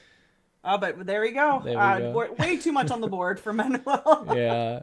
I know Manuel was looking a little bit tense at the beginning of that game, but it's nice to see the camaraderie here between these two opponents, smiling and laughing. And I think, yeah, I know that feeling. Getting the dock off the top is exactly when you need it. There are very few things that feel that quite that good in Disney Lorcana. And I was saying to Melissa right before this game, the thing I love about Amber Steel is like sometimes it's just amazing, sometimes it's frustrating, but when I play a deck, I want to feel something, and you definitely feel the emotions playing Amber Steel. And boy, does Doc really run the full spectrum of emotions, right? Because you want to see him at the perfect time, but you never want to see two in hand at a time. So Doc, with that, just perfect timing, at least this time around, giving him that sigh of relief, additional draw. But at that point, I think he was doing pretty well in terms of board state. I don't know that there would have been much for Federico to do on his turn to come back from all of that. Yeah, and that's the thing. A lot of the characters that Blurple can play are very high cost. You're not able to play often more than one or two in a turn, and the removal is also quite high cost as well. So yes, you can be removing things, but if in that case, as we saw, Manuel is able to play multiple threats every single turn, able to keep the momentum going with things like Nanny and the docks, then yeah, you at some point you're going to run out of options to answer them, and that's certainly what we saw. But Goliath there, maybe the MVP of that game, just giving those critical resources to Manuel when they needed them in that mid game there. Yeah, and so if I were Manuel, I would certainly be playing up to him because, as we know, Federico's deck does have the ability to draw quite a lot of cards. In fact, I believe he was sitting on that Junior Woodchuck Guidebooks card, right? Because that's going to draw him two additional cards. And when you have something like Goliath on the other side, basically saying, no, no, you can only keep two, that's probably going to be a waste of a card there in terms of resources. So really good from a defensive standpoint, although it can be a double-edged sword. But for me, it worked the first time, so I would certainly find him again if I were Manuel. Yeah, I definitely agree. And I think, as you said, this is a matchup where that is really good. There are very few decks that draw cards as rapidly as Blurple. And yeah, having that Goliath down there, just putting that additional pressure. Now you have to not only worry about removing threats, you also need to worry about not being forced to discard your cards. And actually, I think Federico ended that last game with maybe 6 or 7 cards in hand, but wasn't able to find the answers. So even if you are drawing through your deck, you might not always get what you need when you need it. And it looks like we're waiting on something on the production side of things, on the ground there in Sao Paulo. Yeah. But what have you thought about day two so far, Charlie? Honestly, it's been really, really fun to watch. A lot of variety of decks. We were saying I don't think we've seen a mirror match at all so far this weekend, which is haven't seen very many mirror matches. We've of course seen a couple, but it is interesting seeing the deck variety, seeing what different players have brought here. And honestly, I'm super happy we're watching an Amber Steel deck here right now in a sea of Blurple and Amber Emerald dogs. I would have to agree with you. And, for me, it's Disney Lorcana challenges, whether I'm participating in them or, kind of watching them back. These truly are for me, Super Bowl caliber, right? It's super fun and entertaining. Obviously we are doing what we do because this is a game that we love. And being able to not only tie both a trading card game with a very nostalgic brand such as Disney is just great to spend your weekends doing, right? Because this has pretty much been our entire weekend, but very exciting to continue to see what these players are going to continue to show, as of course these are some of the best in the world. And what I also appreciate are some of these locals who are getting the limelight for the first time. Yeah, and that's one of the really wonderful things that we've been seeing this stream is featuring a lot of the local Portuguese players, a lot of the Brazilian players. Sorry, a lot of the times we're seeing in these matchups, it's a Brazilian player taking on one of these players. And these are international events. We have players from all around the world here visiting Sao Paulo, but really putting the spotlight on this local community. South America and Brazil in particular are just very, very passionate, very, very competitive. And, I think this is the first event and it can only go up from here. I'd have to agree, and I do believe there is another Brazil I don't know if it's a CCQ or a Disney Lorcana challenge or a bit of both. Yes, Do so you there is know? another Disney Lorcana challenge. I will have to look up the date, but there's going to be one more DLC in Brazil. We don't have the location yet, but we certainly have the dates. And then there's going to be nationals or regionals right after that. Okay, so certainly some immediate actions coming for these local players, as I'm sure they were very excited to hear that they were finally getting, some official Disney Lorcana Challenge action. And, having talked to Mateus and yourself, it's very interesting to see how, this game has kind of spread throughout, different regions. And although they may not have seen as many resources as we are lucky to have in North America, I'm glad to see that we are able to get, new players into this competitive nature, and hopefully it just continues to grow just as we've seen in North America and in Europe.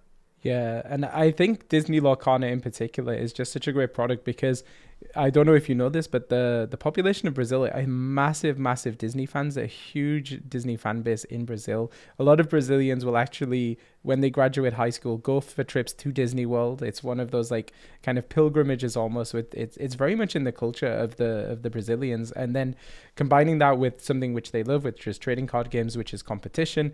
I think it's just such a great marriage there, and yeah, we're seeing it this weekend. We have very, very well established players in this tournament. We have world champions, we have DLC winners, and still we're seeing plenty of Brazilians up here in the top tables. So really, really great, especially for this very new but very thriving community. And I know Mateus couldn't be more happy to be there, boots on the ground, kind of showing his support for this community and for the country that he is from. And as a friend, I too am very proud of him. Just to get to see him, shine in what he loves to do as far as a passion. And I'm glad that we've been able to kind of virtually see it, right? And somewhat do it alongside him, if you will. Yes, for sure. And I was just looking up the dates. So the next Disney Lorcana Challenge in Brazil, and again, we don't have the location yet, is going to be the 4th and the 5th of Julio, which I believe is July. And July, then yes. there's going to be the regionals for Brazil, which is going to be the 19th and the 20th of September, which I believe is September. So two more like very high caliber events that are going to be happening. And I think if anyone thought Brazil might be a soft field, you could come here and just get easy wins. That has certainly not been the case this weekend, and I'm sure the caliber is going to be even higher in those subsequent events. You know what I really appreciate based off of, the two seasons that we've had thus far of Disney Icon Challenge is the fact that we continue to grow in different markets. But not only that, because we did have a bit of that last season, but more so the fact that we now have more of the national championships, right?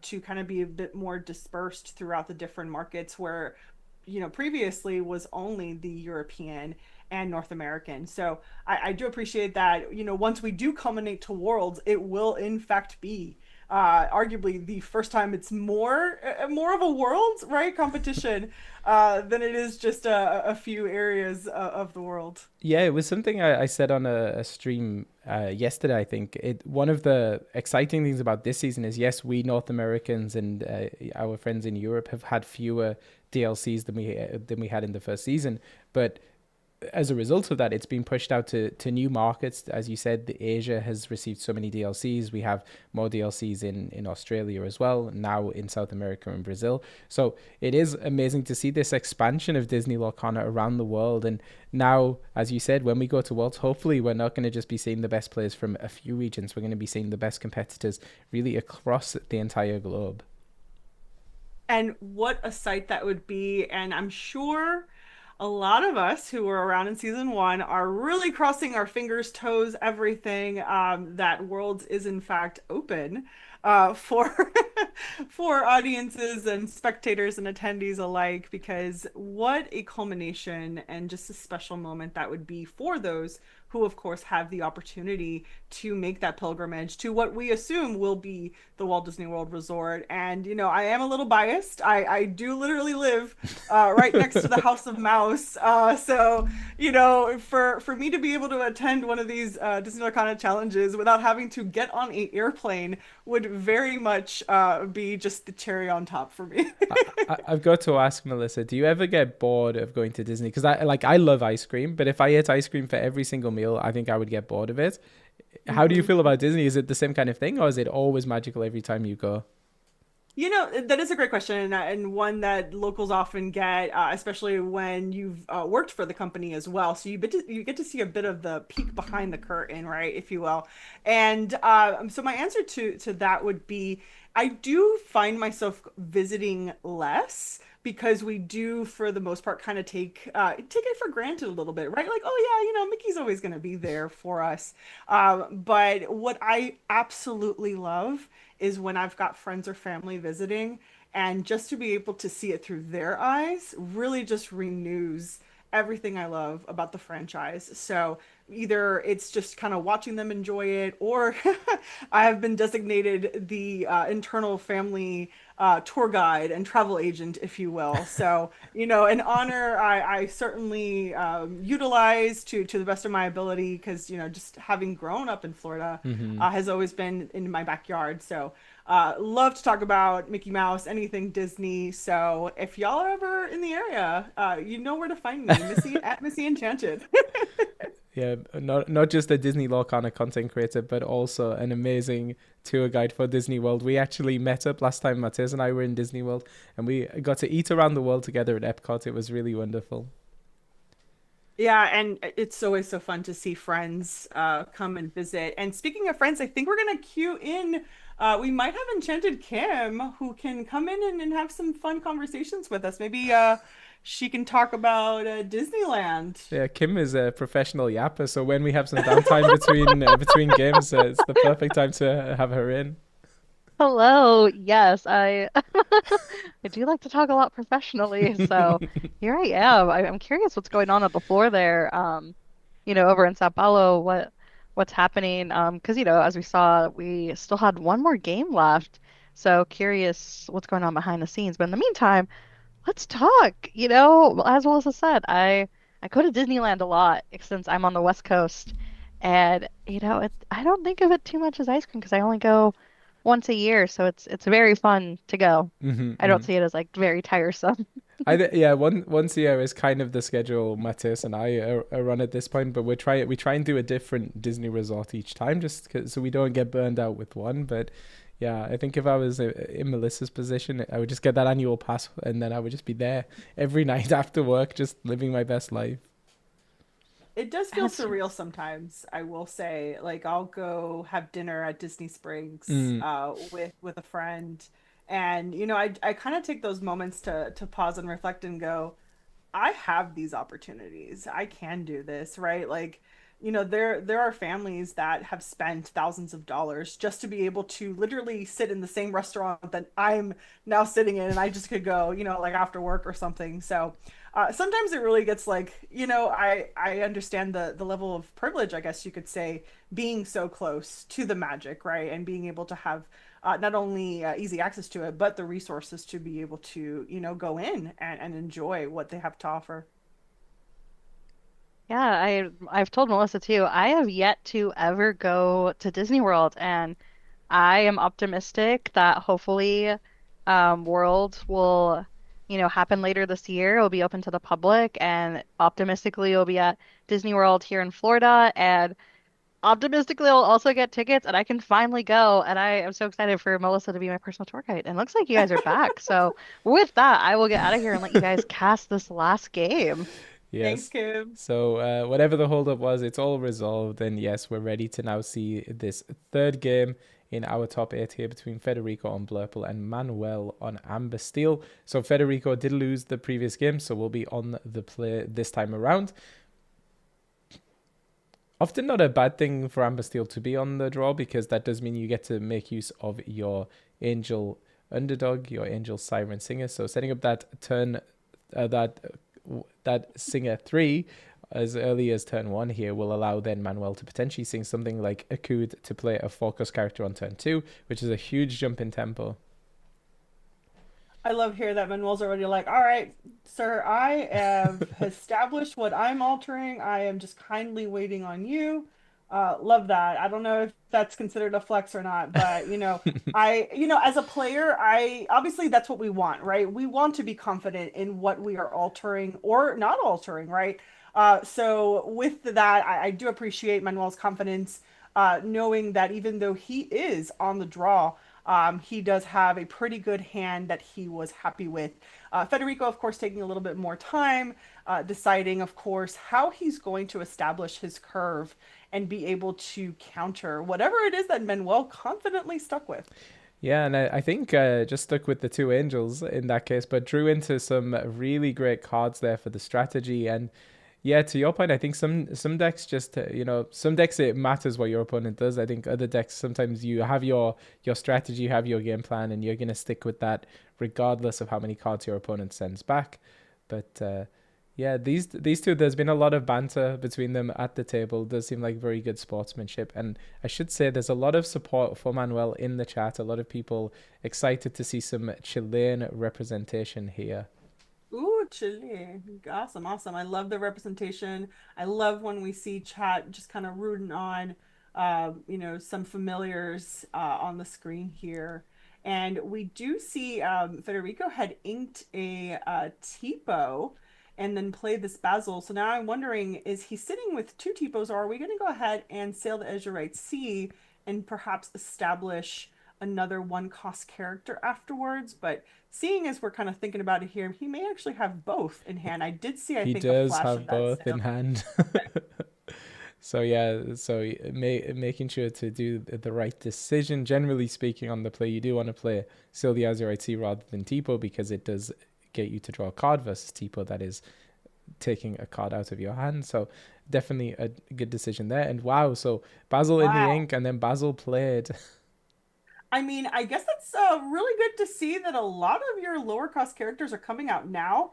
Because the last thing you want to do is potentially top deck. I don't know. I know we laugh about it, but Tipo did win Disney Lorcana Challenge. So Yeah, but uh, go that's ahead. no, it's very very true. Get those characters that are terrible top decks later on, and the same here for Manuel. So that's the second Angel Siren Singer into the ink, but singing the Akud there, allowing you to play that Chief Powhatan on turn 2, which is a very very difficult body to remove. And you can see Federico kind of nodding there. Maybe their strategy or what they were thinking has been upended somewhat by that Powhatan, but I think I see the classic Blurple there with Into the Unknown in hand.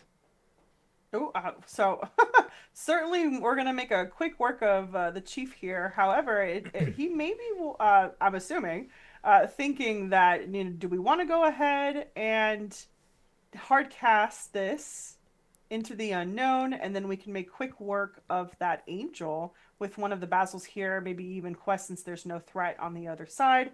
Should we choose those lines, or do we maybe want to see about, I don't know if he could establish the board a little bit more and then utilize it at a different opportunity where he can potentially sing it instead? Yeah, and I think that's why Federico's really taking the time to think about this decision because it is a tempo loss spending 3 ink to remove the Powhatan. You give your opponent ink as well versus maybe setting up the Dumbo that we see in hand that could then sing on a subsequent turn. And really Federico agonizing, but no, taking the maybe the slower tempo play there, doing as you said, using the Basil to remove the angel. But now look at this, Manuel, the player that was going second, is now going to be ahead on ink.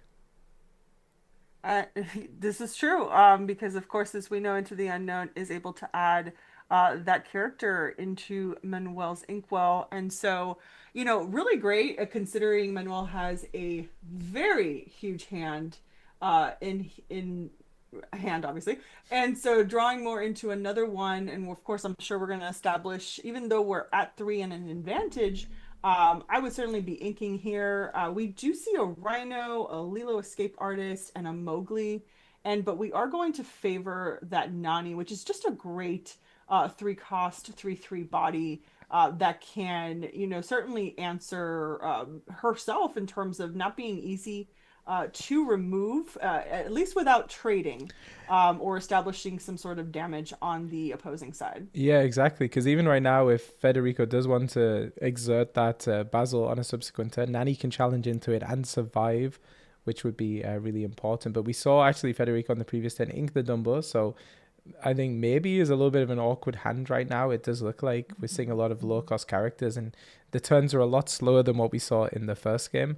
Whereas Manuel, I wonder what they were looking for with that Nanny. They do have the Rhino Power Hamster in hand, so maybe looking for the 1 cost Rhino, the 16th Wolf, to then be able to set up a shift line. Because even Nanny's not the best play in that situation. I think he would have rather done something a little bit more impactful with the board, but we'll have I to. mean, I would have to agree. It was a little curious to see Nani get played and then kind of come out on the other end of doesn't look like he found what he was looking for. Now, with so many characters in hand, and usually a lot of these are low cost. I wonder if this was playing this Nani was a bit of a reach so we can cheat out that Rhino. I wonder if this is gonna, in turn kind of punish Manuel for this favoring as we finally play a Mowgli with no reward. Oh, that is such a shame. Such a shame. My goodness, the amount of let it goes and into the unknowns we've seen this game, but I think maybe just the only turn or one of the only plays that Emmanuel had available to them at this point. But yeah, we do see 2 Hades in Federico's hand, so it'll be very interesting to see what they draw into for their subsequent turns. Because yes, they could play Hades looking for a deal. You've got a pretty good target there in Lilo, because if she goes to the bottom of the deck, she's not going to be coming back every single turn. But may also look to get rid of this Nanny just because we can't do it with the Basil right now. Yep, and so we already know obviously what Federico had minus what he just drew into. So I think that making a deal is probably on top of mine. It looks like Federico drew into, it looks like a Whisper, so I'm assuming it is Cheshire Cat. Yeah, so Cheshire Cat is pretty good, but of course Basil only has 1 willpower, so there's definitely not going to be any damage lying around. And I guess the decision here is going to be, do I ink the Cheshire Cat just so that I can get closer to my Hades on a subsequent turn, or do I stay at 5 ink, maybe just play the Hades down? And yeah, talking about body language, Federico really gripping the cards there. Like, this is not an easy decision, and I think this No. game maybe not going exactly how they would like, just based on the cards being drawn at the moment. I would have to agree. I mean, we've already established 5 ink. Me personally, I would play Hades looking for a deal. And assuming and betting on the fact that your opponent is fully aware of what you already said in regards to that Lilo escape artist, and banking, hopefully at least, that you are going to draw into some additional cards. Of course, we won't be able to do much in the way of either adding to the board or perhaps doing an action, but we at least can establish a higher cost character that can then go ahead and sing or provide some additional body And in for this challenging. position, if Federico does play the Hades and does target the Lilo, are you taking that deal, Melissa? Oh, so if I were Manuel, my rule is never give Blurple draw, so I'm not taking it. Yeah, I think that's a very, very sensible choice. And especially when you can see Federico really agonizing over their cards, that I think you can kind of read between the lines in Manuel's position that probably doesn't have the best hand.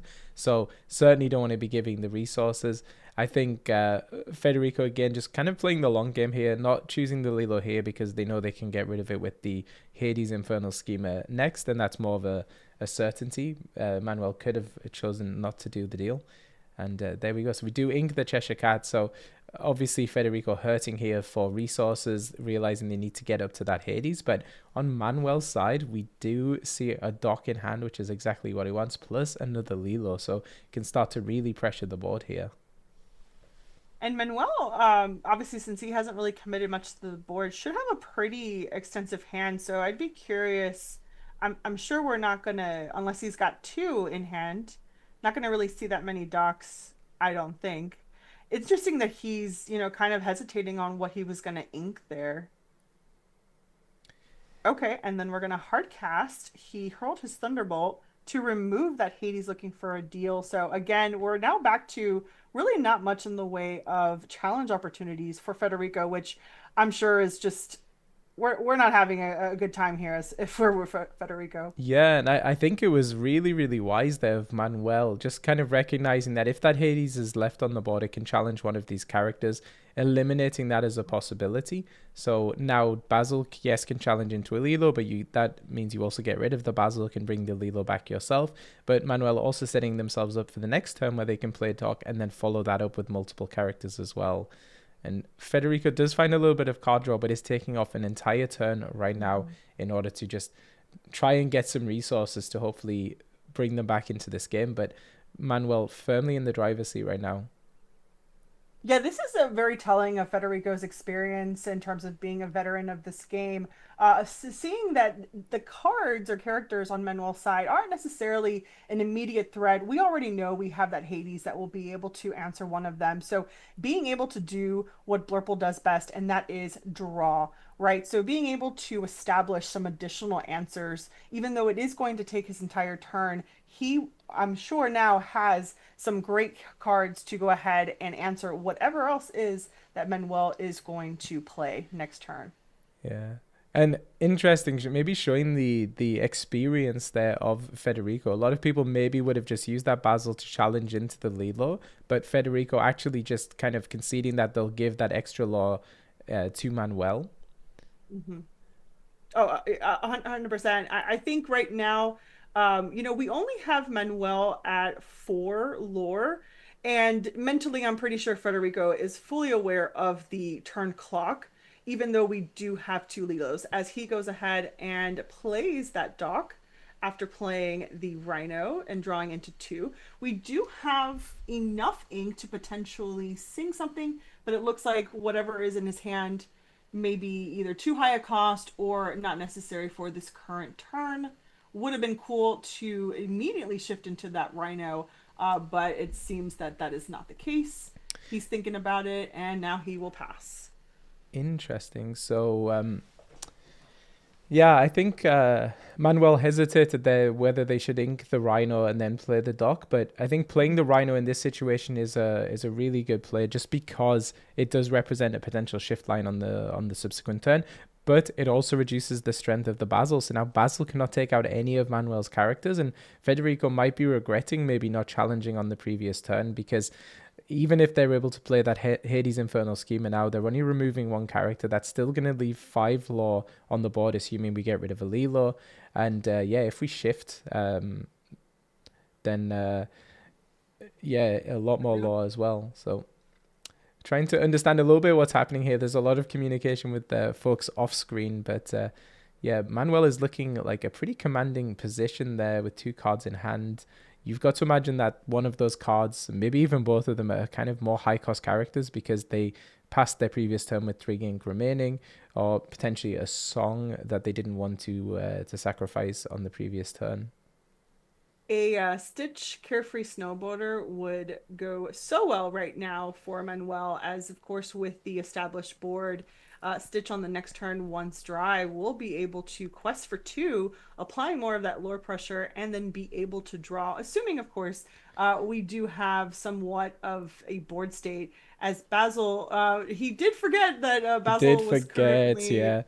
and 1-1. You can see there from the facial expression that was not something that Federico was happy to forget. But yeah, to your point, I think like, yes, Stitch is a good card, but at the kind of part of the game we are right now, it's going to be very difficult to get that to stick. And we do know in Federico's hand there is another Hades Infernal Schema. So okay, so yeah, that's really dangerous. So yeah, it could get removed straight away, which is like a pretty big loss of tempo. But sometimes you've just got to do it, and I think that's what we may be seeing. I think I need to play the lotto. I'm just saying. So yeah, unfortunately for Manuel, he doesn't know it yet, but that Stitch probably going to be removed. But even so, questing for 5, they're going to put them up to 14. We can remove the Stitch, we can remove the Lilo and one other character. It's still going to leave us with 2 additional law, and then we can still continue to pressure. And Federico's quite far behind now on law totals, so it's it's kind of Manuel's definitely playing from ahead at the moment, but we know Blurple, it's a deck that can come back from pretty much anything. So don't count Federico out yet. And of course, he is a DLC winner as well. So definitely has the credentials to do it.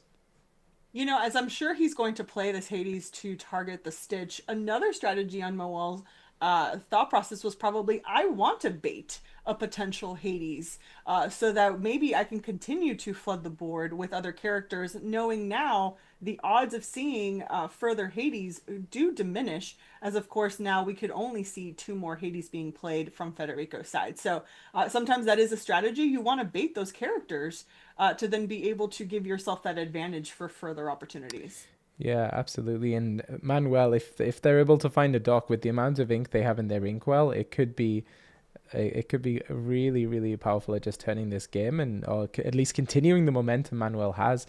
And I do believe the law total is a little bit behind because I think you're right.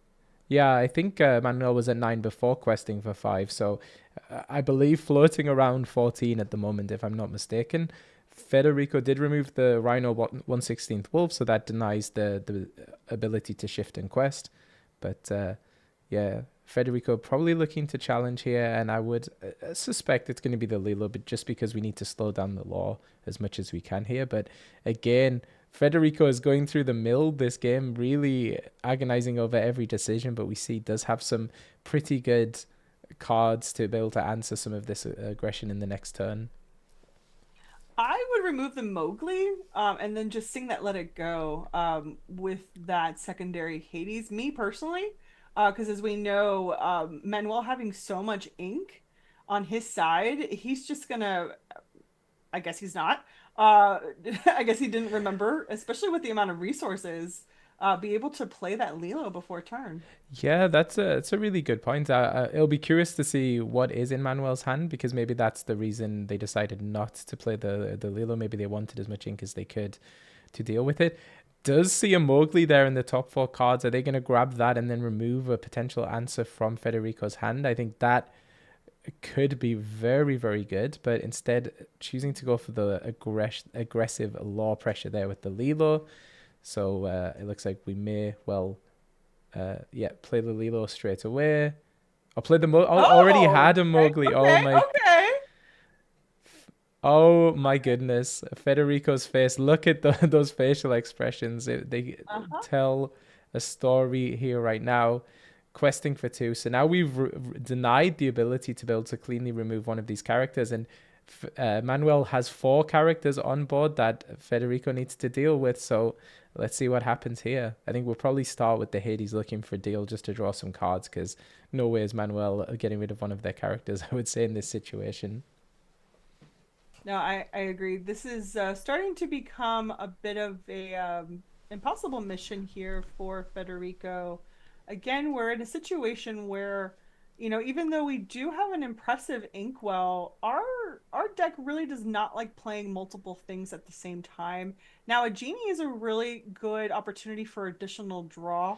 However, is really not going to do much in the way of challenging. He really was not meant for that. He's more to just go ahead and freely quest, potentially sing some songs that he can, but really just not the best characters or cards for Federico at the moment. There is a Tigger in hand. He can't ink and go ahead and send. Oh wow! I have a feeling Federico played the genie there in order to hopefully draw into an inkable to be able to then ink and then play the Tigger to bounce the Lilo to hand. Unfortunately, drew into another genie there, so I think is going to be forced, unfortunately, to ink the Hades looking for a deal to bounce the Lilo just to keep them in this game for one more turn. That has got to be heartbreaking, and you can tell from Federico's expression there that definitely not the decision they wanted to take, but sometimes you've got to play the cards you're dealt. But great showing from Manuel here. Amber Steel not looking great in that first game. The stars not aligning, the cards not coming at the right time. But certainly in game number 2 and game number 3, we're seeing a lot of what this deck can do. I mean, we're not out of the woods. We are presenting two lore on board, and especially against a very powerful control deck in the way of Amethyst Sapphire.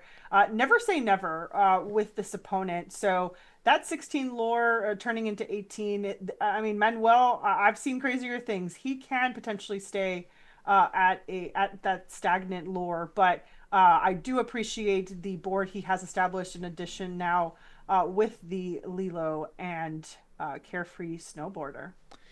Yeah, and one card in hand. So now Federico's at a position where he needs to answer both the Lilo and the Stitch. Are they able to do it? So digging one card deeper. I think that Uh-oh, I think expression that's it. is saying that maybe Manuel is going to close the game here. I'm on the edge of my seat. Oh my goodness. Oh, I could only imagine what is going through Manuel's mind right now, and as well as Federico. But I think Federico's giving us the body language we understand. Wow, there it Oh is. my goodness, what a hard fought battle there. Manuel, you could see it there at the end, just staring into the table. Wow. And yeah, it's really like I'm feeling quite emotional with that one in particular because we could see just how much this meant to Manuel. So tense at the start of the game there, but the sportsmanship, the camaraderie between these two players throughout, and yeah, really hard fought victory there by Manuel, and amazing to see a South American do it. And I know chat is incredibly hyped right now to see that happen. Congrats to Manuel. Honestly, I cannot believe how cool, calm, and collected he is. If I were in his seat, I would be buzzing. Like, you literally just beat a Disney Lorcana champion, right? So what a amazing accomplishment. Of course, both of these players have been doing so great to get to this point, but certainly a win, and I'm sure everyone in the chat is super excited to see him move forward. Congratulations once again to Manuel. Yeah, and we're gonna have the top four for you very, very soon. Everyone's finished. The pairings are just being sent out, but we're gonna take a very short break and we'll be right back. Thank you.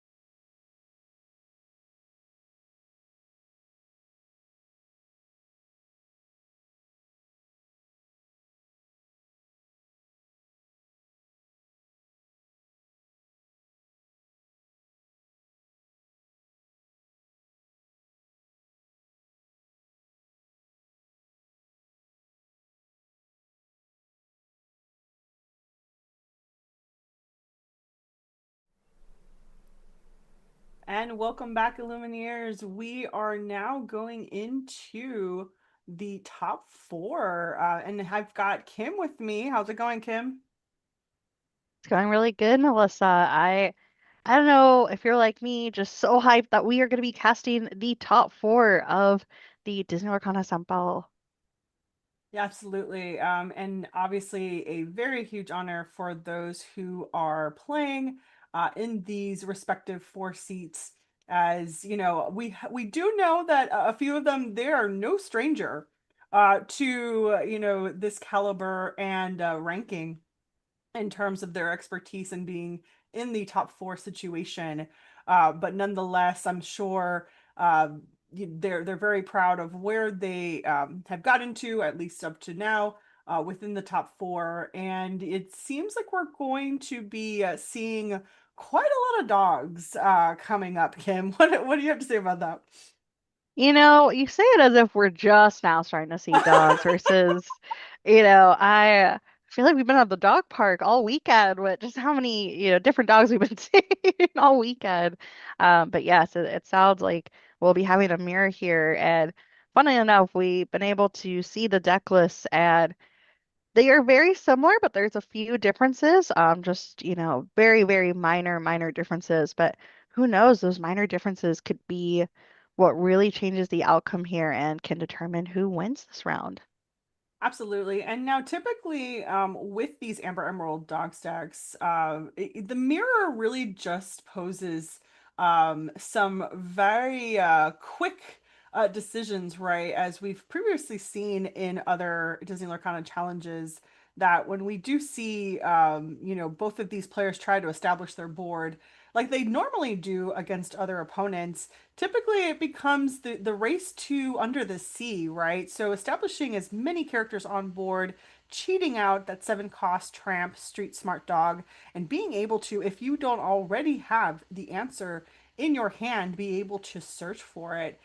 So it'll be interesting to see with these minor changes to either of their decks what that is going to bring in terms of advantages or disadvantages.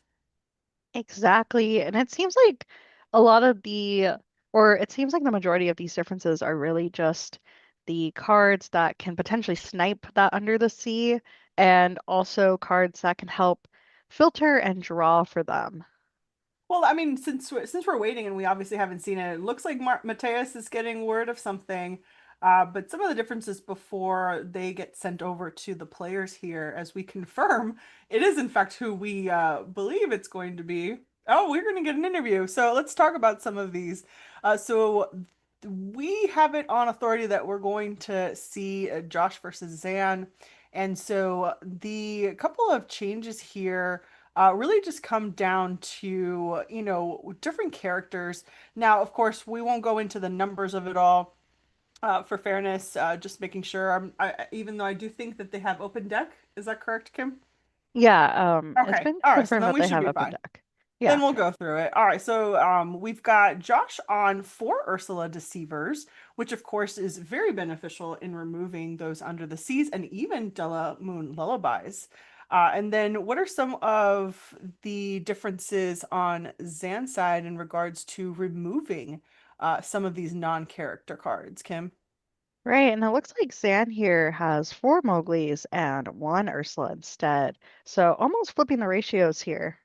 Yeah, absolutely. And on the flip side, so even though Josh had the 4 Ursulas, he only has 2 Mowglis versus the full four on Zan's side. So certainly some different strategies coming around here in terms of opportunities of capturing more non-character cards for the Mowgli versus that Ursula. And it looks like they do both have, of course, the Emerald Chromacon, which is paramount versus certain color opponents. Now, in the dogs match, not necessarily something that will be of benefit. What are your thoughts on that, Kim? Honestly, it is not my strongest matchup, and so I'm here really just learning from you, Melissa, on what is the Fair. benefits and stuff. Yeah, locally, it's always a shocker to me, that dogs can be so popular in these um high intensity, high caliber events versus at locals for me, they're simply not. It is very rare to run into Amber Emerald, this like nicknamed the Dogs deck over at my locals. And so it's always just a shock to see. And it looks like we might be jumping into the games now. Nope. No, All right. back to, Yes. seeing Mateus, and I'm so And jealous of Jennifer. Mateus being in Brazil right now. Absolutely. And now with both of these, now I'm actually surprised that, given your local area, Kim, that you don't often see these as we call it dog stacks. Obviously, every region is going to have different play styles, which is always fun to read about, like obviously here in the Central Florida area, we do have quite a caliber of professional players. They do run the gambit in terms of meta. But typically you will see at least one or two favoring that dog's deck. It's just got so much versatility in terms of being able to be aggressive on the board, but then also have, pun intended, some bark, to their deck in the way of being able to remove some of their opponent's characters in the way of either singing under the sea or even utilizing the tramp enterprising dog to strengthen one of the other characters for challenging. Yeah, definitely. It's interesting to see how, especially with Amber Emerald, it all synergizes so well together. And it's one of the first ever thematic decks we really have in Disney Arcana. And is it time? I think it's time. No, we are we They're are just jumping into playing with another us at this interview point. here. They're here just playing with our hearts right now. Yeah, let's play the audio Yeah, on this let's one play because the audio. obviously this will be in English, I'm assuming. And without spoiling anything, of course. Pray. Bom, pessoal, perguntei pra ele aqui, porque ontem ele me disse na entrevista que na Mirror de Dogs ele não tem muito controle. Eu perguntei pra ele qual que é o esquema, qual é a estratégia pra esse jogo sem dar spoilers. Ele simplesmente disse rezar. Okay, with that in mind, you are no strangers to finals, semifinals, DLCs, worlds, and any kind of major event. Do you still feel like excitement or a little bit of tension before playing a match at this high level? No tension, just butterflies. Ok. Então eu perguntei pra ele assim, por que ele não é estranho a esse cenário de semifinal, final, campeonato mundial? Perguntei pra ele se ele ainda fica nervoso, se ele ainda sente uma tensão. Ele disse que ele não sente tensão, mas ele sente um friozinho na barriga, ainda por assim dizer. Well, so, final question. If you go into the finals, what do you deem would be your worst matchup? Let's just get to the finals first. Ok, that's how you speak. Bom, eu perguntei pra ele se ele for pra final, qual é o deck que ele não gostaria de ver? Qual seria a pior matchup? Ele disse, vamos chegar na final primeiro. E com esse pensamento, eu volto pra minha mesa de casts, porque é hora de descobrir se ele vai chegar na final.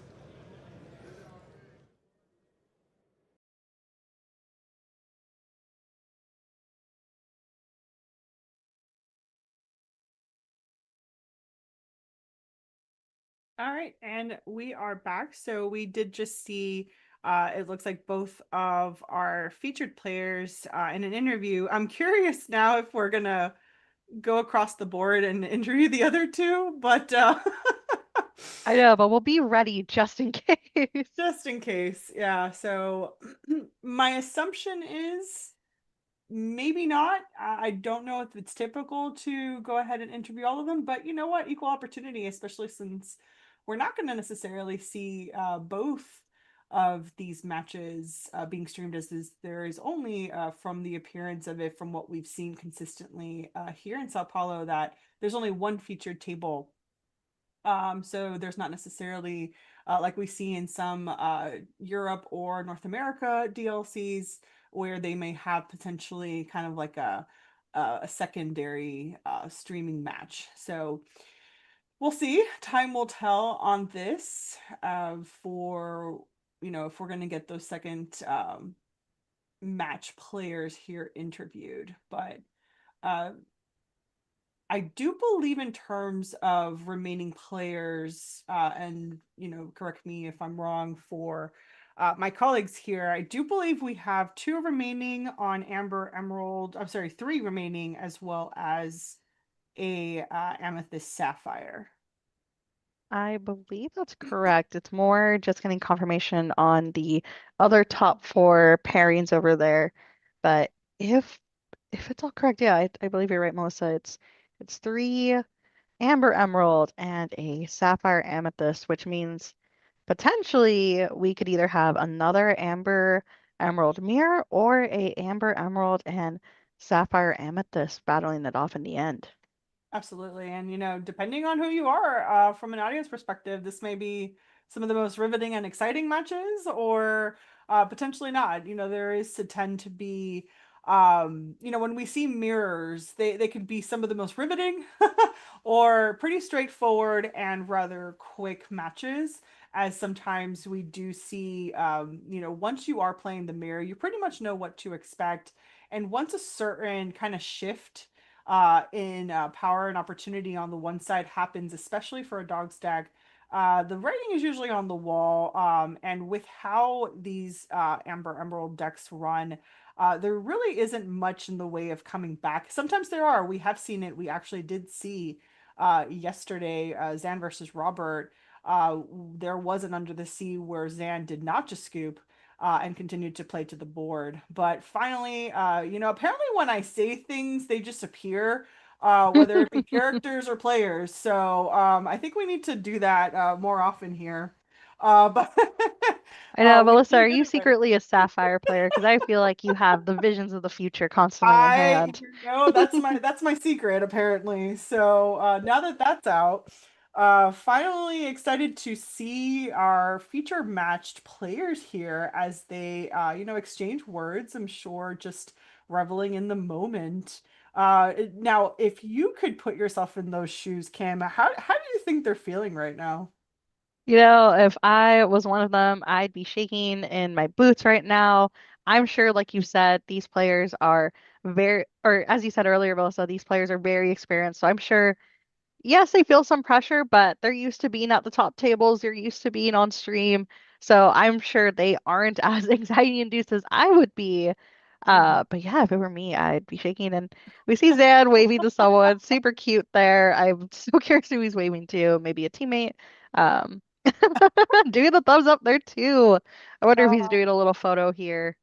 We'll have to check social media later, but yeah, these players are getting set up, but regardless, I'm sure these players are super ecstatic to have earned themselves the extremely coveted Golden Mickey. And once again, we do see a bit of an error on Zan Saeed's ink colors. We do know that he is in fact on Amber Emerald as opposed to Amber Steel. So if you guys are watching at home, just wanted to go ahead and point that out. As you could probably see for yourself, the card Zan does in fact have in his hands. I actually did make the joke off screen when I saw the bracket earlier. I'm like, if Zan is now playing an Amber Steel, we have a bigger problem. As they went ahead Definitely, and changed it. like I said, you got those visions of the future, Melissa. All But right, here well we now are, and we go see ahead, both Kim. players here are heavily contemplating what am I going to keep? What am I going to send back? What am I hoping to see? Because as we've been saying, the mirrors are tough. They really are skill intensive, and showing, truly like there is no room for error, because it truly is showcasing who is the better player here. Because there is no, oh, this deck is favored into the other. Yeah, and that very well may be true. Obviously, we never want to discount these player skills and everything that they've done to get themselves here. But there is that very, obvious percentage of, is my deck going to do what it needs to do, or is Lady Luck not going to be on my side? And, we see things such as, potential bricks in our hands, or really just not finding and top decking the exact cards we're looking for. And we have seen that, especially in these Amber Emerald decks that utilize that street smart dog in the way of Tramp. We have seen him dig, dig, dig. and sometimes not find what the player is looking for. Exactly. And something to note here too is that Amber Emerald does typically run a lot of high uninkables. And you said the term brick, and for anyone just tuning in, and maybe is newer to Disney Lorcana, it's just excited to see a big tournament. Bricking means that you essentially just have a hand of cards you can't play at the moment, typically because they're uninkable and you don't have enough ink to play them.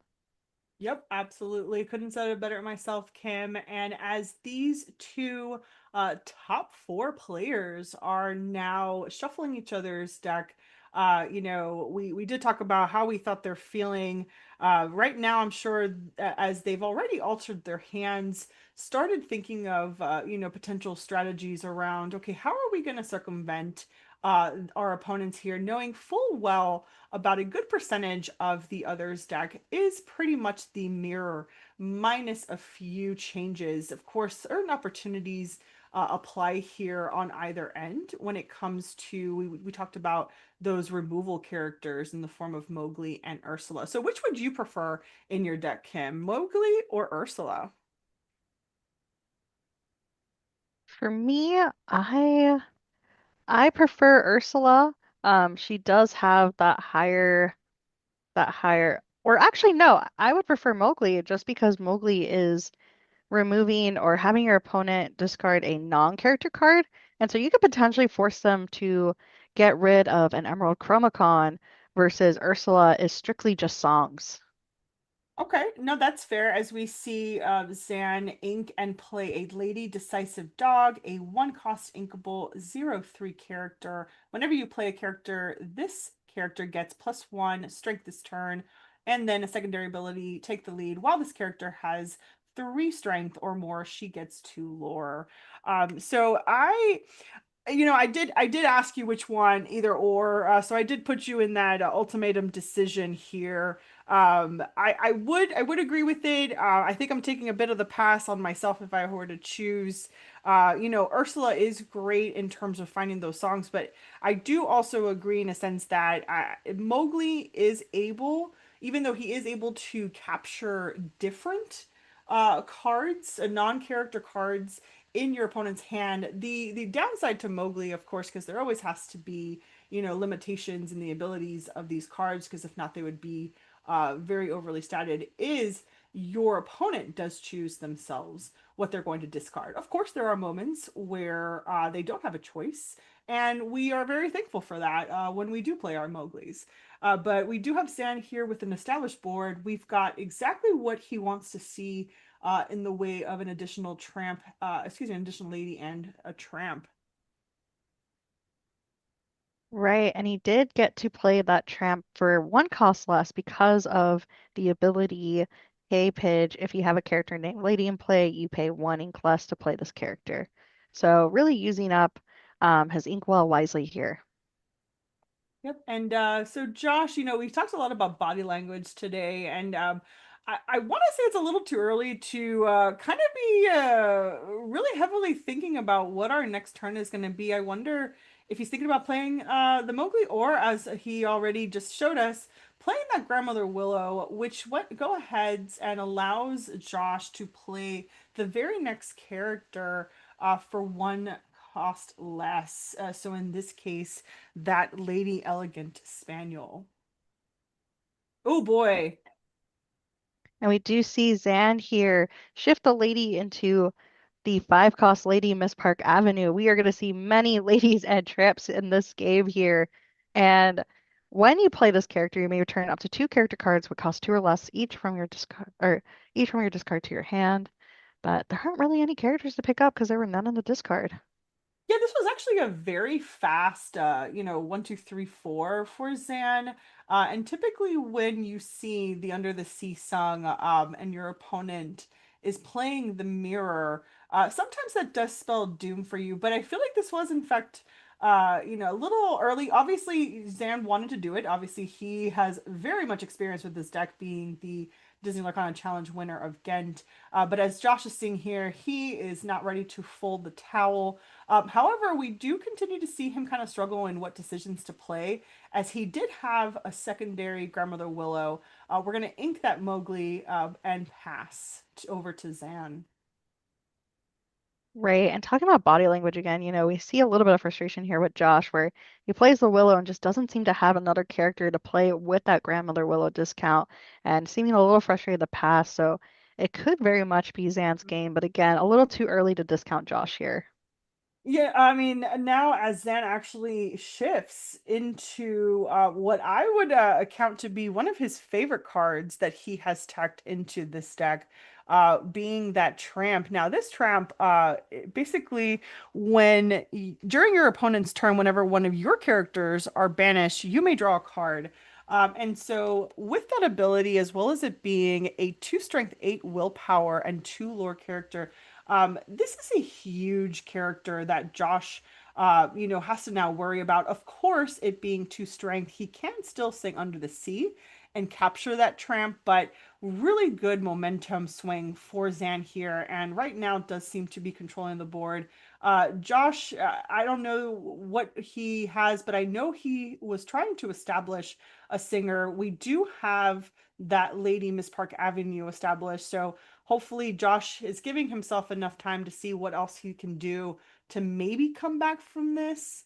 But we'll see. Right. But Zan's here, really questing away, especially with Tramp Dapper Rascal here, who has the ability to play it cool. During an opponent's turn, whenever one of your characters banish, you may draw a card. So, seeing that lady get banished, I'm sure doesn't disappoint Zan too much because it allowed him to draw a card. And as we saw, he didn't have any cards in hand before that.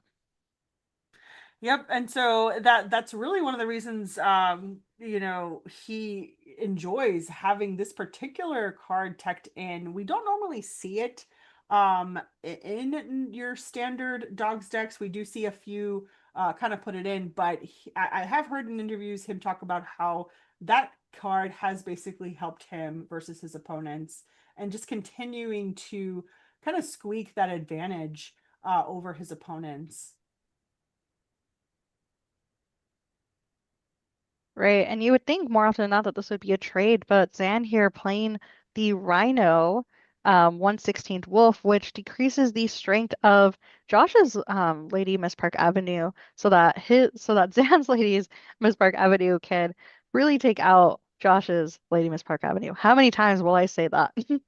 I mean, with these two decks, probably a lot more, right?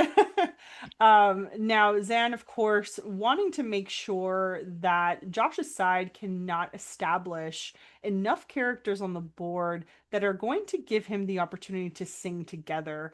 We do still have Lady Miss Park Avenue, which is a 5-cost character, but alone will not be able to, of course, do so, as we do see the writing on the wall. Josh basically saying, "I've got next for game 2," because that seemed pretty rough from the start. What did you say, Kim? Yeah, I'm sure just seeing Josh's body language being like, wow, that I don't know if I could come back from that. And yeah, moving on and very quickly saying, I'm going first next game, as you said, Melissa. Yeah, so I now with Josh being on the play, of course, he's gonna want to see a bit more of what Zan was teching, right? In terms of that quick 1, 2, 3. Grandmother Willow is great with that adding additional characters to the board, of course, because you can pay 1 last for the following character, and just being able to do that as fast, establishing as many ladies as possible, possibly shifting or even cheating away some tramps for him to come down sooner. So, the strategy with these Amber Emerald decks seem pretty straightforward sometimes. However, easier said than done when you can't find them. Exactly. And yeah, we're moving on to game 2, and it truly is anyone's game. Sure, there is that small advantage of being able to go first in Disney Lorcana, but as we see, sometimes that doesn't always mean that you're guaranteed to win. And as we've said earlier, luck can be on your side, and that can also determine who wins or loses in these cases. Absolutely. And, just because you take the advantage of going first, uh, never discount your opponent. Things can quickly change for the exact reasons we've already mentioned, but nonetheless, both of these players hopefully have found what they need to make sure that they can get that leg up against their opponent. I do see a Under the Sea on Zan's side, so already a piece of what he's looking for against Josh. Josh, on the other hand, I am seeing pretty much a hand of characters, Kim. I don't know what you're seeing specifically. Yeah, I'm not seeing too many actions. I'm wondering, I'm feeling pretty confident that Josh will send back the Chromacon, and it looks like he's considering that. Just because the Emerald Chromacon isn't the strongest card in these mirror matches. Absolutely. So, for anyone newer to Disney Lorcana, those Emerald Chromacons give the ability of if one of your characters are banished during your opponent's turn, you're able to choose an opposing character and send them back to the player's hand. Of course, the whole purpose of these Chromacons is to establish tempo, or rather, remove some tempo from your opponent. But great call there, Kim, in terms of saying, hey, these are probably not the right cards for the mirror.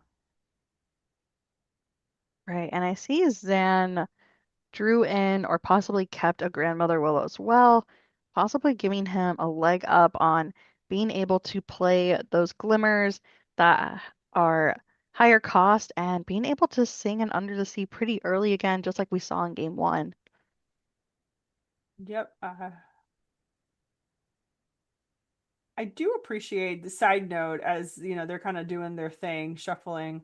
I do appreciate these playmats that they're on, especially when they differentiate from the typical colors of what you see when some of these sleeves kind of camouflage in. So completely side note as we wait for these players to kind of finish altering and then shuffling each other's hands.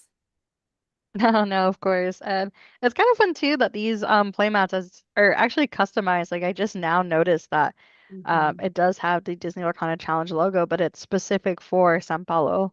Yeah, I love the little touches that Disney Lorcana, Ravensburger, along with it, in this case Copag, the event management team, are able to put together for these just amazing productions and high quality challenges. I know. We appreciate the little details here. And we're off to the races here with Josh quickly inking a Rhino 1/16th Wolf to play a Bobby Zamaruski. We've seen this card so much over the weekend. Spray Cheese Kid making a tower over there. Really just able to draw a card and then Josh will discard and just kind of shuffling through and digging for key pieces here. Yep, and he actually ended up drawing into that Emerald Chromacon and immediately discarding it with Bobby, as something he does not really want to see stuck in his hand, which is what makes Bobby such a great card or character to go ahead and kind of dig a little bit more into that deck of yours and kind of remove either something you don't necessarily need, or sometimes discard a Lilo escape artist. So why is that important for these players? For the Lilo Escape Artist Yes. specifically, it is so important because in a situation where there is limited removal in this deck, Lilo Escape Artist being in the discard, you're able to play her constantly, just paying that 2 ink at the start of your turn. But we see here, more importantly, Zam played a Mowgli and just was able to view Josh's hand, and Josh had no choice and had to discard his Under the Sea here.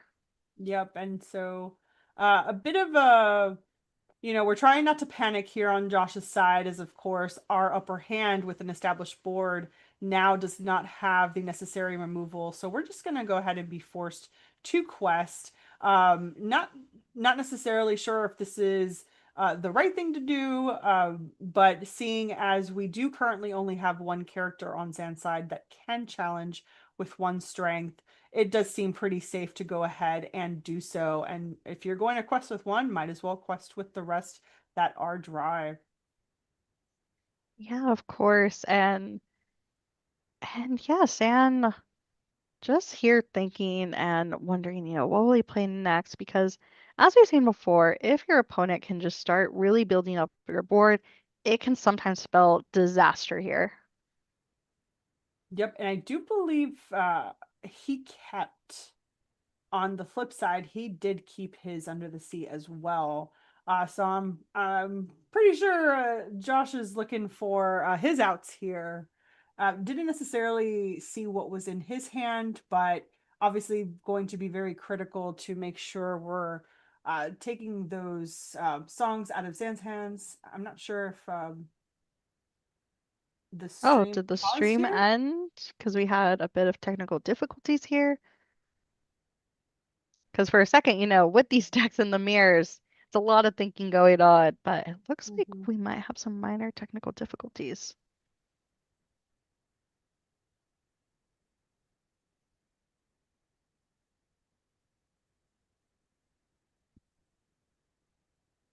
Okay. All right. Okay. I'll say that.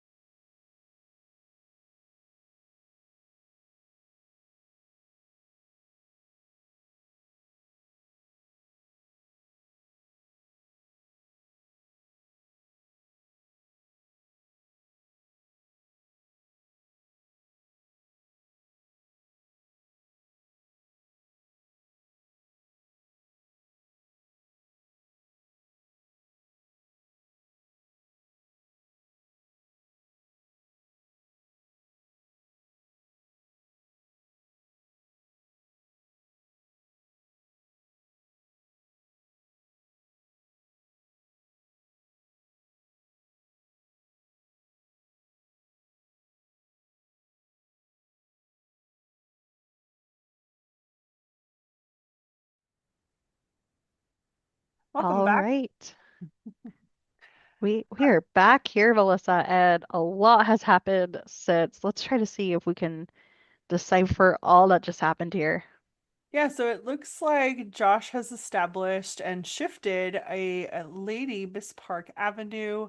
And it doesn't appear based off of the discards that we've seen any big plays. It looks like the Under the Sea on Josh's side was what was taken from the Mowgli, which now has ended up in the discard. And right now, for Zan at least, even though he was able to kind of take that Under the Sea from Josh's side.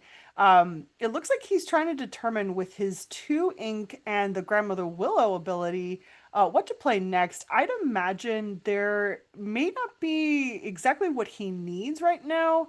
Um, in the way of characters, if I were him, I'd be looking for shifting my own lady at this point. Oh, but we have even better. We do have the Tramp Street Smart Dog. And so we're going to go ahead and draw three additional cards and then subsequently discard three of whatever it is that we do not potentially want.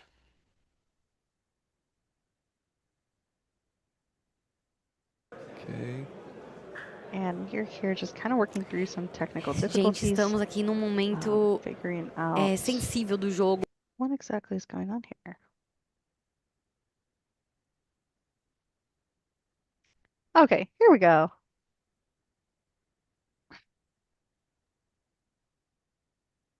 All right, so Zan finally determining that he wanted to discard an Ursula Deceiver, a Mowgli, and a Lilo. So as we already talked about earlier, that Lilo basically where we want her to be, so we can go ahead and call upon her at the start of turn potentially to add some of that additional pressure. So if you were on Josh's side right now, Kim, how are you feeling with your board state? Not feeling wonderful, seeing that Zad has access to the Lilos to bring back constantly, and then, only having two of my own characters on board here. It's a difficult position, and as we talked about earlier, body language and Josh here just putting, the hand on the forehead, just how am I gonna get myself out of this situation and try to win this game? Yeah, so even if for whatever reason, because we really haven't been able to see Josh's hand in quite some time here, um, obviously he's clearly trying to think about what his next moves are, and usually this tells us uh, there really isn't any immediate outs right now, and the reason being is because we do have, even though we have the shifted Lady Miss Park Avenue, which is a 5 cost. Next door, we do have the 1 cost Lady Elegant Spaniel. So for a total of 6, these two are not able to go ahead and sing that Under the Sea. And then with only 3 ink and no additional ways of bringing on some extra characters through, such as a Grandmother Willow, it looks like he may have to just try to commit. Oh, we had another one. So we shift into that elegant spaniel for a Miss Park Avenue to bring back that Bobby Zimmerski, and we did end up finding through Bobby Zimmerski that Under the Sea. What a top deck, as we see Zan's face. Just says it all and removes all of those characters from Zan's board, putting them to the bottom of his deck here. And now, this pretty much puts Josh in a very powerful position here. Yeah, certainly in the driver's seat. Oh my goodness. So he's like, yeah, I can't do anything about that Under the Sea right now, seeing as 2 of my opponent's characters have 4 strength. What a change in momentum. I know, from a moment where we were just like, oh, this looks kind of grim for Josh, to all of a sudden Josh is back on in the driver's seat and can freely quest with those Lady Miss Park Avenues there. Yeah, and so it looks like what Josh was kind of contemplating there, or just before shifting that lady, was I realize what I need to do, and if basically me shifting, getting this Bobby Zimmerowski from discard and playing him does not render it Under the Sea, this is probably going to be it for me. And as we clearly saw on Zan's face, that was the top deck of the century, if I do say so. Of course, and Josh, not even thinking about it too much, will play the Oof. Mowgli, which ends up sniping a Under the Sea from Zan, the second one we've seen in the discard here. Yeah, so right now, all gas, no brakes on Josh's side. We've got 2, 4, 6, and then questing to at this current time, and then we will have, should everything stay up, 7 questing for 7 next turn. The lore may be a little behind on the tracker here, as we do see Zan say, you know what, I have seen enough. And we are going to move on to the very monumental game 3. Oh my goodness, how things have quickly changed in this game. We were on the edge of our seat here. Zan is still in disbelief. His face. Oh my goodness. And I then Josh know. too. I know, Josh is in a face that's just like, oh my goodness, I can't believe I just pulled that off. Because had he had not seen that Under the Sea at that critical moment, I don't think this game would have gone Josh's way. I mean, never say never, right? As that's literally been the theme of our conversation since this match started. But it is very exciting to at least see Josh get the opportunity to kind of squeak one out and get to that round three, or excuse me, game three with these top four contenders. Exactly, because as we know, a lot is on the line here, being able to move on to the finals and have a chance to become the first ever Disney Lorcana champion for Brazil here. Yep, absolutely. And, one of them is no stranger to these titles. And we have certainly seen him in this situation before. I'm sure the shock of seeing that top deck of an Under the Sea on Josh's part was pretty insane for him as we saw his body language. But, he now will be on the play, which is exactly where he wants to be as we now watch them do the sportsman thing. We're going to do the fist bump as we count our 7 cards and start altering our hands. So what are we seeing here, Kim? Right, I'm seeing some Grandmother Willows, some Lilos here. I'm sure both players are prioritizing just any any cards that will help them play as many characters as possible. So I'm sure they'll be prioritizing keeping the Grandmother Willows, keeping the ladies that make the tram cost less to play that following turn. I'm curious if that was Josh's way of saying he's keeping, or if he's going to wait to see what Zan does in terms of altering. I guess we will find out. We've got one face down, I do believe, with Zan, kind of going a bit back and forth. So, having followed Zan for quite some time, he has to be one of the most methodical players that we've seen play Disney Lorcana. And although sometimes may seem to take a little bit longer on his part, every single thought process is intentional for him. So as it looks like he is keeping. No, we're still No, thinking. no, we are still thinking, but I I would see Josh here just okay, anxiously waiting, anxiously seeing, what is Zan going to keep? What is he going to throw back? And, now with that information, Josh kind of checking his cards once again, saying, do I want to keep all of these or do I want a chance returning any of them back to the deck? And it looks like that's the case. I do believe Josh was taking a page out of Edmund Chu. Where we just kind of watched our opponent alter their hand, and then now it was his turn. So okay, but he did make a quicker work with this altering on Josh's part, as we do see his 7 now on the table, both of them shuffling, and typically we're Yeah, going to see them pass it back and shuffle each other's. yeah, of course. I imagine both these players are, trying to play a little bit of mind games here, get in each other's head a bit. We are in top four, so anything can happen. And like I said earlier, there's a lot on the line here in terms of prizing and getting a chance at that, you know, title there of a champion. There we go. So Zan's going to give Josh's deck a secondary shuffle. We're going to respectfully say, all right, GG's, and let's commence. So let's see what Zan opens with. But both players trying to see what it is they've got. So we're inking Nani and playing a Lady Elegant Spaniel, passing it over to Josh. And Josh said Twinsy, not so much for what they inked, thinking a Della Moon's Lullaby instead, but also playing an Lady Elegant Spaniel here. I'm sure both of them are probably getting set up to play a Tramp Enterprising Dog next turn. And this, I do believe, is the first time we see the existence of Della's Moon Lullaby physically from either of these players. Of course, that song being able to choose an opposing character and decreasing their strength by 2 until the start of that player's turn.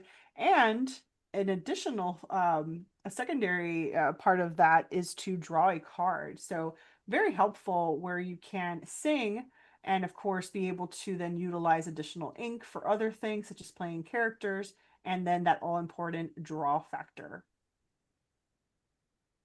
Of course, and we see Zan here inking a tramp, street smart dog, playing a grandmother Willow, and then using grandmother's Willow's discount to play the all infamous Bobby Zamaruski and discarding a tramp, um, I enterprising just love dog there.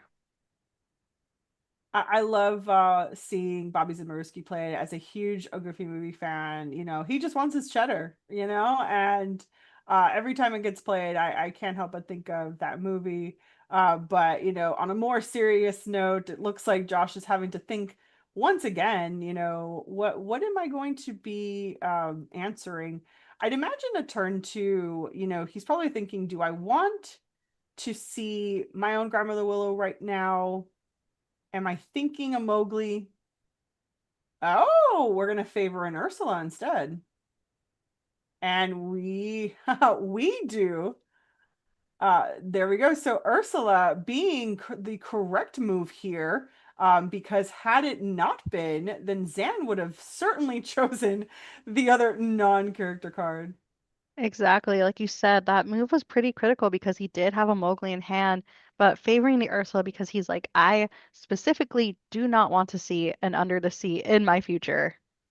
Yep, and Zan making quick work of actually inking the Delos Moon Lullaby, assuming that now that Josh had a peek at Zan's hand, we want to make sure he doesn't get tempted to try to take that one as well.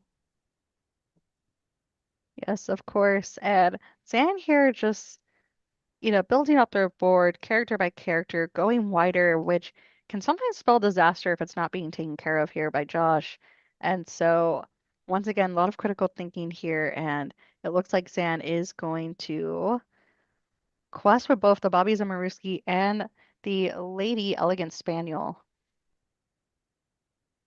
All right, and so we're passing it over to Josh. Now, although Ursula is a very great character for removing songs from your opponent, her one strength does pose a bit of a limitation here, as we won't be able to cleanly, at the current state, be able to take out any of the characters on Zan's side.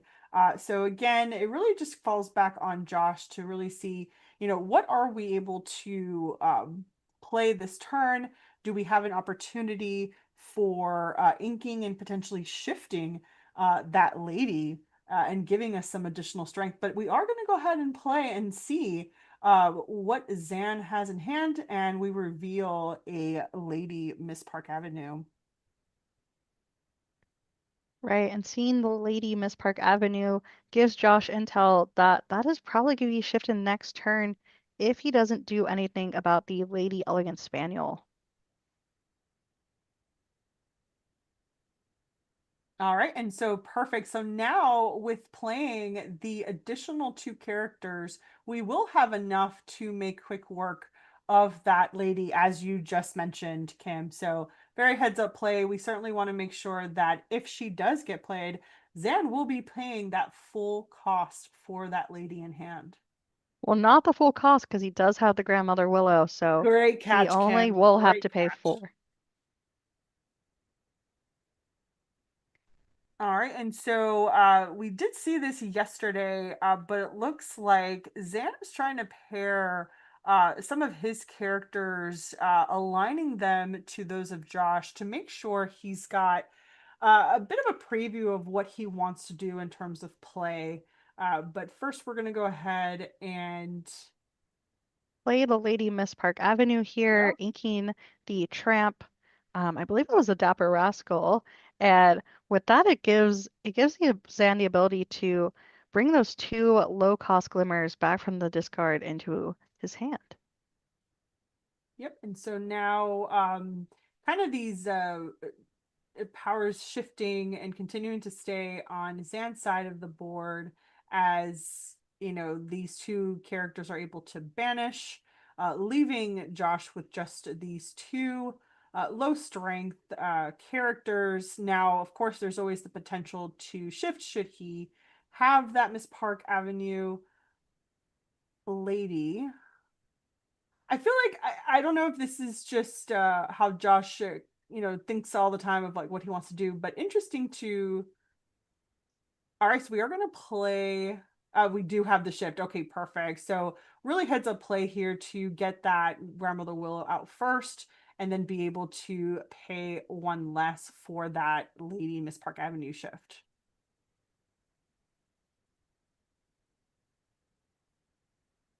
Right, Josh really just trying to catch up, but the ever so important body language here, looking like he is very exhausted and just, really feeling like he's in a stuck situation with these critical decisions here. Yeah, I think he was trying to decide if he wanted to go into the Bobbies and Maruski, or even possibly Quest. Now, of course, I don't think he would do that just in case he wanted to make sure she stayed around to then have enough characters to sing Under the Sea should he find it. But basically, the other alternative is if he did banish that Bobbies and Maruski, Lady Miss Park Avenue would just bring it back. So probably the better play here to just go ahead and pass over to Zan. Right, but Zan's board here is just ginormous, almost even going off screen with just how big it is. Um, and here he is just deciding, is he going to just continue to flood the board? And something interesting about the Amber Emerald Dogs deck is that how many characters you can play with only, it looks like Zan only having three Four ink, ink I here? believe. 4 ink. Four. It looks like four. Yeah, it looks like 4 because yes, he needed 4 to be able to play the Lady Miss Park Avenue. Mm-hmm. But yeah, just having small inkwells and being able to just go so wide. And now, of course, we really can't see what Zan has in his hands, but it looks like he is going to, at least in this point, take the role of the beatdown, as they say. And it looks like he might be. Actually, he's not questing. I think he's gonna sing. Are we going to get a Under the Sea be played here?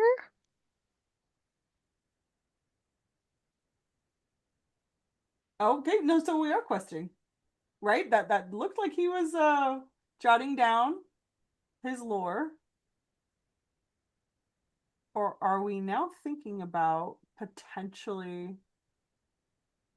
because we do still have quite a lot of characters that are unexerted. Okay, so we are going to quest some Grandmother Willow.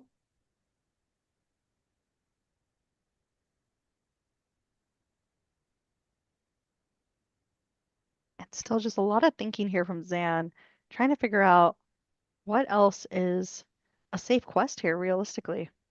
And it looks like Okay, we are going to quest with the Lady Miss Park Avenue.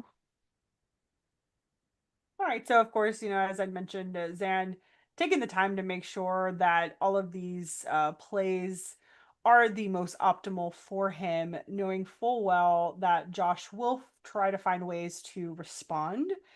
So of course, there are some lines here in response where, maybe not necessarily most optimal, but of course we can trade in some of our characters to kind of control a bit of Zan's side, but really not what we want to do in the sense that singing is really going to be the most optimal out here as we see Josh play another Grandmother Willow and then play that Lady Elegant Spaniel for free.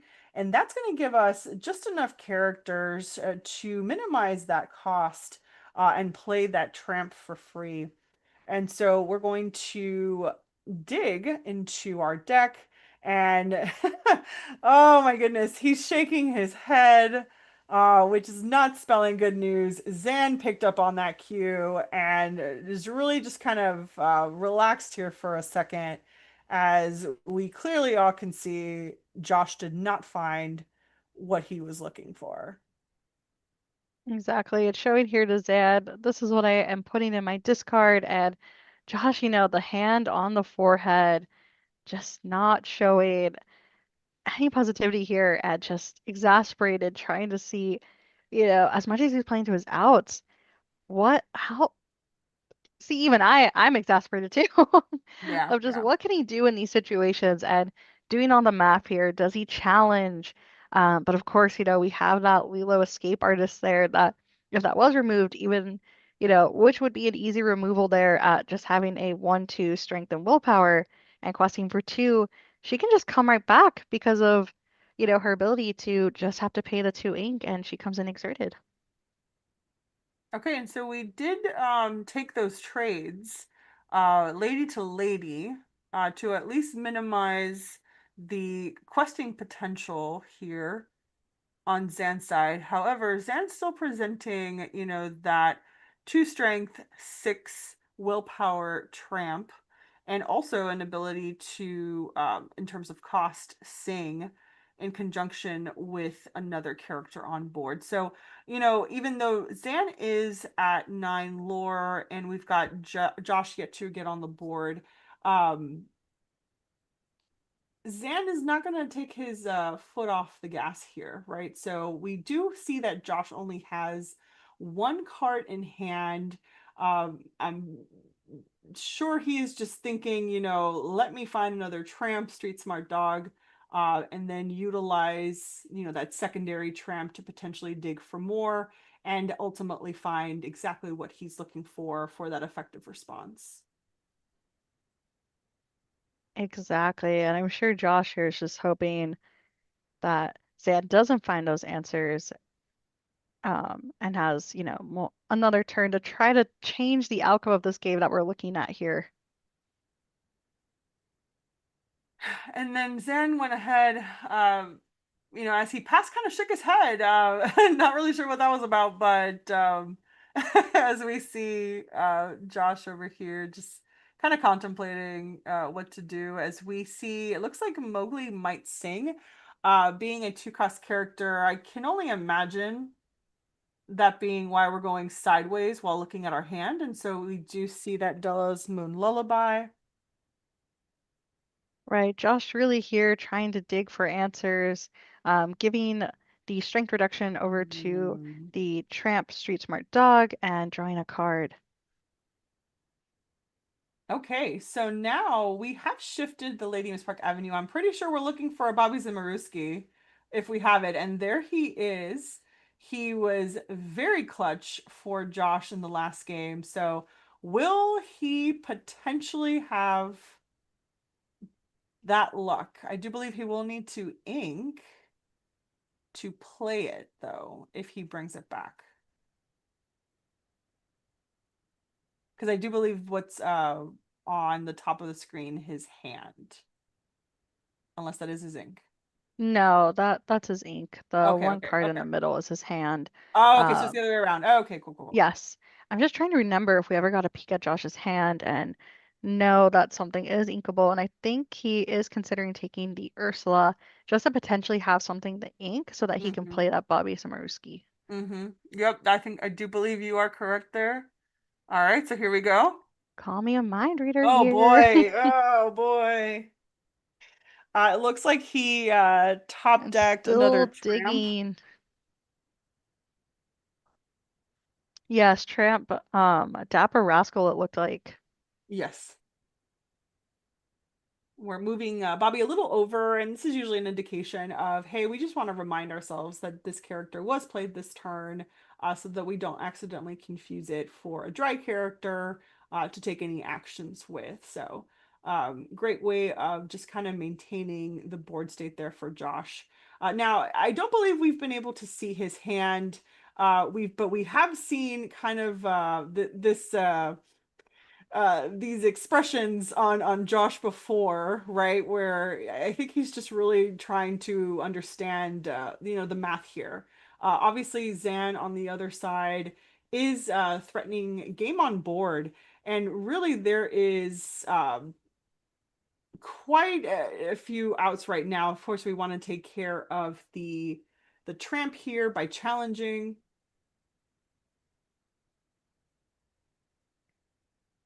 Right, and doing a little bit of cleanup here, removing some of Zan's characters here, buying him another turn. Hmm. Okay. So he did play that Ursula just to make sure that while he's cleaning up Zan's board here, we weren't going to be surprised by a potential Under the Sea. Now, of course, there could be that miraculous top deck on Xan's side once passed over, but I do think that was a great play there just to at least feel a little better about, passing it over to Xan and seeing now what his response is going to be now that he currently does not have that game on board. Exactly, but he's getting very, very close with having lore here, or 4 lore here on the board. And, I'm curious to see if Zam will just try to flood the board here to continue to make it difficult for Josh, or instead will try to take a more control position of removing Josh's characters to really solidify Zan's position on being able to quest freely the next turn. All right, so we do play a rather hard cast, that ship tramp. It can still be targeted. Both of them, of course, in fact, can be targeted by and Under the Sea. So basically, the entirety of Zan's deck would not survive should there be a top deck from Josh. But of course, he is going to think about playing his Lilo Escape Artist before the start of his turn, just to kind of secure, depending on what he is able to top deck, that additional lore presence on his board. Of course, and it's looking like he is going to choose to play the Lilo Escape Artist here and not having to pay the ink for the Lilo because of the Willow, but it looks like Josh sees the right on the board, gives the handshake to Zan, and Zan is moving on to the finals. Yeah, so, tough break there. I know we talked at the beginning. Sometimes your deck taketh, and sometimes, it gives and then it takes away. So, but congratulations to Zan as he moves on to the finals of Disney Lorcana Challenge Sao Paulo. My goodness, that was an intense one to watch. So back and forth. I felt like I could really see Josh's inner turmoil play out there during that match. Absolutely, Charlie. So it looks like the other match has finished up. So it was DKP on Blurple against Manuel on Amber Steel, and Amber Steel has taken it. So we're going to see Amber Steel versus Dogs in the final, which should be coming up very, very soon. So I'm going to jump on now. And Melissa, are you sticking around for the finals, or do you have to go? I think I will graciously bow out, but it has been a pleasure, just being here and being able to virtually cast with you all three. I know Nora has already kind of concluded for the day earlier, but thank you guys for everything. Thank you to all watching, and I hope we have a fantastic finals. But thank you all, and I hope we all enjoy the final match. Absolutely. Before you sign off, Melissa, where can people find you? Because you have some of the most wholesome, lovely content around there. So I'd love people to be able to hit the follow after this if they've enjoyed you on the stream today. Oh, I greatly appreciate it. Totally unnecessary, but thank you so much, Charlie. I'm typically over on Instagram at Missy Enchanted. That's usually where I post most of my content. And then on TikTok at Missy_Enchanted. And I think you have YouTube videos as well, right? I do, at Missy Enchanted. Perfect. Yeah, you've got to remember all of the socials, Melissa. But yeah, honestly, thank you so much. It's been a long, exciting 2 days of Disney Lorcana, but it has been a lot. So I really, really appreciate you joining us here on the stream. So yeah, thanks once again from me. Absolutely. Thank you both. And break a leg on this final stream. Yeah, thank you very much. Thank you. So excited to be casting this one with you, Kim. Yes, I am so excited as well to be casting the finals here, and I'm even more excited. No offense to any Amethyst Sapphire players, but I'm excited to see an Amber Steel in the finals. Yeah, we've seen a lot of Blurple this weekend, so surprising it hasn't made it to the finals, but there was a lot in top 8. It's just, Amber Steel able to take it down. How good has it got to feel if you're Manuel right now? He beat the DLC Birmingham winner there in the previous round, and now has taken down DKP, and now he's going to face 2-time DLC winner Zan Syed in the finals. I know. Can he do it? We shall see. If he is, I'm sure he's got to be amazing. Yeah, absolutely. It's great to see a South American in the finals. And a little bit of trivia: as the winner of the DLC at Ghent, and also the winner of, remind me the other DLC they won this season. Was it Oh, DLC Tapai? no, that was Ed. I'm gonna send it over to the stream so we can listen to this interview. Yeah, of course. What do you do in this mirror match? You pray, right? Então, eu tô falando pra ele aqui que ele me disse que a estratégia era rezar. And it seems like the gods of Lorcana have heard your prayers. Yes. This third game in specific was a little different, was a little longer. Yeah. What was your main strategy once you felt the game was going to run a little longer? Turn everything sideways and then pray. Ok, eu falei pra ele assim, essa terceira partida foi um pouquinho mais longa do que o normal. Qual foi a estratégia dele? Questar com tudo e rezar mais um pouco. Okay, so another final. Yep. I bet it still feels special, right?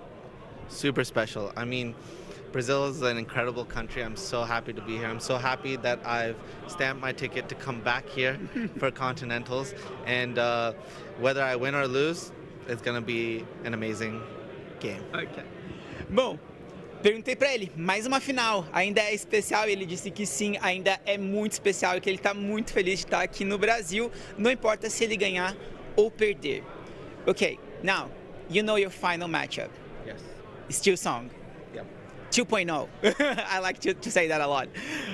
Okay, let's not talk about you playing against Steel Match specifically, but overall, how do you feel this matchup works for Willow Dogs? It's complicated. It's a very complicated matchup. I was fortunate or unfortunate to play against two of who I believe are the strongest Amber Steel players, Sky and Habibi, and I was able to take them down. So I feel like I have good reps in the matchup. But overall, it can go either way. Okay. Bom, perguntei pra ele, agora ele já sabe a última matchup dele, que é Steel Song na final. E sem falar especificamente dele jogando contra Steel Song, o que ele sente nessa matchup? E ele disse que ele já venceu dois de alguns dos melhores jogadores de Steel Song do mundo. E que ele já fez bastante treino contra essa matchup, mas que pode ir para qualquer um deles a vitória. Ok, I'll give you a little rest, so you can get ready. I wish you the best of luck. And I see you in the finals. I will be casting. Let's see what happens. Tudo pode acontecer. Vamos rumo à grande final do Disney Lorcana Challenge São Paulo. De volta com os nossos casters. Não mude de canal. Okay. Obrigada, T. So Zan Sayed there. So sorry, before we went to the interview, Zan Sayed won DLC Ghent this season, which means already has their invite to Worlds. So I believe in the system, how it would work is that it would be passed down to actually their opponent in the final, which is Manuel. So Manuel may already be Worlds qualified. We'll get confirmation of that, of course, once the weekend's concluded, but pretty exciting there for Manuel. Yeah, definitely. I wonder too if, because of this, if Zan is still going to give it his all. I'm sure he is, but if it will be as intense, or because he already knows he has his world's qualification, that he can just have a more casual, fun game of Disney Lorcana. From everything I've seen of Zan Sayed, I do not think he's going to be taking his foot off the gas at this point. It's all about the bragging rights, I would say. And so far we have three champions of DLCs that have won two, Zan Sayed being one of them, Ed Chu being another, and Frank Costin being the third, each with 2 DLC wins. So Zan wants to be the first player to get 3 DLC wins. I'm absolutely sure. Of course. And then there's also the bragging rights of just being the first ever DLC champion for the Brazil circuit here. Absolutely. And I'm looking here because, yes, the place in the finals is at stake in the final, but there's also a trophy. I'm sure Zan would love to have the trophy on their podcast, but also airfare and accommodation is included. I do not remember if that was also part of the package at Ghent, so definitely still something to play for there. Of course, yeah, many things to play for. So yeah, I don't think we're gonna see any just casual games. And like you said, all gas, no breaks here from both Illumineers. Yeah, so we should be getting that finals matchup very, very soon. I'm not sure exactly how long it's going to be, but stick with us. Kim and I are here to just yap now until the final starts. So come and hang out with us if you would like. I know, curious to see if we're gonna jump to another interview or if we're gonna jump straight into gameplay. We shall see in a second here. Yeah, I know Matthias is going to be speaking to Manuel eventually, so look forward to that. And until then, we're just heading back to the sofas. But it has been such a fun weekend getting to cast these games with you, Kim. Yeah, it's been so much fun. I loved it, and everyone was such a joy to cast with. And if we ever want to do this again, I'm available. I'm just one phone call and text message away. Well, there's another DLC in Brazil in July, so who knows? Who knows?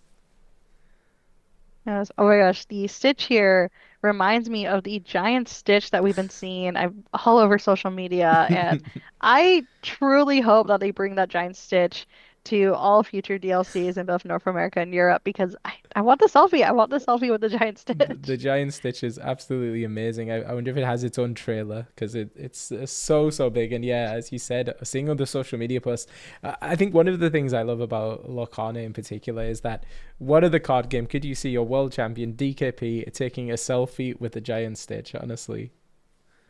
Of course, it's so adorable. And the learning too is I always love it. Melissa made a comment about it earlier, how watching these Disney Lorcana challenges, they very much feel like you're watching the Super Bowl.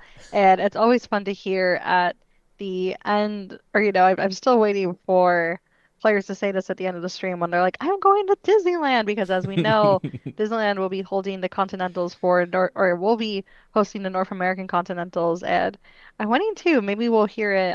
We haven't confirmation on where Worlds will be, but if we did, I'm sure whoever wins today might be saying, I'm going to Disney World. As someone who doesn't watch American football, I'll have to take your word for it. But does that make Zan Tom Brady? All of these championships that he's collecting, is Tom Brady's a football player, right? Yes, yes, he is a football player, and yeah, I could definitely see that comparison to Tom Brady. I wonder if we can equivalent winning a trophy to the equivalent of getting a Super Bowl ring. They don't play for trophies in the Super Bowl as well. They do, they do. Okay, They do get okay. trophies. They also get the coveted rings, and they get a parade. I remember when Continentals happened, there was suspicious, like there were rumors. It never came true, but there were rumors or people hoping anyways that because it was at Disneyland, that we would see after Continentals, like the next day if you were at the parks, that they would have a little parade for the person who won. Because that's what they do for the Super Bowl is whoever wins, they have a little parade the next day after at Disneyland. Well, there are several parades a day at Disneyland and Disney World. So who knows? One of those could have been dedicated in the honor of a DLC winner. Right, it would have been amazing. And that's the thing too, is that we are seeing Disney Lorcana be more integrated at the Disney parks. Um, Melissa and I both got to experience the one at Disney California Adventure, the Collection Quest. And then Melissa, she was just basically the hostess with the mostest when the Collection Quest was over at Epcot over at Disney World. Yeah, I was so jealous. Honestly, it's yeah, always a little bit tricky getting anywhere from Canada. Airfare is just so expensive because we would have loved to attend one of those events. And I think in particular, the one that at Disneyland, the first collection quest that they hosted there, just looked so incredible. It was in Belle's library or the Beast library. Am I right? Yes, Yeah. yes.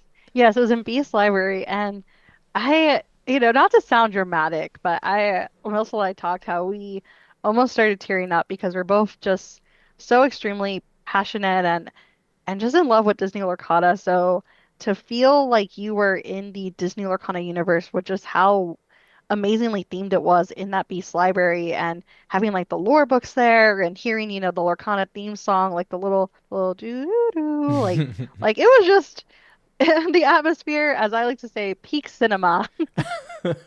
And the question is, how many bells and beasts did you manage to collect on that weekend? And that weekend, I was good. I just went, because it was so busy. Hmm. Realistically, you could only go once per day. So Okay. We were there for 3 days, so I got 3 days, and then I managed to get an extra one from a friend. So I do have my playset, which is very nice. Oh, congratulations. Yeah, we managed Thank to, we didn't you. get any of the cards from that collection quest, but the most recent one that happened at Disney World during the Festival of the Arts, some lovely people reached out to us over Instagram and sent us the Donald Duck and the Rapunzel, which are the two we wanted the most just because I'm a huge Rapunzel fan and Matthias loves Donald Duck. So we were super happy we were able to get those and add them to the collection. But one day we need to get the Belle and we need to get the Beast. I know. Maybe we can do a trade afterwards. After the stream, we can talk trades. We've got some fun things in our collection we could trade, I'm sure. Of course. And that's something else I love Disney Lorcana is the trading aspect in, of course, a trading card game. It's been fun to bring I like Disney Lorcana is my first ever TCG, and it's been really fun to bring a little binder to League or to, pre-release events and having cards that people are potentially looking for. And I'm excited to do that. I feel like with those pre-release kits that we're getting, because you have a chance of one of six promos that trading aspect is going to be really popular in, 2 weekends from now. Yeah, absolutely. It's one of six of those promos that actually have the specific stamp that says Wilds Unknown, so you'll always remember where you got that card. And the only way you can get them is through those pre-release boxes. But then also there are one of three random postcards in there as well. So you've got a lot of collecting to do with these things. And are you planning to attend any pre-release events? I mean, I'm sure, Kim. It's not even a question. Yeah, of course. I'm really excited, especially because I think I mentioned it yesterday.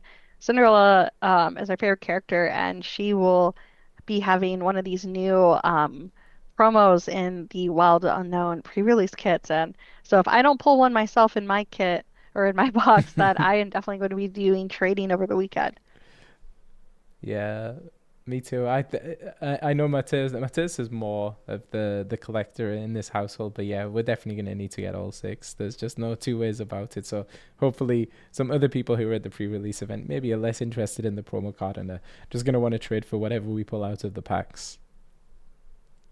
Exactly. Are you going to be trying to collect all six, or are you looking for a specific glimmer? No, I think we have to get all six. I know, it makes sense. And here we have a fun screen here. Manuel and Zansayed will be facing off in the finals. Very, very exciting. Yeah, I'm not sure I would have predicted to see Amber Steel in the finals here. Definitely, well, I've said I always say it's my pet deck, so it's one I can always get behind, and I think is really an underdog in this metagame that's been very much dominated by Amethyst Emerald Dogs and by Blurple. But like we said in those games where we did watch the Amber Steel players play, it is uniquely positioned. It does have game into both of those two decks, and I think that's what's allowed it to do as well as it has today. We heard a very confident Zan Sayed saying before this played two of the best Amber Steel players this weekend. Elias Habibi, who we saw on stream earlier, and also CCQ winner Sky, also an Amber Steel, and Zan had to beat both of those to make it here to the finals. So really, it could go either way, and I can't wait to watch this one. Yeah, of course. It really can go either way. It can swing to either player to win and take it all. But yeah, if you had asked me at the start of the weekend what deck I would have predicted to be in the finals and, potentially take it all, I would have not said Amber Steel either. I think, as we would say it all weekend, Amethyst Steel is one of my favorite decks to play in this meta, so I would have predicted that, possibly even Amethyst Sapphire, but not an Amber Steel.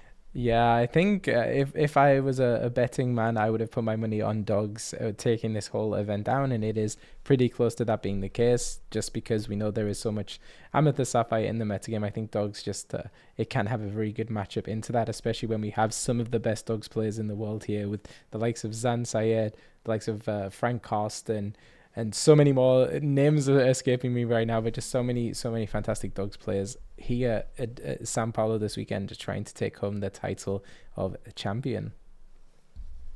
Of course. And, while we're here waiting, I'm curious, Charlie, what are decks that you're kind of predicting might be really strong going into the Wilds Unknown meta, especially now that I believe at this point we've seen all the cards be revealed. That is a very good question because, as you know, on the channel, we do look at absolutely every single card.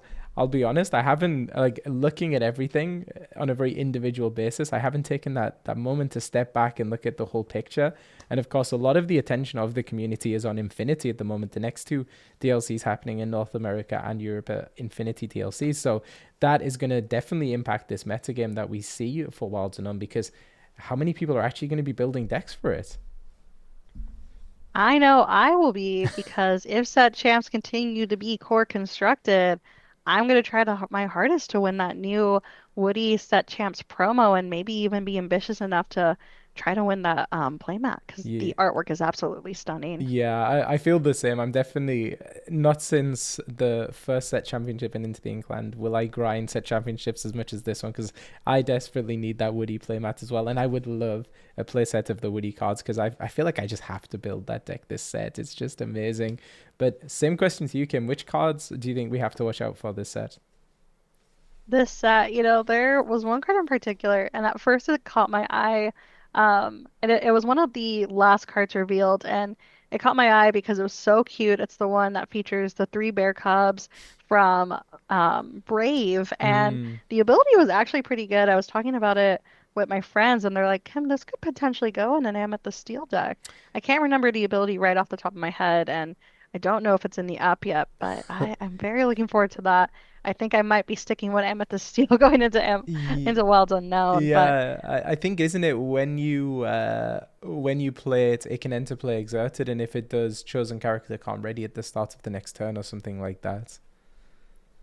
yeah, something very similar to that. It sounds very familiar. And if not that, I might also try switching it up, try something new. And I've been seeing a lot of Amber Ruby decks kind of being in the thought process. The toy synergy is really there going into Wilds Unknown. Yeah, it's one of the things I'm most excited about. The real decision is just, do you build Sid's toys or do you build Andy's toys? And that's where my heart is being torn into. Of course. And it looks like we still got time to yap here. We have, yeah. Um, So it's actually going to be these two casters, Taylor and I feel really bad. I don't remember the other gentleman's name, but these are going to be casting our finals. I do believe we're going to get a quick interview at some point with Manuel before we go to the game. But yes, we still have time to yap about Wilds Unknown. Yeah, Wilds Unknown is just so exciting, especially with Pixar, finally making its way into Disney Lorcana. I can't believe it. It's finally here, because we heard about that maybe 2 summers ago at D23. Yes, yeah, it feels like yesterday. In fact, I believe I was in New York City getting the D23 collection from the Disney store there when they announced all of those things happening at D23. So, yes, at least 2 years ago. Yes, and I am also hoping too, speaking of D23, it's happening again this summer at the Disney parks or in Anaheim, and I'm curious to see if we'll see another D23 gift box set with some very cool collectible Disney Lorcana cards. Well, I don't know if you've been following the conspiracy theories online, but the first D23 Hold collection. on, Charlie. We got to put on some tinfoil hats here if we're going to talk about conspiracy theory. So yeah, so the previous D23 collection, the numbers are all consecutive, so it's 6 cards back to back. And then, as you well know, Kim, there was the Iago that was released as part of the D23 membership, but that card is 7 numbers away from the other batch. So there are 6 numbers right in the middle, unaccounted for on those cards. So it indicates we may well see another D23 collection. And yeah, I'm not sure I'm going to be camping out in Times Square for the next one. I might just have to try and get it on the secondhand market instead. Right, of course. I remember it's kind of funny. I don't know if I've ever told you this story, but I think watching your experience, you and Mateus, watching your experience being in line, I think is what made me aware of you guys, oddly enough. Because I'm a big person who loves to watch experiences, especially when I'm not there. So like I love watching content that are like Disney Parks vlogs, and like, recapping concerts because I love to see, these events and like how they're handled. And so oddly enough, I think that was like my first big introduction to you two. And then of course, I found all the other amazing content on your YouTube and Instagram. Honestly, you're not the first person to say that, and it was actually funny throughout the night because, as you said, Matthias was kind of almost documenting the experience, and he would like post hourly updates, like, "Oh, the line is back to this block now. The line is back to this block now. We're curving around a block and going across the street." So a lot of people were following because they wanted those updates, both for the people who wanted to come and line up, and also, I guess, people like yourself who just wanted to see the turmoil we were going through there on Times Square. So it was it was one of those moments where we kind of like our followers increased just because of that event, and it's funny looking back on it. We actually said it was like a really nice experience because we were stood in line for I want to say about 20 hours, maybe 18 hours, talking to other Illumineers, like getting to share stories, seeing this passionate community. So wouldn't do it again, but at the time it wasn't too bad. Yeah, and I just find it funny thinking back. That's like, wow, who would have known that, 2 years later, now we're casting together, and I know you for more than just waiting in line for hours. Yeah, look at that. Look at that. But Okay. yeah, hopefully we do see another one of those D23 collections because they look so beautiful. I was always sad that Matthias wouldn't let me crack the cards and then play with them, but yeah.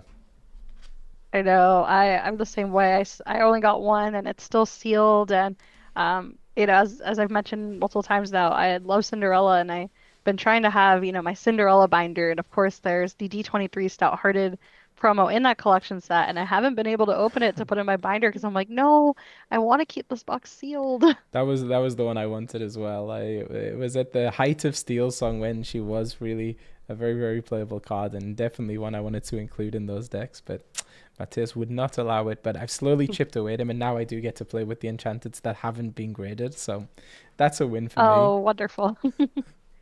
Wonderful. And oh my gosh, speaking of Enchanted, the the Enchanted and Wilds Unknown are absolutely stunning. I feel like every set they continue to become better and better, just increasingly elevated. And I always love tuning into those main stages to hear more about it. I wasn't able to this last week, but I know that they've been recorded, so I can listen back later. But I'm very interested to dive deep into I think they called it the Lore Nouveau style. Yeah, exactly. So it's based on an art movement, which was the Art Nouveau movement, which was very much influenced by lots of natural shapes, by not lots of natural elements. So, I believe Gaudi is one of the main artists behind that kind of movement, and has some very famous architecture in Barcelona, in Spain, but also extends to regular art as well. And I'm a little bit of in my spare time, I watch a lot of house shows. That's my guilty pleasure. And I've watched a few about the Art Nouveau movement. There's I can't remember the name of the designer, but you see it in the architecture of the homes, but also like the decorating of like the wallpapers and stuff. Lots of these, like, again, very natural shapes in there, very natural elements, and you see that in the cards, like the way they've incorporated the vine, the way we have the kind of the circular motif repeated across the different cards. I think just looks absolutely amazing. And which enchanteds are you chasing this set, Enchanted Kim? Yeah, like many others, the claw enchanted is so adorable and Yes. just so beautiful, and especially, yes, all those Toy Story cards. Funnily enough, I'll be making a post about it because I'm not sure if anyone tuning into the stream knows, but I am a hairstylist outside of my Disney Lorcana hobby, and I actually did a hair coloring inspired by the new iconic Buzz that I'm excited to share Oh later. my goodness, I can't wait. Yeah, I'm the same. For me, if I had to rank it, and it's a very loose ranking, but I think it would have to be You've Got a Friend in Me is my number one chase, and then it would be Jessie, Lively Cowgirl. I just think that card looks absolutely amazing. And then, like you, it has to be the Alien. Those are definitely my three. I would not say no to any of them because they all look amazing. And I think even the some of the more kind of cult characters, so things like Milo Thatch is, maybe not the most prominent Yes. character in Disney, but the cards just look incredible. So yeah, I would love Yeah, to same love with to see that. Akita. She is Yes, yeah, yeah. absolutely stunning. And something too I wanted to know, and it's not to talk poorly about previous sets necessarily, but I feel like in the past, enchantments have had a few enchanted cards where you're not as excited to pull them because I will forever be terrorized by the wall enchanted I pulled. But I'm excited to see, in recent sets, especially thinking about this one, that there's not many cards like that. I feel genuinely I would be so excited to pull any of the enchanteds. Yeah, I think there was certainly a moment, right, where they made a switch and we would see like non-character enchanted cards and they would be like kind of very abstract. You wouldn't really get a sense of the movie they're from. But then at some point, I think it was around maybe Shimmering Skies, when we would get an item card or we would get an action card, they really prominently featured the character. And I think that was kind of a really nice change because it is the characters that kind of sell these things. So being able to feature those do just make those cards like way more exciting. And I think, like you, the card for us that we really didn't want to pull but then did was the steel location from Azurite Sea. The name escapes me right now, but yeah, that was the card we had. Oh, the alien one, correct? Yeah, exactly. And it was funny because we were unboxing it on the channel, of course, and then we saw that we had an enchanted. We saw it was a location, and Matthias was like, "Please don't let it be that location." And of course, it was. But it's a nice story that's attached to it. And as much as you may lament pulling the wall, I'm sure it has some fun memories attached. Oh, of course. There was a joke that Melissa, she made a reel because we were essentially like parodying a smack talk thing, and she called me the wall enchanted. And so forever I could never look at the wall enchanted the same. Oh my goodness. Because Melissa and I both go by Enchanted and then our names on social medias, and so, like I said, we were pairing some like smack talk here for a Disney Lorcana content creator competition, and we were paired into each other, and so she called herself I can't remember which enchanted she called herself. Something like the Cinderella or something. She's like, and you're the wall enchanted. I was like, oh snap. I need some ice for that bird. Oh my god, that is a diss, and it's true. You are both a part of the Enchanted family. How is that? The House of Enchanted, right? The House of Enchanted, yes, we sometimes nickname each other the Enchanted Sister. So yeah, the House of Enchanted, ever growing, and I kind of joke too when Iconics were announced. I was like, is that time for a rebrand? Do I Yes. go to Iconic Kim? But that's dangerous. If they had like a rarity above iconic, then you're always chasing that higher rarity. But yeah, it is nice that Yeah. that's your brand, and I always loved seeing your Amber Steel deck with just so many enchanted cards in it. It was always inspiring to me. Thank you. I'm excited to, bring that back into the Infinity meta, which we'll be seeing a lot of, I'm sure, within the next few weeks, because as you said, the next couple DLCs in North America and Europe will be focused primarily on Infinity. Okay, so maybe we're going to an interview here. Yes, we are. I'm gonna put the Yes. audio on for you. O Amber Steel e teve muito sucesso chegando aqui para final, direto para final com o deck dele. Vou pular aqui pouquinho pro inglês. How are you feeling right now, Manuel? I feel excited. I bet. feel like I never expect like what is happening right now. Like I came with the idea of like just like achieving day 2 because like we don't have the game in Chile yet. But this is a big surprise. Like I love playing cards. I love playing Lorcana. It's a pretty fun game. So now I'm with one of the best players in the world, like playing the finals. So yeah, exciting. That's And fantastic, fantastic. let's have some fun. For sure, for sure. It's interesting, right? Because technically, you're coming with Steel Song, you're going against dogs, but also you're playing against Zansaid. It's going to be a little bit scary, but is that something that you actually envision that could happen? And do you feel ready for that? We studied all the matchups. Like we have a big community. Like well, it's not big. Like we are like 24 people, but it's a lot of people for being just a country without the game. And we studied all of the matchups. Like something happened today, and I lost against dogs.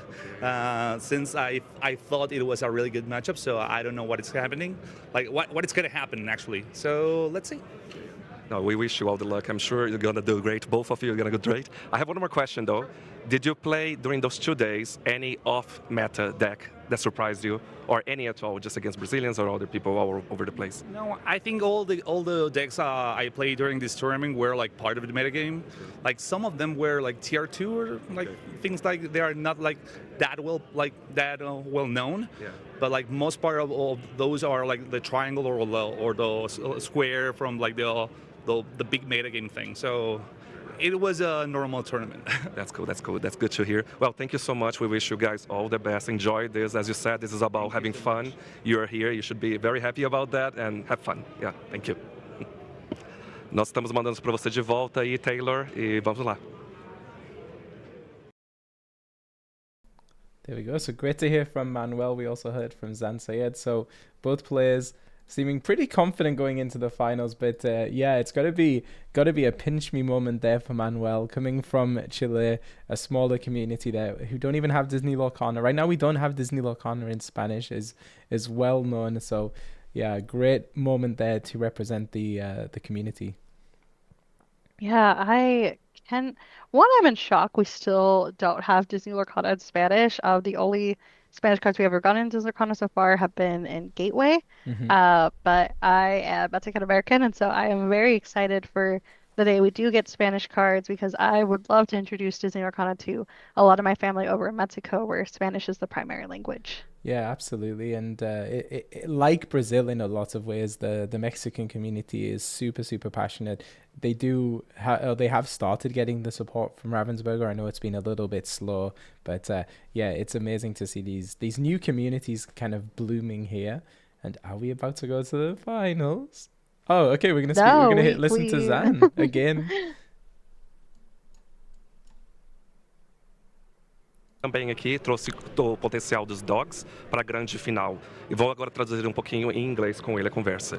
So I think my first question to you really is, coming from Brazil, you probably had an idea that maybe you come across a lot of very different decks.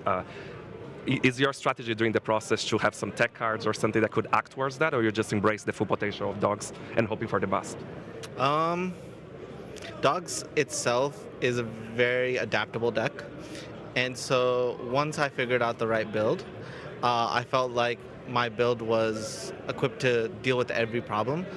It's just about me identifying what the problem is and allowing my deck to find the answer for me. Yes, that's true. Yeah. And the same question I asked actually to Manuel, did you come across during those 2 days any deck that was very different and off meta, just for the reality of the cards we have access to and so on?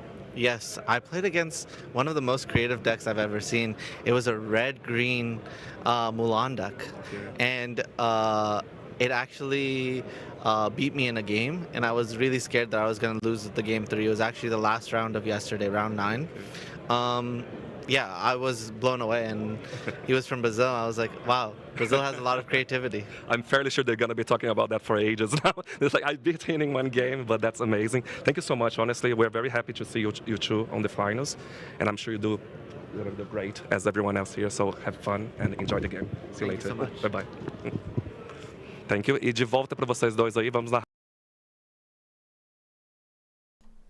Amazing. So Mateus there moonlighting as an interviewer, speaking to our finalists, and yeah, very excited to see this one here. Yeah, and I'm sure you're just so happy to see Mateus just, being over at Disney Lorcana Challenge Brazil here, and, casting and interviewing, and I'm sure part of you also wishes you were there as well. Yeah, it would have been amazing. There was an opportunity, but unfortunately it wasn't possible for me to attend in person. But Mateus there representing, and of course it means I do get to hang out here and do it virtually with you, Kim. Yeah, which is, I like to think, maybe not as wonderful, but still, or not as wonderful as being there in person, but still wonderful. I mean, yeah, it would have been super cool. But I see Mateus all the time. I rarely get to spend time with you, so. Thank you. And again, I'm just saying, you can move to Vancouver, and then you can visit me all the time in Seattle. Don't tempt me.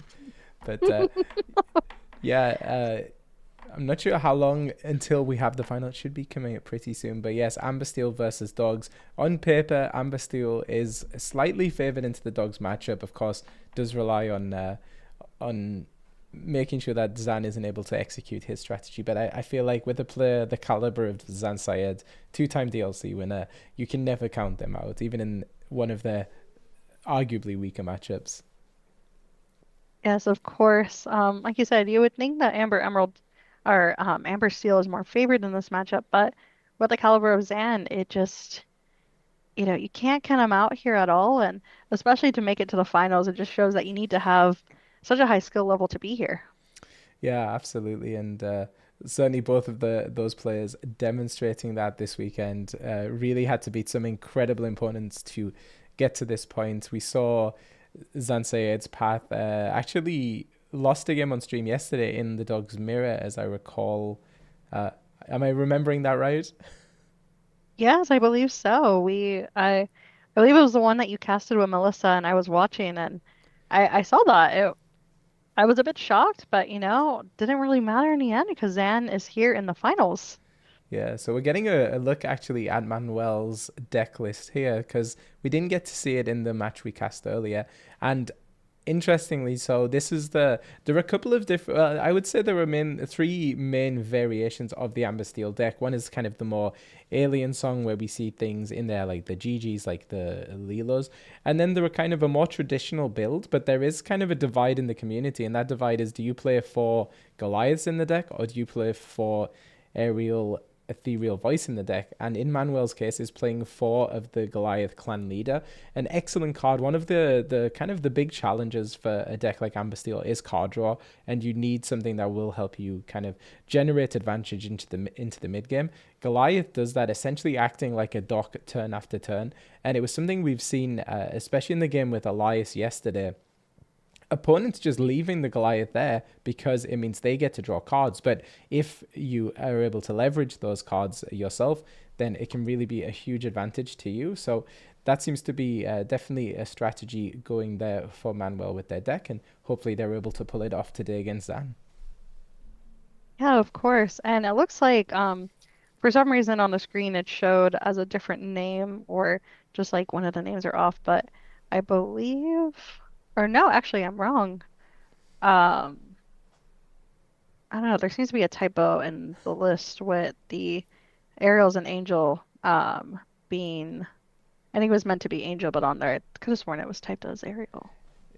I see, yeah, because for sure the majority of Amber Steel decks are going to be running 4 of the Siren Singer, which is the 2-cost underdog angel, so you pay 1 less to play her if you're going second, and she's also a Singer 3, so absolutely critical to the strategy of Amber Steel. And then the majority of the decks running between 3 and 4 Angel Experiment 624. It's a very good card and actually critical in a matchup like Dogs, because it allows you to throw snowballs across your opponent's backline in order to deal with their characters.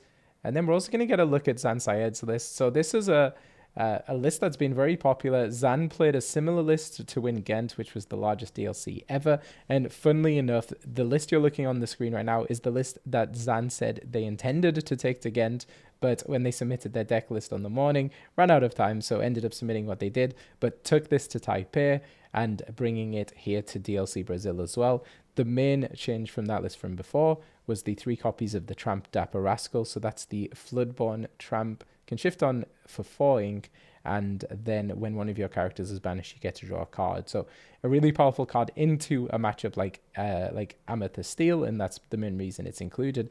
But you've got to think it's a fantastic card into Amber Steel as well, where the 8 willpower is just so tricky for Amber Steel to deal with. Yeah, definitely, because it really requires whether you are singing multiple songs like You Herald as Thunderbolt, paired with a challenge, or if you're hoping that you have such a big enough board that you can clear it with singing Strength of a Raging Fire. Yeah, but it's so many resources required to be able to deal with that. But it's great, especially if Manuel is able to set up the Angel. If Zan can put down the Tramp Dapper Rascal, then those snowballs that Angel is throwing is actually going to be giving Zan an advantage. So that might be something they look to play. And from Manuel's perspective, probably wants to get rid of any potential shift targets there for that Tramp. Yeah, of course. And I'm just on the edge of my seat here, just so excited and so ready to get started to see this gameplay here in the finals. How are you feeling, Charlie? I'm really, really excited. And of course, this is going to be a best of 5, I believe, with no time limit. So we are going to see a lot and lots of Lorcana here to declare our winner here in Sao Paulo, our first DLC in Brazil. Right. And do you think that these games are going to go rather quickly, or do you think they might be some pretty heavy back and forth and take a while? I imagine both players are going to want to really think through all of their plays. It was interesting. We saw DKP playing earlier on stream, and it was just rapid, like throwing cards out so quickly. But having watched a lot of Zan's games and watching Manuel's games as well on the stream here, both of these are much more deliberate players who want to take their time, don't want to make any mistakes. And I think this is going to be a slower pace. This is not going to be a DKP versus Ed finals, but I think we kind of appreciate that. We need to take our time. We need to make sure we're making the most optimal plays. And yeah, should be a really fun one there. You can see Manuel getting into the zone, taking a moment to take some deep breaths to kind of slow the heart rate. And yeah. Right. Same thing with Zan too, doing a little bit of stretching and trying to, I'm sure, reach inner peace here. Getting ready, both these players just to, I know, inner peace here, I but love that. yeah, Yeah. just getting ready, calming themselves down so that, yeah, yeah, I know, I want to use that now before every term out. Like, I Just must gonna reach inner need to peace. get zen right now. And it's true. There's a lot of emotions, right? You've got all of the eyes on you, both in the venue, but then also on the stream. And yeah, there's a lot at stake on the line here.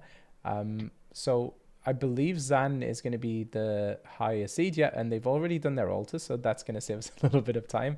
So Zan, the higher seed, getting to start this matchup. And well, we've seen the strategy that Zan is going to be opting for, which is trying to get a lady followed by Grandmother Willow, Ancient Advisor, into another one-cost character, and then probably looking to set the Under the Sea. And on Manuel's side, it's just going to be looking to disrupt that mostly.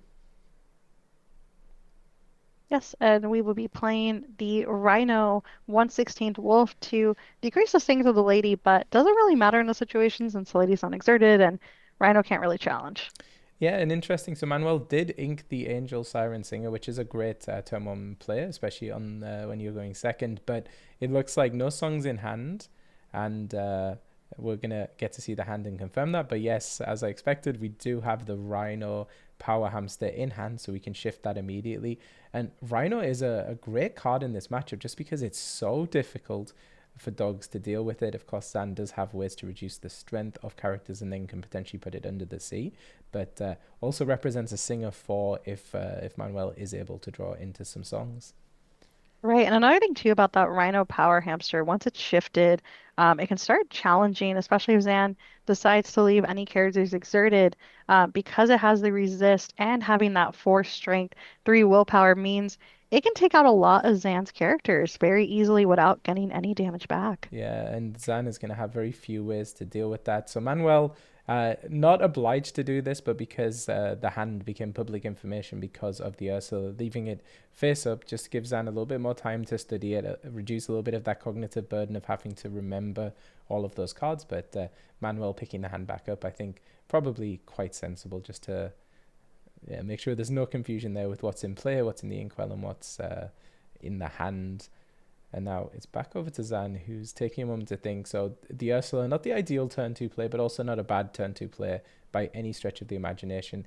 And playing out the Emerald Chromacon. So gotta imagine that's a very good card in this matchup. I don't believe I saw any item removal in Manuel's deck. No, does not look like it. I have the deck list here and does not look like any item removal. So that Emerald Chromacon is going to have to keep Manuel in check. However, if the Rhino goes back in hand, that is 2 cards for Manuel.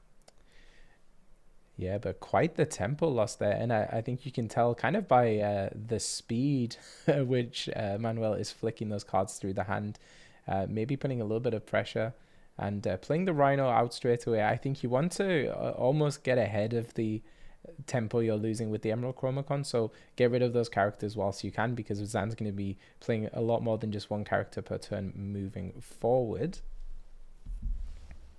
Of course, I'm sure Zan is aware as well because I believe it was open deck list that Manuel doesn't have item removal, so I'm sure he really prioritized playing that Emerald Chromacon very early on. Yeah, it seemed like it was certainly the plan there from Zan's side, and it's going to be a very difficult card for Manuel to play around without that item removal. So one strategy is certainly continue to banish characters and then replay your own characters. But Manuel could also look to race. But I think the tension of a matchup like this is you do also need to make sure that Zan can't sing the Under the Sea, because a board wipe plus a Chromacon like this is going to be very, very challenging to come back from. Exactly. And we look and we see that Zan, is going to quest with the Ursula, basically saying, Manuel, go challenge it, and I will probably bounce that back with the Chromacon here. So missing there on the nanny, but actually, no. Normally, you would say wait to play another character. Okay, I was going to say if you're going to challenge with the Rhino, then sometimes it's better to wait before playing another character. But actually, I think if Nanny's returned to your hand, you're pretty happy about that because you get to try again to find the cards you're looking for. Right. And like I mentioned earlier, because of Rhino's strength and willpower, it is difficult for Zan to remove the Rhino here. And so I feel like it was a wise choice here for Manuel to just safely quest here. Yeah. I also figure another potential line that Manuel could have taken is maybe challenge the Ursula to banish the Ursula. The Rhino would be returned to hand, but because you've got that one ink left over, you could then play down the small Rhino to set up the shift again on the subsequent turn. But it's really going to be quite challenging here because that Chromacon is kind of punishing Manuel's ability to be able to challenge, and then Zan can just develop the board with a lot of really low cost questers here. So we're going to play the Tramp Enterprising Dog because we have 4 characters in play, able to buff up Ursula to a 5 strength character, then challenging into Rhino, which is a very clean answer. And I suspect we're going to take the quest here. And it looks like you're correct, Charlie. We will be questing for 2 lore here, moving us up to 5 over on Zan's side, and passing the turn back to Manuel here. Singing a Cood with Nani, which allows players to pay 2 less for the next character they play this turn. It looks like maybe we double inked there. I think. Oh no, sorry. I'm trying to understand what happened. We had the Chief Powhatan face up in the inkwell, but was that the ink from the previous turn, perhaps? I think that was the ink from the previous turn. Yeah, I because do remember Chief. we had Nanny, and then we had the extra 1 ink. So yeah, so inking Strength of Raging Fire there. But that play there, singing the Akud with the Nanny, then enabled us to be able to play out the Stitch Carefree Surfer, which is one of those advantage engines I talked about, one of those cards that just helps you generate some card advantage into the mid game when you're running a little bit low on resources, but also setting up the Troubadour so the Troubadour can start singing songs. But there's the card we talked about, the Tramp Dapper Rascal, and now this is going to put a lot of pressure on Manuel because not only when they banish one of Zan's characters, one of their characters going back to their hand, but Zan is also then going to draw a card as well. Yes, there is a lot on Zan's board that is potentially punishing Manuel here for any move they make going forward. Yeah, so it looks like Manuel may be going for a bit of a race strategy here, electing to say, I can't do anything about that Chromacon. I certainly can't do anything about that Tramp. So let me just try and put as much law onto the board and race to that final. But I think in a race, I'm always going to count on dogs. But actually, yeah, Zan is top decking right now. So that can play into it. They have... How much law do we have? We have the lady getting the +1. So 7 law on board, if I'm not mistaken. Which will propel them up to 16 on this turn, and then they'd have game on board.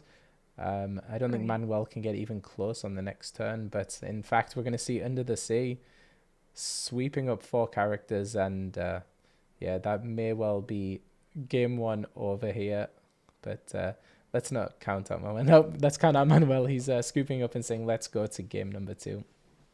Yeah, I think with that board wipe, Manuel was punished there because as he was putting those, all I was thinking to myself is, those are all low strength characters that Zan top decks that under the sea, that is basically a board wipe there. Yeah. And just so extremely difficult to come back from, especially with how wide of a board Zan was getting.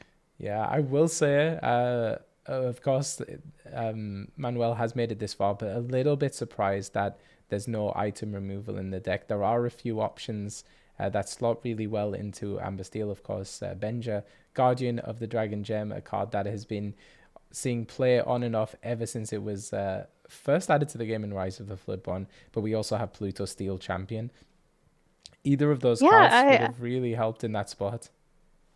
I know. I'm curious if maybe, at this point, Manuel is regretting not putting either of those cards in his deck, especially in a very heavy, as we've seen all weekend, Amber Emerald field.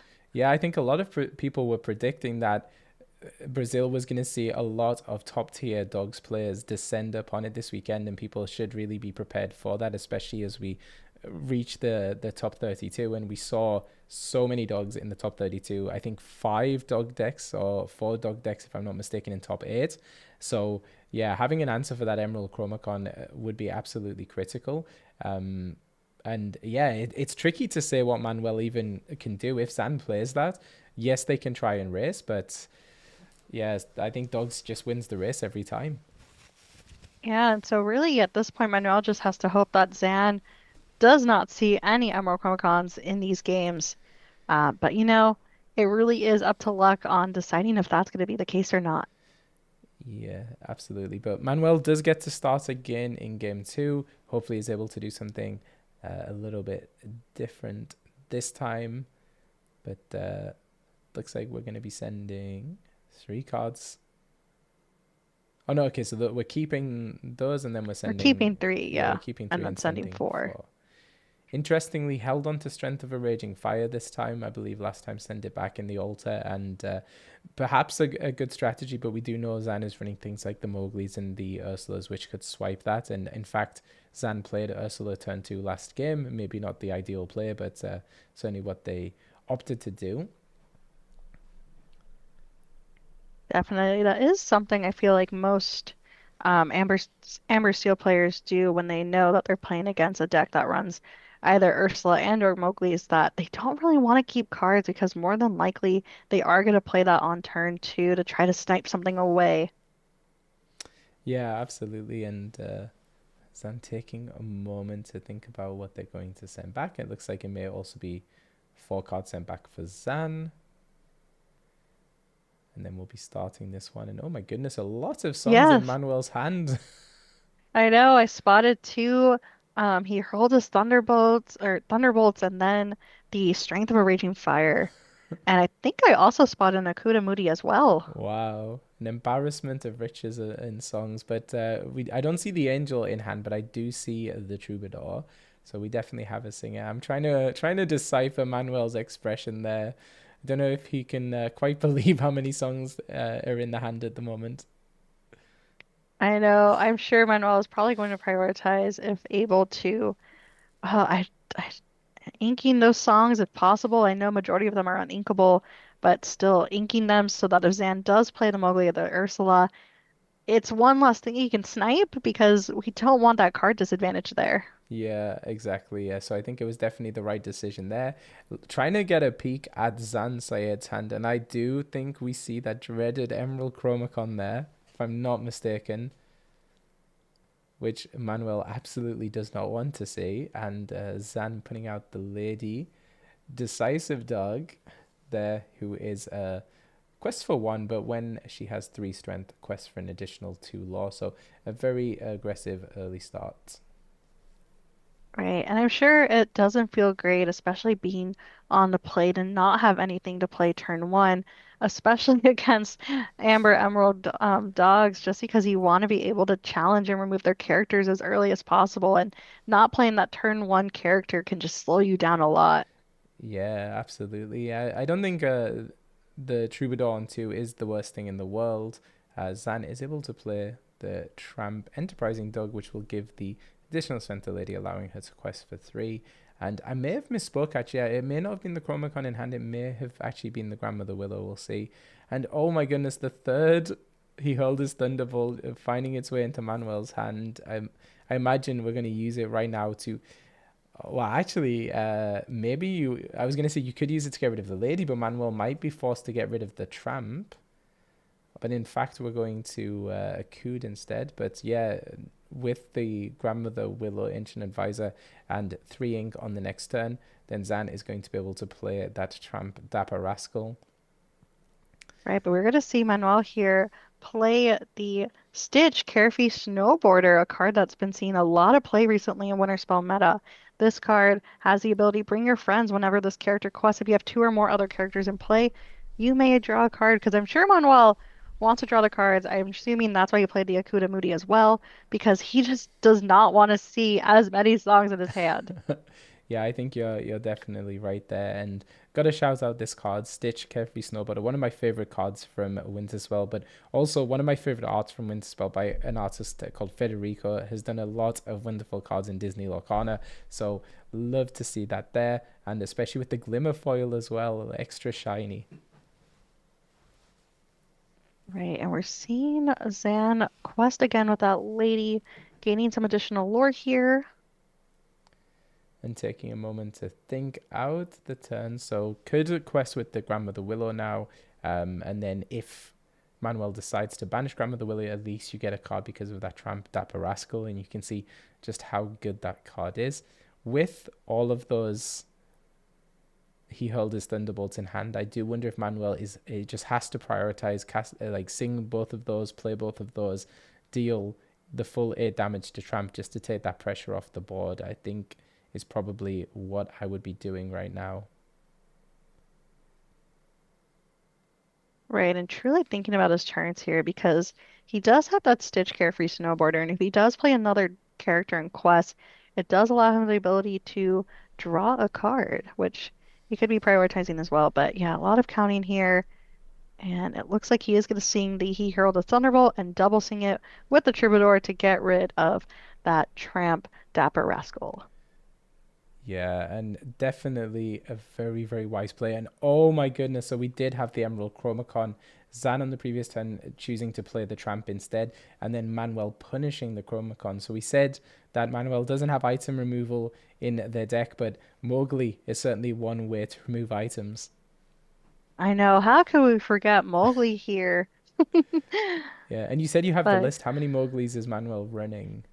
he is running 4, so if Stan potentially draws into more Chromacons and Manuel happens to have Mowgli's and plays them, he could potentially snipe some more. Yeah, very, very good point. So, yeah, we were saying that maybe that was maybe a blind spot for Manuel's deck, but actually he's showing us why he's in the final here today, because able to snipe that Chromacon. And I believe Zan is only running 2 Chromacons in the deck, so that's one less thing to worry about. It's we may say the other one, Amber Emerald Dogs, is notorious for being able to draw through a great amount of the deck, but yeah. However, I won't blame us for forgetting about the Mowgli, because the thing is that Mowgli only works as an item removal if he is able to snipe it before it is played. Once that Emerald Absolutely. Chromacon is played, it's kind of game over there on, Manuel not having to worry about it. So Zan playing the Tramp Enterprising Dog, giving that strength to the Lady Decisive Dog, but not to quest this time, I imagine. I think we'll probably most likely challenge into that Stitch Carefree Snowboarder in order to deal 5 damage and remove just one more way that Manuel has to draw cards. And I think, And it looks like you're yeah, correct. yeah, and just making sure that the maths is correct, and it absolutely is in this case. Yeah, so there's a lot of cost reducing going on there. So Grandmother Willow reducing the cost of another Grandmother Willow. So that was 1 for that, 2 for the nanny. And then because we had the lady in play, 1 for the tramp. So lots of ink cheating abilities in this Amber Emerald Dogs deck.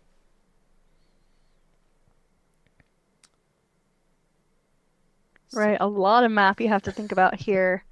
And so passing it back to Manuel here, and I think he drew into another He Hurled his Thunderbolt, seeing all 4 this game. No, that would be that would be incredible. But Okay, so we're gonna strength one of those willows. I think, yeah, he hurled his thunderbolt on the tramp, saying I'd rather get rid of the little one than the big one later on. And I believe Manuel is now in the dreaded top deck mode. Not really a place you want to be with Amber Steel because it does have some terrible top decks, but that top deck for Zan was pretty good. The tramp Dapper Rascal. Right, and of course it makes sense that he wants to ink that Ursula because if Manuel's in top deck mode, there's nothing for that Ursula to swipe or really get any intel there that you would from Ursula if she isn't able to take something away. And we see Manuel looking through the discard pile there. One of the things about Amber Steel is a lot of the best cards in this deck are sub 5 ink. So that's the Stitch Carefree Snowboarder and also the okay, so it's an angel, yeah, and also the Goliath. So you need the ink for that, but in this case, electing to play down the angel, and it looks like we might be going for a bit of a race again here. But I think in the top deck wars, I really do favor the dogs in this match. Yes, unless Manuel draws into something else that will be able to draw them cards, such as a dog, this might potentially be game over because, as you said, when it comes to a race, the dog deck is favored. So we play out a lady. I think we probably... Okay, so Zan not leaving anything to chance and is going to quest there with the tramp and with the Grandmother Willow. I wonder if by putting that 1 damage on the nanny is almost baiting the angel to challenge into it in order to be able to draw a card. And yeah, it looks like it is a race, but I think Manuel really needs to be able to answer some of the things on the side of Zan. Right, but at least being able to play the Chief Palatine here, being a 5/5 and a bodyguard, that is something that is out of Under the Sea range unless, Zan decides to reduce the strength dramatically with cards such as Delamoon's Lullaby here. Yeah, and we'd need a Delamoon Lullaby and a Rhino to be able to get the Powhatan into that range, but I think wisely choosing the angel there. The Powhatan can't challenge anyway, and now the angel is hitting for exactly 0 strength on the next turn. And this one, sadly, may be over. Right, Zan just here questing away and not really too stressed about what's going on over here on Manuel's side, especially because, as he said, the Chief Palatine cannot challenge. He's really just a bodyguard and a potential singer. Yeah, so we do play Nanny, which gives us a little bit of card draw, but that Rhino isn't going to be doing much right now. Zan has game on board, so Manuel needs to remove quite a bit of law there, and says it's not happening here either. So we're going to go to, I believe, game number 3 in this best of 5 finals in World.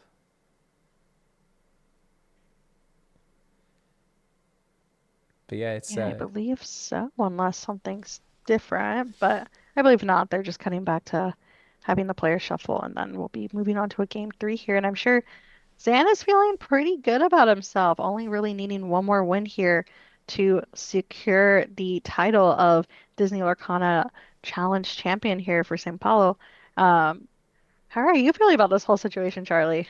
I would have loved to see Amber Steel do what it wants to do. I think it's certainly a deck that has some of the highest high rolls in the game. We saw that in the match we saw on stream yesterday with Elias. Just can do some incredibly powerful things, but it does almost need the stars to align in order to do it. Sometimes you just don't find the pieces you need, and it certainly didn't help. I think Zan kind of recognizing that one of the most important cards in this deck is that Stitch Carefree Snowboarder, and being able to find the answer to that, preventing Manuel being able to get any advantage out of it whatsoever, is certainly what kind of slowed them down in that first game. But yeah, hopefully the deck is able to do something a little bit stronger this time and give Zan a run for his money.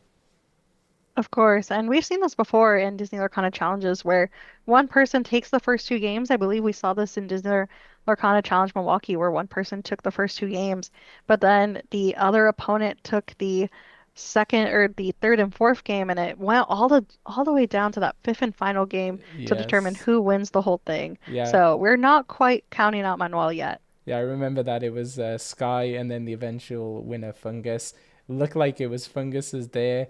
almost tipped back in the favor of Sky, but then yes, as you said, Fungus won it in that final game, and it was a very very fun one to watch. Hopefully, Manuel can mount a similar comeback. I'd love to see the underdog here, the player from Chile, be able to at least give Zan a run for their money here.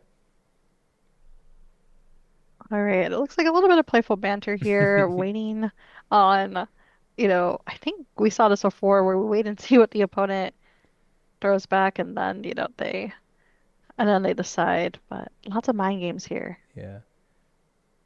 I'm trying to understand. I don't know if Manuel has given Zan the opportunity to go first here. Of course, as the loser of the previous game, you get to choose whether you go first or second. And in almost all cases, you do want to be the player going first. There is a natural advantage. It's a very tempo-oriented game, Disney Lorcana.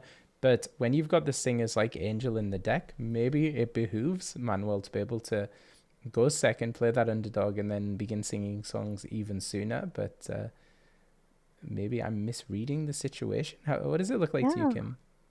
Yeah, or maybe we just missed Manuel saying, "Hey, I love all the cards in my hand and I'm not going to alter my hand at all and I'm ready to go." That is very true. That is the other option. Maybe he just has that one in a lifetime hand that's gonna carry them through without an alter. Right. And what would that one in a lifetime hand look like for you, Charlie, Oh in my this goodness. case? Well, I think one of the most fascinating things about Amber Steel is there are just so many potential lines. It really depends what you draw into. So for sure, something like the Rhino shift line is always a great way to open. You can shift Rhino. The next turn you quest, and then after that you can sing a Cood on turn 3 to be able to play down your 5-cost Stitch. So that is one potential line that's really strong. You could also sing and play something like a Grandmother Willow for free, and then use that to reduce the cost and play a 4-cost character. Again, just another powerful line. I think probably I don't see a Cood in hand at the moment. So Manuel, again, maybe thinking more about that kind of race strategy to try and beat dogs in a race to 20. But I just think, as we've seen in game 1 and 2, it's just in a race, dogs is going to win every time.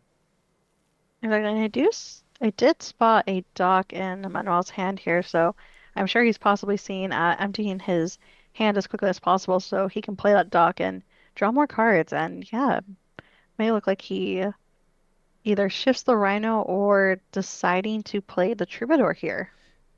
Yeah, and it is true. Doc has been conspicuously absent from game 1 and 2, and it is such a critical way to be able to draw more cards in Amber Steel. This is a deck that not only runs 4 copies of Doc, also runs 4 copies of Nanny, whose job is primarily there to find more Docs and get 4 cards deeper in the deck, and yet Doc has been a little bit shy, and Manuel finding one and holding on to it this time, so it would seem. And Zan gets a hit there with the Mowgli, removing Strength of a Raging Fire, and leaving Manuel with the Rhino, the Dock, and one more Strength of a Raging Fire there. Yes, I won't be shocked depending on what card Manuel draws into, where he shifts the Rhino, has Troubadour potentially sing the Strength of Raging Fire, and we play the Dock and see what else comes from there. Yeah, and look at that top deck, and a Kud Etemuti.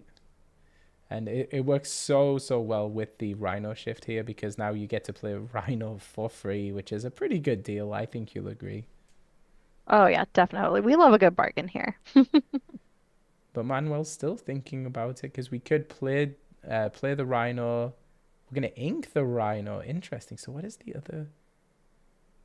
Angel. Okay, the first time we're seeing Angel as well. So this sets up a few different possibilities. We could, yeah, that's what I thought might happen. So we're discarding the Strength of a Raging Fire and then sending 2 damage over there to remove the lady from the board. And maybe this is the difference maker that Manuel has really needed in order to shore up this matchup a little bit. Angel, just such a fantastic card. Yes, is very card intensive because we are going to be having to discard a card, but there comes the Emerald Chromacon. And funnily enough, when that Emerald Chromacon was played, Manuel just kind of shrugs there, being like, of course it's there. As we saw in game 1, Emerald Chromacon just tends to complicate everything, because if during an opponent's turn, whenever one of their characters is banished, they may return a chosen character to that player's hand. Yeah, and for possibly the first time, it does seem Manuel is ahead of tempo, has a lot more characters on the board. So even if they do get a character returned to hand, then it's not the end of the world. But actually, Manuel's saying, this time maybe I can win the race. Zan doesn't have anything on their board, and if Manuel does need to remove anything, does have the option of just dealing that 2 damage with Angel. I didn't quite catch what that extra card was. It's another Angel. Okay, so yeah, perfect card to discard to banish something from Zan's side. Right, and I'm sure too Manuel feels pretty good about questing because it's still a little early on Zan's side to be able to play the Under the Sea because they don't have that many characters that can sing it or enough ink as well. Yeah, an interesting play there with the Nanny. So normally with the Emerald Chromacon, you would return one of your opponent's cards, but Nanny is a card that you could return on your own side of the board to then be able to replay and look for those 2 cost or less characters. But yeah, Manuel is in a much more commanding position than what we've seen in the previous games. So Zan is taking the time to think about what is the best thing to grab here.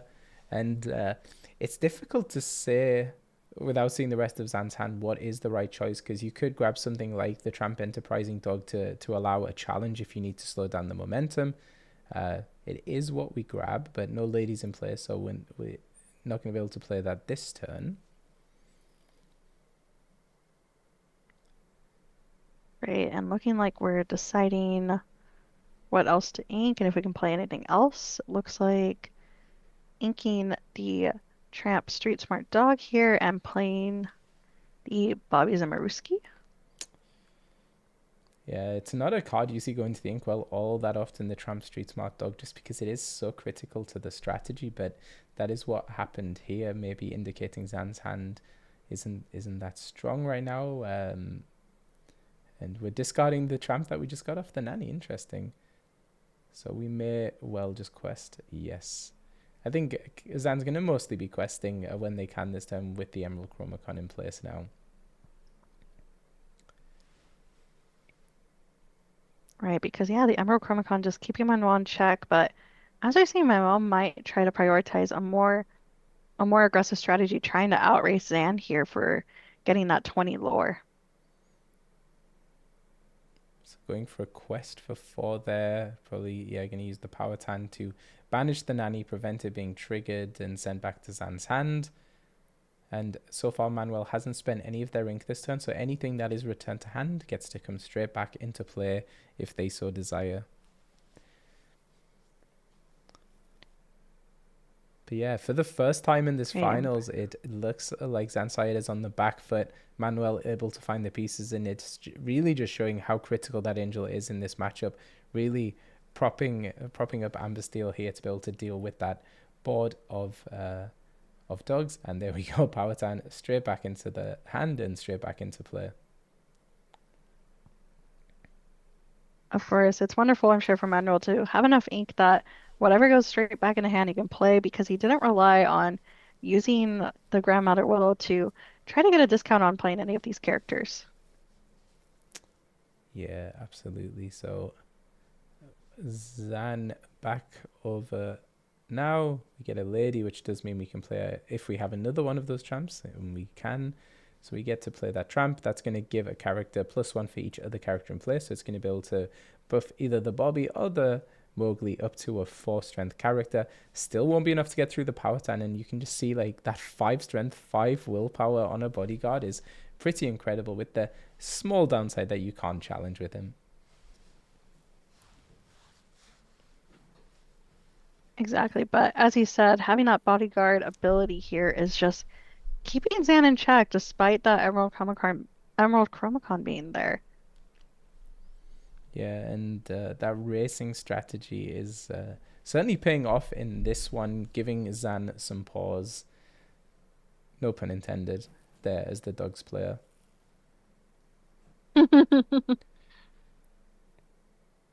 And it looks like we might send both of those into the Chief Power Tan. So Zan almost doing Manuel's job for them. Okay, no, so we're going to quest. So making that decision there, do I challenge? Do I get rid of one body from Manuel's board, or do I make that decision. And I think now for Manuel, maybe the time they have to do a little bit of cleanup because of it. We do have Singer. If we shift a tramp or if we shift a lady, we do have Singer 8 on the board. Right, which could definitely indicate under the sea time. And it looks like Manuel is still just going to be racing ahead and opting to quest here.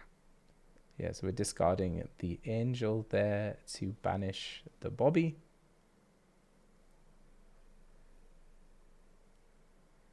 And Zan gets to choose what's going to get sent back to the hand.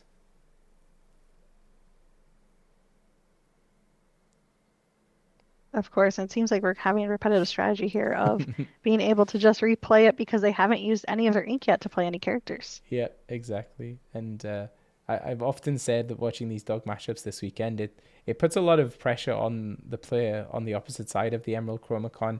Really has to think about every move, every outcome that is possible because of that, about what gets returned to hand. But we're seeing there also Zan having to make similar deliberations to decide, yeah, under the sea.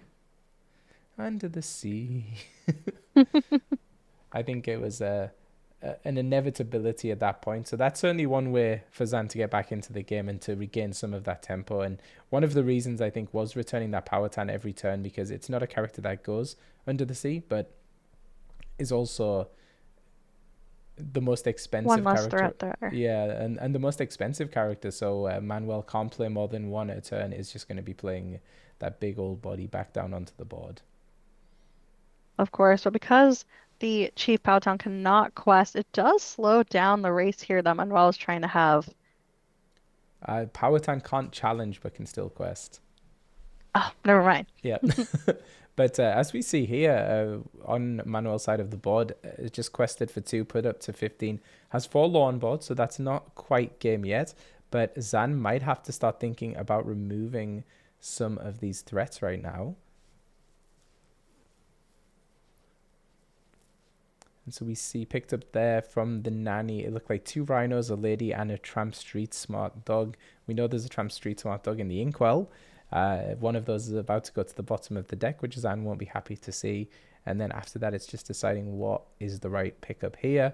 Could pick up the rhino, shrink down the strength a little bit of the Powhatan, and then swing a few characters into it, but wouldn't even be able to remove it from the board this turn. It's just such a big body. No, my mistake. You would be able to remove it because Lady right now has the +1 strength because of Nanny.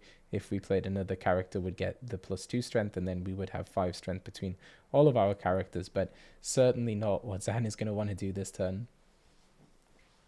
Great. Such a complicated position to be in. I'm sure Manuel is just, please let me quest, let my character stay. Because even still, Manuel does not win next turn by questing.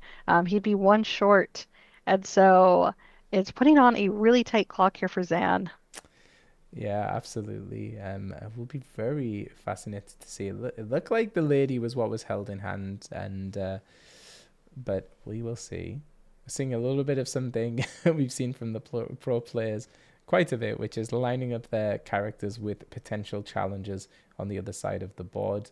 So because we're lining up that tramp with the Powhatan, maybe implying we have the tramp enterprising dog in hand and we can buff up the strength. That's probably one of the few ways Zan will be able to deal with that this turn. But it looks like instead we are playing a Lady Decisive Dog here, that will give the other Lady Decisive Dog that is dry that extra strength. Yeah, absolutely. And it looks like Zan is going to take that line. Didn't shrink down the strength.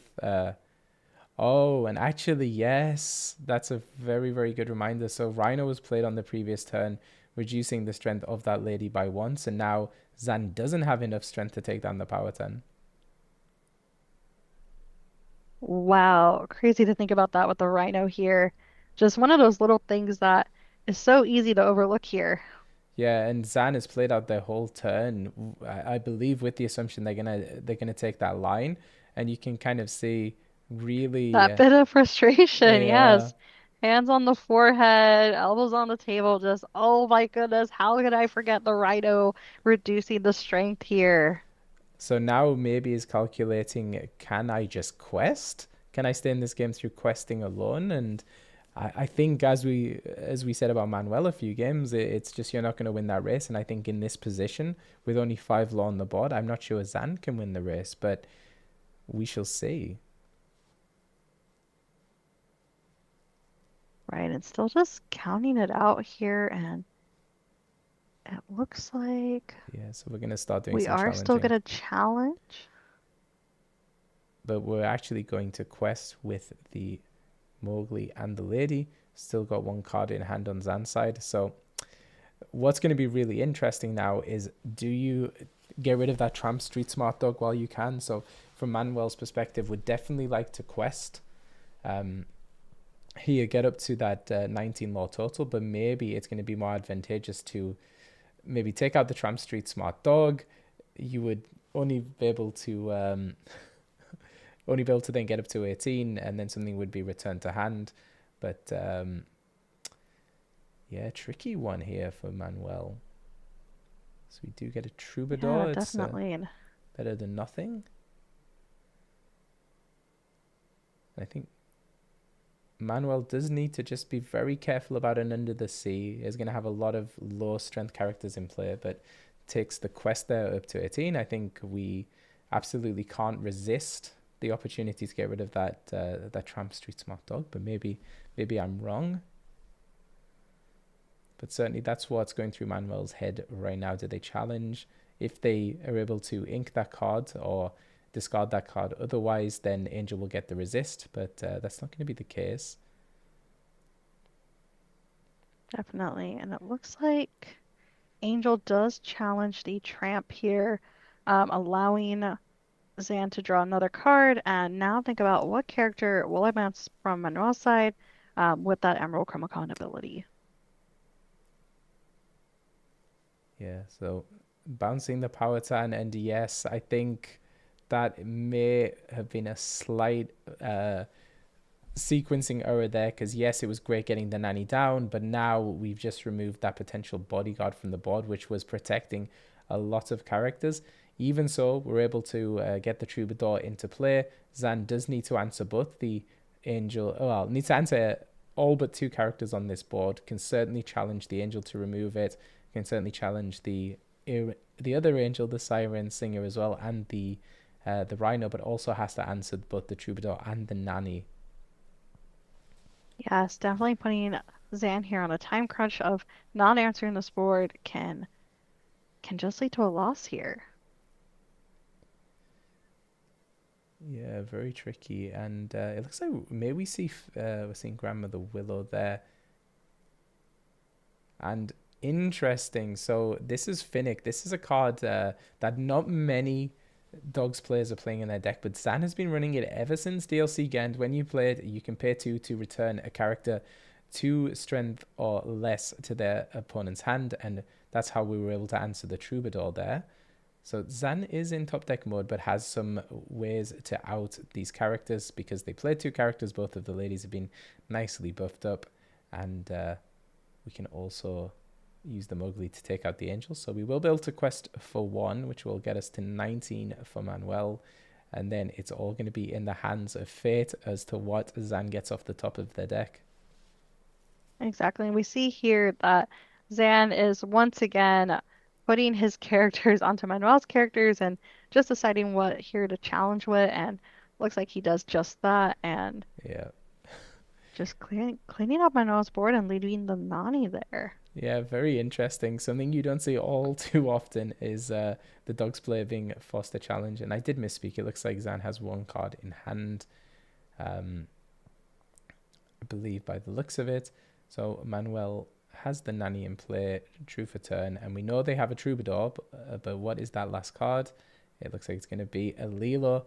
Pretty good. So and Under the Sea hurts here because we can challenge into the nanny to remove it, and then use the Under the Sea to remove the Lilo and the troubadour and put it at the bottom of Manuel's deck here.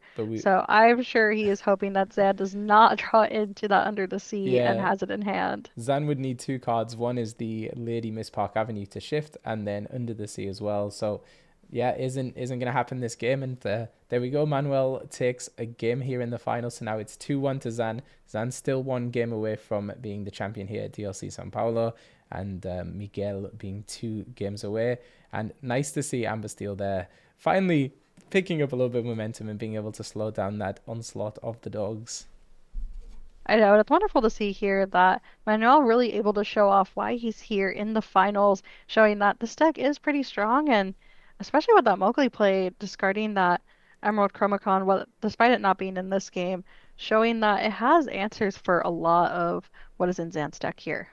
Yeah, absolutely. And it was interesting because we saw Miguel kind of try and employ that strategy in game number 1 and 2, sees the Emerald Chromacon, comes down and just tries to race to the finish line. Hadn't been successful. Game number 3, thanks to the difference maker there really being the Angel, did help out a lot and was able to kind of make more of that strategy and indeed able to rush to 20 law.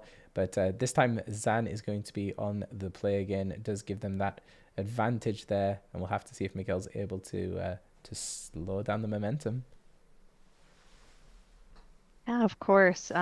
But otherwise, I am glad that Manuel got a win here because that means we get to talk about more Disney Lorcana, and I think that is absolutely wonderful, Charlie. That is always a win for us. It's a win for the community. Getting a truly competitive final here.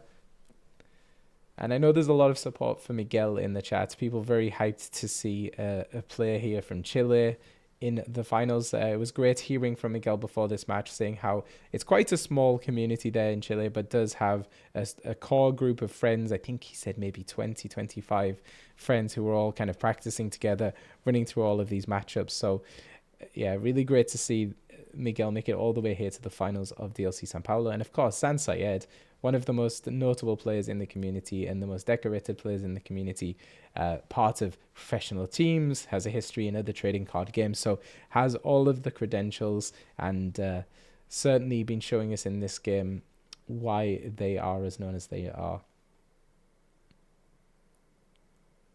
Definitely, and I'm sure with Sam being on the play here, is looking for the perfect hand to kick us off and try to secure that final win to be crowned Disney Lorcana Challenge champion here, versus Manuel kind of having to tech around and see how he can utilize potentially maybe the underdog strategy and take control so that Zan doesn't run away with this win.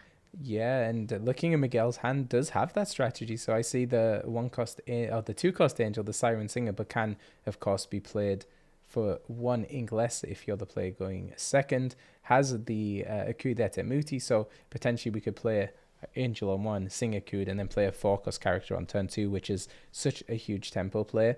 Of course, the Akud has to survive with Zan's deck, the Mowgli's, the Ursulas.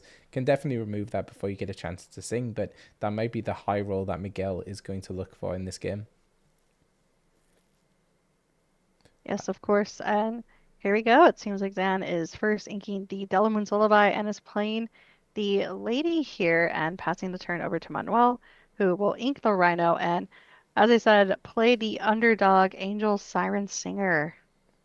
Yeah, and I don't know if I missed it or if this was another game where Miguel just held onto their entire hand. But I don't know if we missed it either, but curious to see. And and there we go. So we we do play the Mowgli, snipe the Akud, and get to have a little look at what Miguel is holding right now. I think always worth to go for that high roll. It can be really, really big, but Zan smart enough to scout ahead and stop it before Miguel is able to take advantage. Yes, and Zan really taking a peek over at what is in Manuel's hand, really trying to memorize all of this and get all the intel. Try and potentially, working around it, seeing that Chief Palatine again, and I'm sure he's going to prioritize removing that because it caused so much trouble last game. Yeah, absolutely. So we're going to ink the card we picked up, which was the Angel, and now Miguel has a decision. Is considering the Lilo, maybe is thinking if I have to race, Lilo is the best option, but I do also like that Troubadour, as it is a way to sing your songs. But instead, we're going to see if we can get rid of that Emerald Chromacon, and Zan not holding it this time for the Mowgli to grab. Right, and here he is. He is going to exert and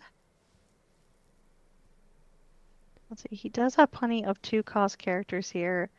I'm curious too if he's going to prioritize just emptying the hand so he can play that dock as early as possible. Yeah, I wonder. Counting Zan's ink. Yeah, just doing a little boop of the ink there right there.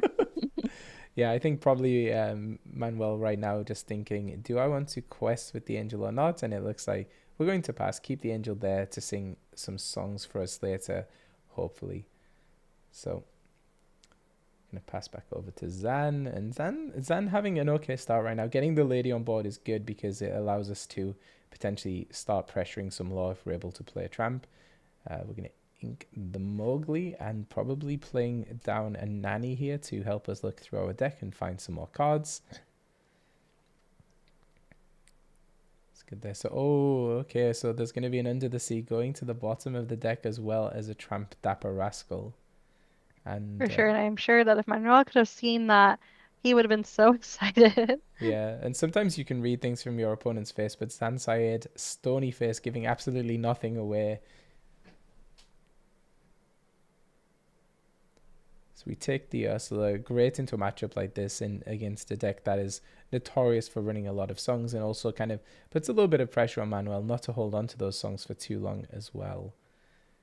Right, and passing the turn back to Manuel here and drawing for turn and deciding what should I play next. And again, curious if he will prioritize just emptying his hand as quickly as possible so he can play that dock.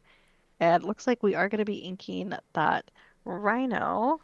Yeah, you can see Manuel shaking their head, probably not what they wanted at that moment in time, looking for something maybe that could help them generate some card advantage. Of course, we do have the dock that can come down on the next turn.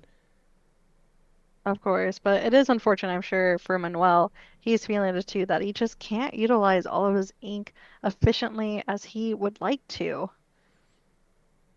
Yeah, and doing a little bit of card flicking there, often a sign of anxiety. And I think you can see the more stress Manuel gets, the faster he's flicking those cards. Of course, I'm sure that was a bummer too for Manuel to not have any card or any songs to utilize the Angel Siren Singer here to remove a character off of Zan's board. And his board just is continuously growing bigger. And even though I just said he's probably bummed that he didn't have a song, I'm sure he's glad that Ursula wasn't able to take an extra card from him. Yeah, absolutely. I'm just thinking back to, it was a game number 2 where all of Manuel's hand was songs, like nothing but songs all day. I know, it's so tough. It feels like Manuel cannot catch a break, whether it's having a handful of songs or a handful of characters, but just not that perfect combo where they can synergize and work together. I'm glad if there's one constant in Disney Lorcana, it's that Amber Steel can be one of the most frustrating decks to pilot, can sometimes give you incredible highs, but in other cases gives you some pretty frustrating draws. But Zan playing down the Lilo, a pretty good card in this matchup just because you have absolutely no way to prevent it from bouncing back and forth. Manuel draws into the Akut, who is going to sing that, draw a card and gets to pay 2 less for the next character. That does mean we could do something like Ink, play Chief Powhatan, and then play the dock right after it. Could be a potential line there, depending if they drew into an inkable card. Right, and it looks like they did, but I'm sure it doesn't feel wonderful to ink that Nani because that is a potential card draw there. But instead, we are going to play the Chief Powhatan and then also play a Lilo Escape Artist of our own here. Very interesting. So I think inking the Nanny there probably safe just because Manuel already has the dock in hand. So Nanny not really doing much. And yeah, being able to just kind of build toward that nice whiteboard is a very good play there. And a smart move by Manuel taking out the lady there because the lady shift would then enable the Under the Sea. We talk about it so much because it's just so threatening in this matchup. So yeah, removing that is a possibility, and it does mean in a subsequent turn, maybe after we play the dock, if we draw into the Mowgli on our side, we can try and grab that if it is indeed in Zan's hand. But Zan, looking at that Chief Powhatan, it was such a problem in the previous game, the game that Manuel was able to take here in the finals, and now Zan just evaluating what they need to do to make sure that they close it here in game number 4. Right, Emmanuel here playing the Lilo Escape Artist also wasn't a bad move for them in this matchup as well because Zan doesn't have any cards that can just entirely take out the Lilo, and the Lilo can continuously bounce back from the discard. Yeah, absolutely. And so we challenge in there with the Mowgli in order to put it into our discard pile because we're playing the Lady Miss Park Avenue. So Zan did have one card in hand plus that lady, so it could well be Under the Sea, and maybe it was a very good decision in that case to take care of the lady, but could be something else entirely. But Zan is doing a very good job of keeping the cards close to his chest, and we're not really able to see what is going on much there. But it looks like we drew into oh yeah, exactly. So he held his Thunderbolt as well as a Troubadour. So once more, just removing the possibility of the Singer there. And I think now we just quest if Right, yeah. and Zan has not played an Emerald Chromacon, and so not really punishing Manuel here for removing any of Zan's characters and allowing Manuel to just, efficiently remove characters and quest here. Yeah, so once again, Manuel going for that aggressive strategy of just putting out a bunch of questers and then turning everything sideways, putting the onus on Zan then now to answer what's being presented on board. And it looks like we may be playing the Tramp Dapper Rascal. So we're going to quest for 2. And the question is, what is that last card in Zan's hand right now? We know one of those cards is the lady that was picked up from the discard pile, but there's another card in the hand. We're about to find out. Emerald Chromacon. Oh, Okay. all right, Mowgli Manuel. coming in clutch again, sniping an Emerald Chromacon before it was played. And just like I mentioned earlier, that Emerald Chromacon, if it was played just a turn earlier, could have caused so much trouble here. So seeing Manuel just like shake his shirt, Yeah. just, being like, oh my gosh, breaking a sweat here, seeing that Emerald Chromacon hitting the discard pile. So it all comes down to this top deck. We have a few potential lines. If we draw into the Tramp Street Smart Dog, we have 4 characters in play, 3 ink. So we could play that, get to look 4 cards deeper into the deck, hopefully find that Under the Sea, because Under the Sea really the only, or one of the very few ways Zan can stay in this right now. And yeah, what are we going to do? It looks like that's exactly what we're going to do. So this is going to be a very You're going to be digging with tense the few Tramp Street Smart seconds. Dog here. So we get to go 4 cards deeper. Once again, can't read anything from Zan's facial expressions, but it's quite quickly discarding 4 cards. So maybe found what they were looking for. And yes, it was. And it looks like they did. Oh my goodness, that's got to be heartbreaking for Miguel. So everything except for that Powhatan is going Under the Sea. And oh my goodness, that has got to hurt. Right, I misspoke earlier. Under the Sea is actually a card that could get rid of that Lilo because the Lilo doesn't go into your discard. It goes to the bottom of your deck along with the rest of those glimmers. Yeah, so we get a Lilo Escape Artist from the top of the deck, and we quest with the Chief Powhatan. I think what Miguel needs here more than anything is probably a dock, just allowing you to like flood the board with characters. But Zan a 10 law. We have how much law on board? We have 8 law on board. I think we're just going to be questing with everything, and that Under the Sea, maybe the Under the Sea that was heard around the world, because I think it was enough to get Miguel out of this game. Of course, and yeah, Zan here just reducing the strength twice on that Chief Powhatan. And Zan potentially just saying that maybe I challenge and just continue to clear Manuel's board here to really secure that win next turn, or just be aggressive and continue to quest. Is questing for 8 instead. And one of the double-edged sword, the downside there of Chief Powhatan is can't even challenge, can't remove anything from the board. And there we go. Zan Syed, the first 3-time DLC winner. That was something they said it was a goal they had, and wow, what an incredible finals, Kim. What did you think? Wow. I'm glad at least Manuel was able to show and win one game here to show why they're here in the finals and show off the ability of Amber Steel and why it shouldn't have been underestimated, truly. Yeah, But wow, exciting games here. I'm on the edge of my seat, honestly. Those first two games did not go Manuel's way. Game number three, it was able to race San to the finish line, and then, of course, that game number four, had we not found the Under the Sea, it was pretty much in the bag there for Manuel. But unfortunately, Zan knows the deck. He knows exactly what is needed in those situations. Played the street smart dog, dug 4 cards deep in the deck, and was able to find the Under the Sea, clearing the board and then securing the victory here. So congratulations to Zan Sayed, the winner of DLC Sao Paulo, the first DLC winner here in Brazil. And like I said, now a 3-time DLC winner, winning, help me out here. So he won DLC Ghent. I believe he won DLC Las Vegas in season 1. Yes, it was Vegas. I was there for that one. Oh my goodness. How was it being there in person? It was a lot of fun. There's always so much excitement being in the room when you get to see, that final game and that pure. I'm sure there must be so much cheering going on in the venue right now, especially when that Under the Sea was found. Yeah, absolutely.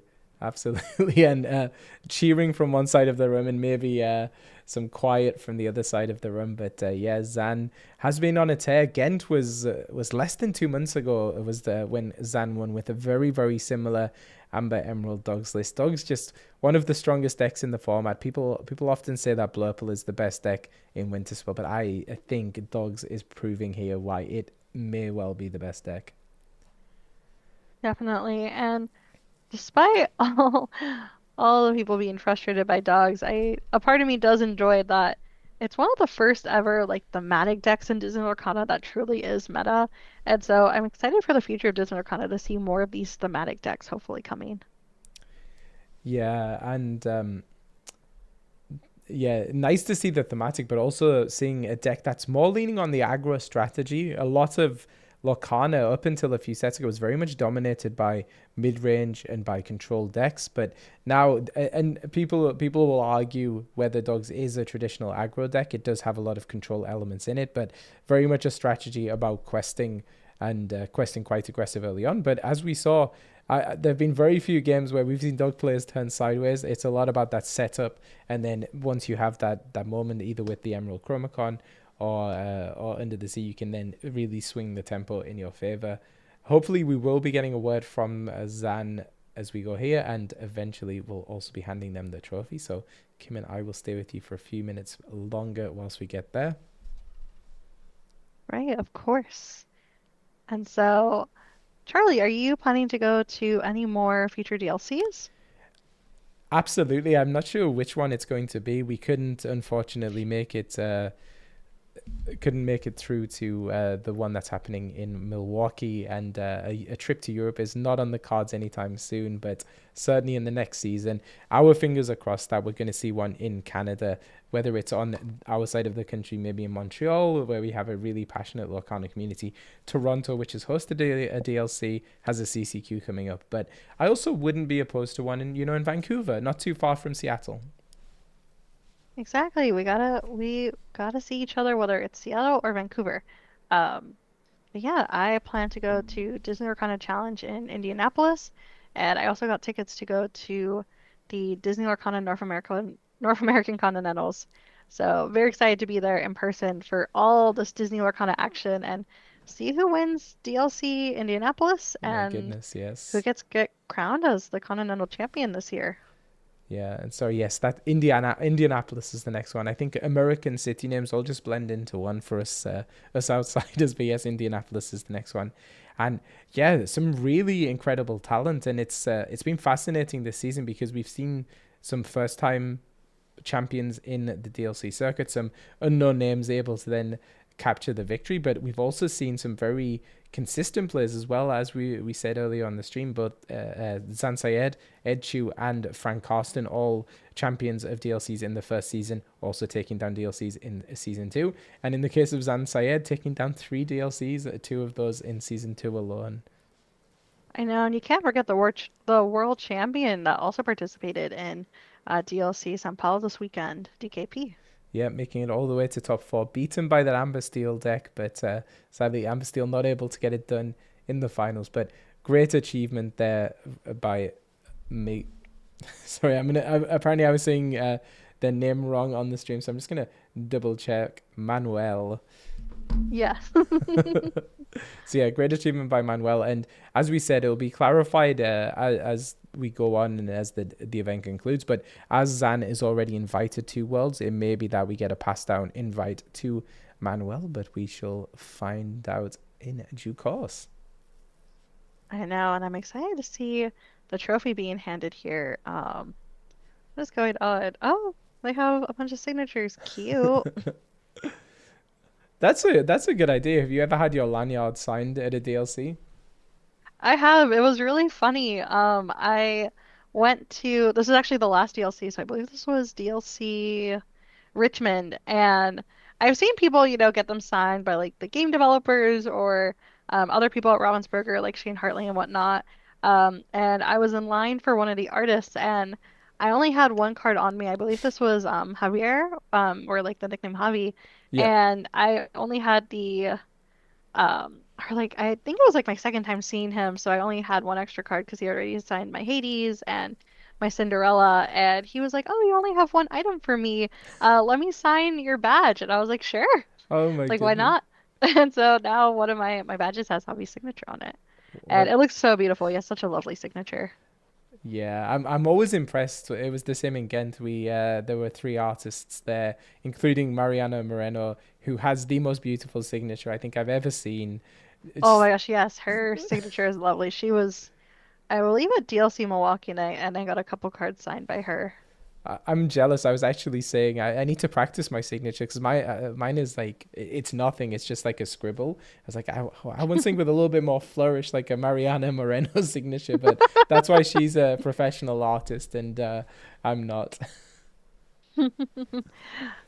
No, definitely. I'm trying to establish an Enchanted Kim sticker or an Enchanted Kim signature.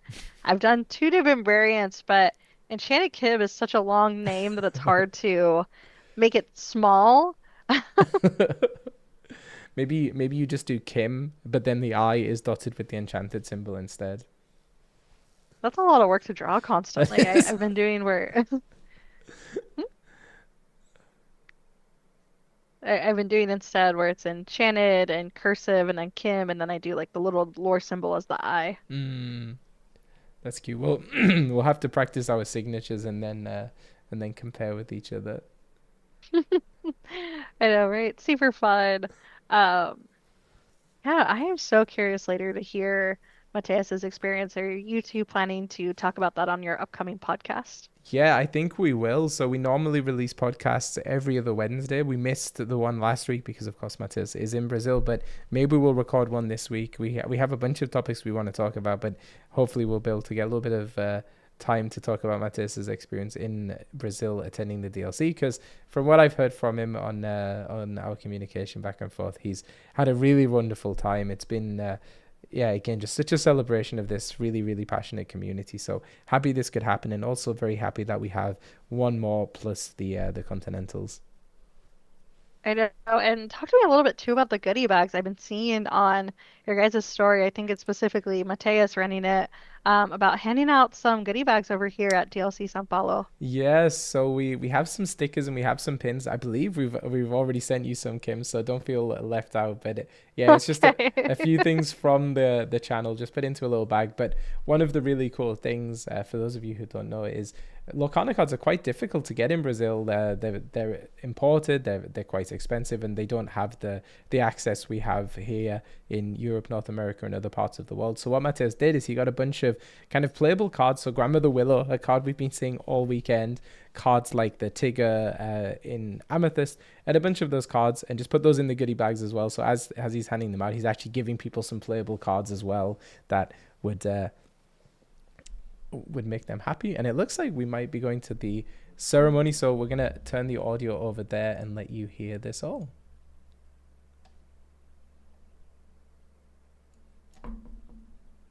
Os aplausos! how's the feeling to conquer? I don't know, man. I mean, I'm sad about you, but I'm also happy because you conquered so far. Well, the experience was really good. I expected to get top 8. Oh, sorry. Day 2 at least. So that was my goal, but this is escalated quickly. So now I'm in the finals with one, as I told before, with one of the best players in the world. I'm so proud of all of you. The Brazilian community, Argentina, Peru, Chile, Latin America is present in DLC. So let's go. Thank you so much. Congratulations again. You're amazing. Thank you too, guys. For all the community that have been supporting this whole day. I appreciate your words, your energy. I cannot say anything else. Thank you so much. Thank you. Uma salva de palmas, gente. Thank you. Muito bem, e finalmente vamos ao momento mais aguardado desta noite, o momento de condecorar o primeiro campeão do Disney Lorcana Challenge Brasil. Para entregar o troféu, eu tenho a honra de chamar aqui do meu lado ela, a Tournament Organizer da Copag, Daniela Fricola. Vem, minha linda, pra cá! Muito obrigada, Dani.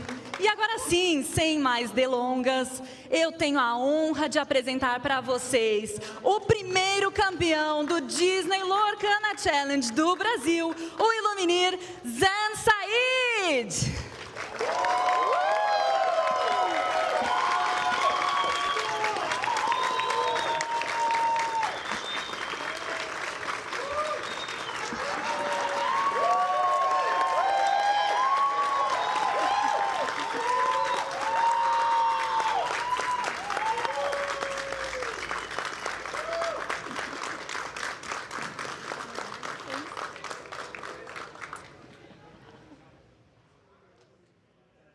Aplausos, aplausos.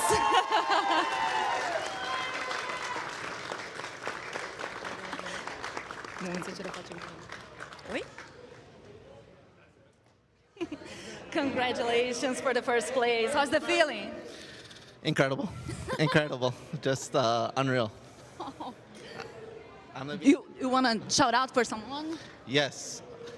I have to first of all shout out to my wife, Mahalia, my cat, Ronnie, my parents, and all my best friends, my team, Rare Hunters. I could not have afforded this flight without them.